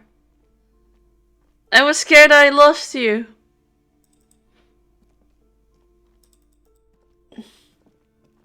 Don't walk on air anymore, please. I miss you when you walk away like that. What was I doing? Oh yeah, the filament.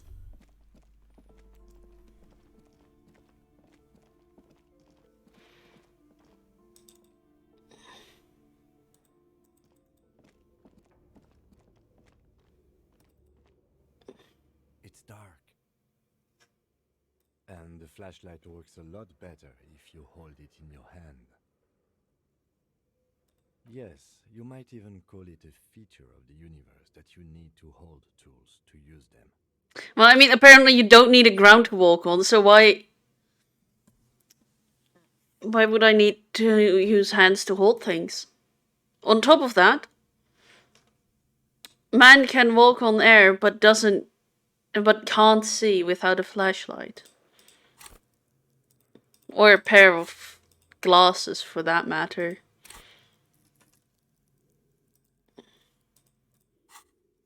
That makes much sense. Right. Now let's get to it. Some areas are...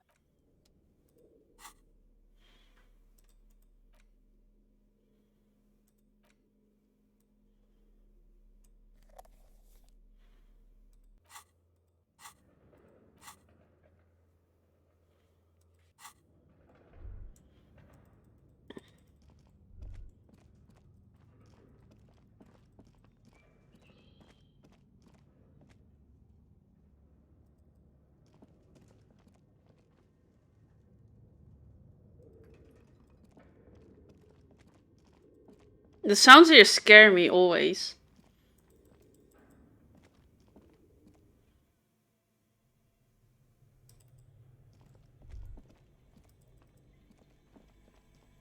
The bear's eyes are still glowing red. Its It's guarding over the freezing corpse hidden inside its belly. But where's the filament memory? It's not here. Oh yeah, I forgot. We stuffed the body inside the giant bear. I completely forgot about this body. Advice 101. Don't forget about the bodies you stuff in freezers. It's quite the sight when you find them. I can't see off-site coffee anywhere. Someone must have taken it. What does the note say?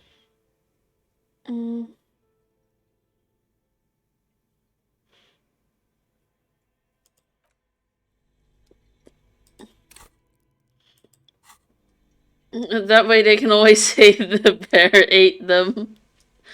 That way you can always, yeah. Alright, let's see. What's with the note on the fridge?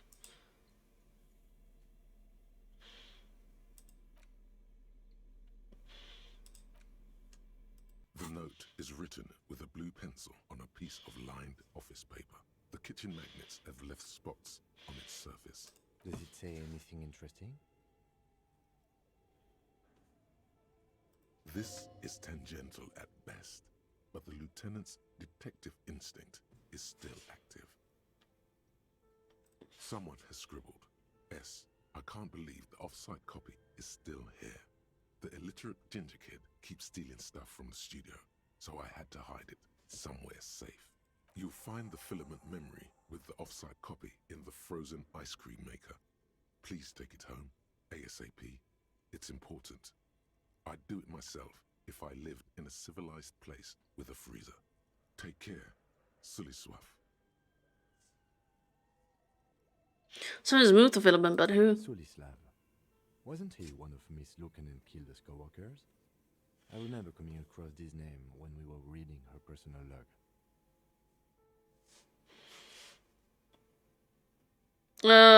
Who's the illiterate ginger kid? Really? You don't have a single guess? So of course it's good. No idea at all. I'm placing my bets on a certain red-hat miscreant we met before. He'd probably try to pawn it for speed, based on our encounter. Do you have any idea where the frozen ice cream maker could be? I don't know. I assume it's somewhere close to the ice bear fridge. Didn't you see a melting ice cream maker right next to the breaker box? And you did unplug the black wire from said breaker box.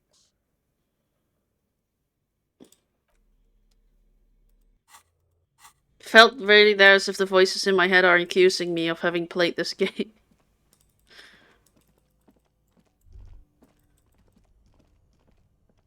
This orange machine is dead still. It has a hand-cranked ice cream churner and an electric freezer. The ice around it slowly melting. You slip your fingers under the frozen lid, but the ice is too cold for you to get a good grip.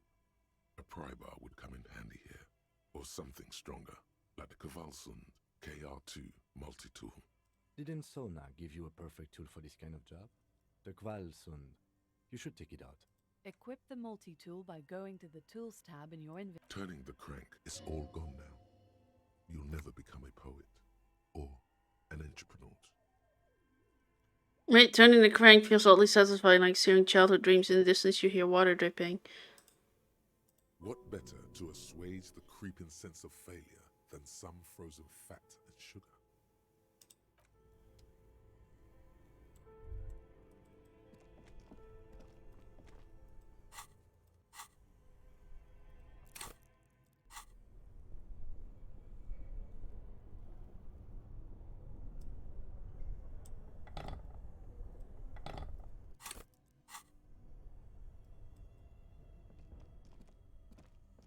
This orange machine is dead still. It has a hand-cranked ice cream churner and an electric freezer. The ice around it slowly melting. Ice groans and howls under the strain of your giant Kvalsund multi-tool until the lid cracks open. Darkness lies inside, but you can faintly make out an object, intricate and foreign, left there for a sub-zero beauty sleep. filament memory with the words off-site copy written on its side. Disappointment washes over you as you stare into the almost empty ice cream maker. What, no ice cream? A scoop of ice cream would have been nice, yes. You gently lift the cube from its frosty bedding, careful not to damage it. We should take it back to Miss Lucan and Kilda as soon as possible. I'm not sure how well unused filaments tolerate room temperatures. Yes, but aren't you curious to know what's on the precious filament? There's a radio computer upstairs. Yeah, we should probably get back as soon as possible.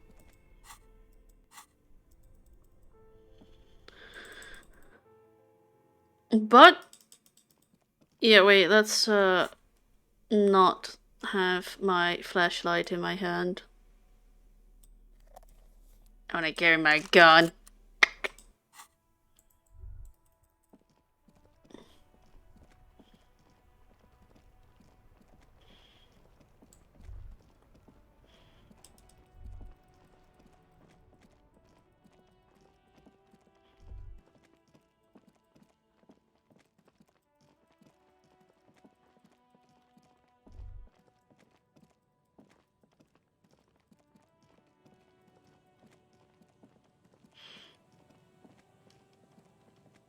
I think I'm just gonna walk up to her, but then not yet start the dialogue, because that way, the reason I am walking up to her is because that way I know what I'm doing, hopefully. Seeing her will remind me, and I don't next week start up the game and think, huh, what was I doing again, and then start walking away. So I'm gonna walk towards her, and then I'm gonna end the stream for now. Let's see. Where's the church? The church is this way. See, Kim knows the way. I don't.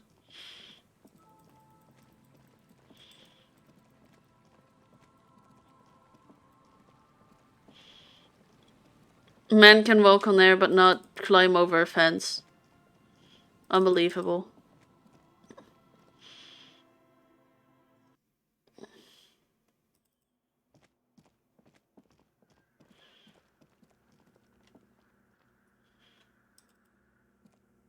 Yes, what is it?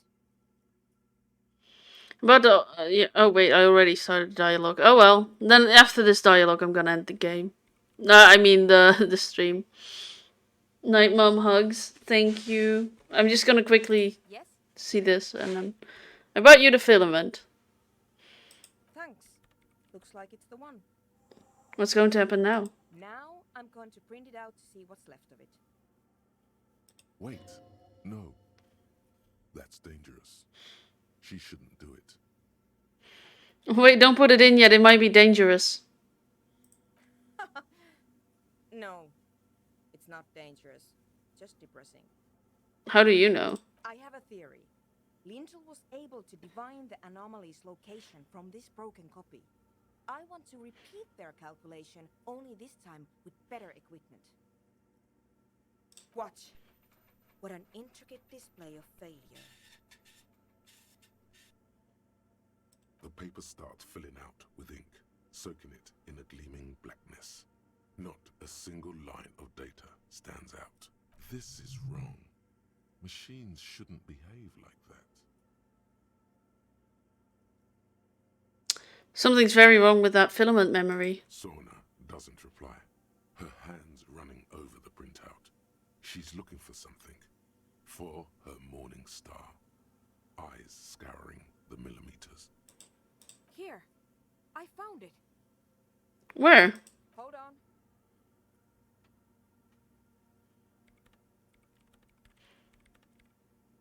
Can I do anything? Just give me a second. I'm almost I've never witnessed a programmer work before. done. I've got it. I found the location of the anomaly.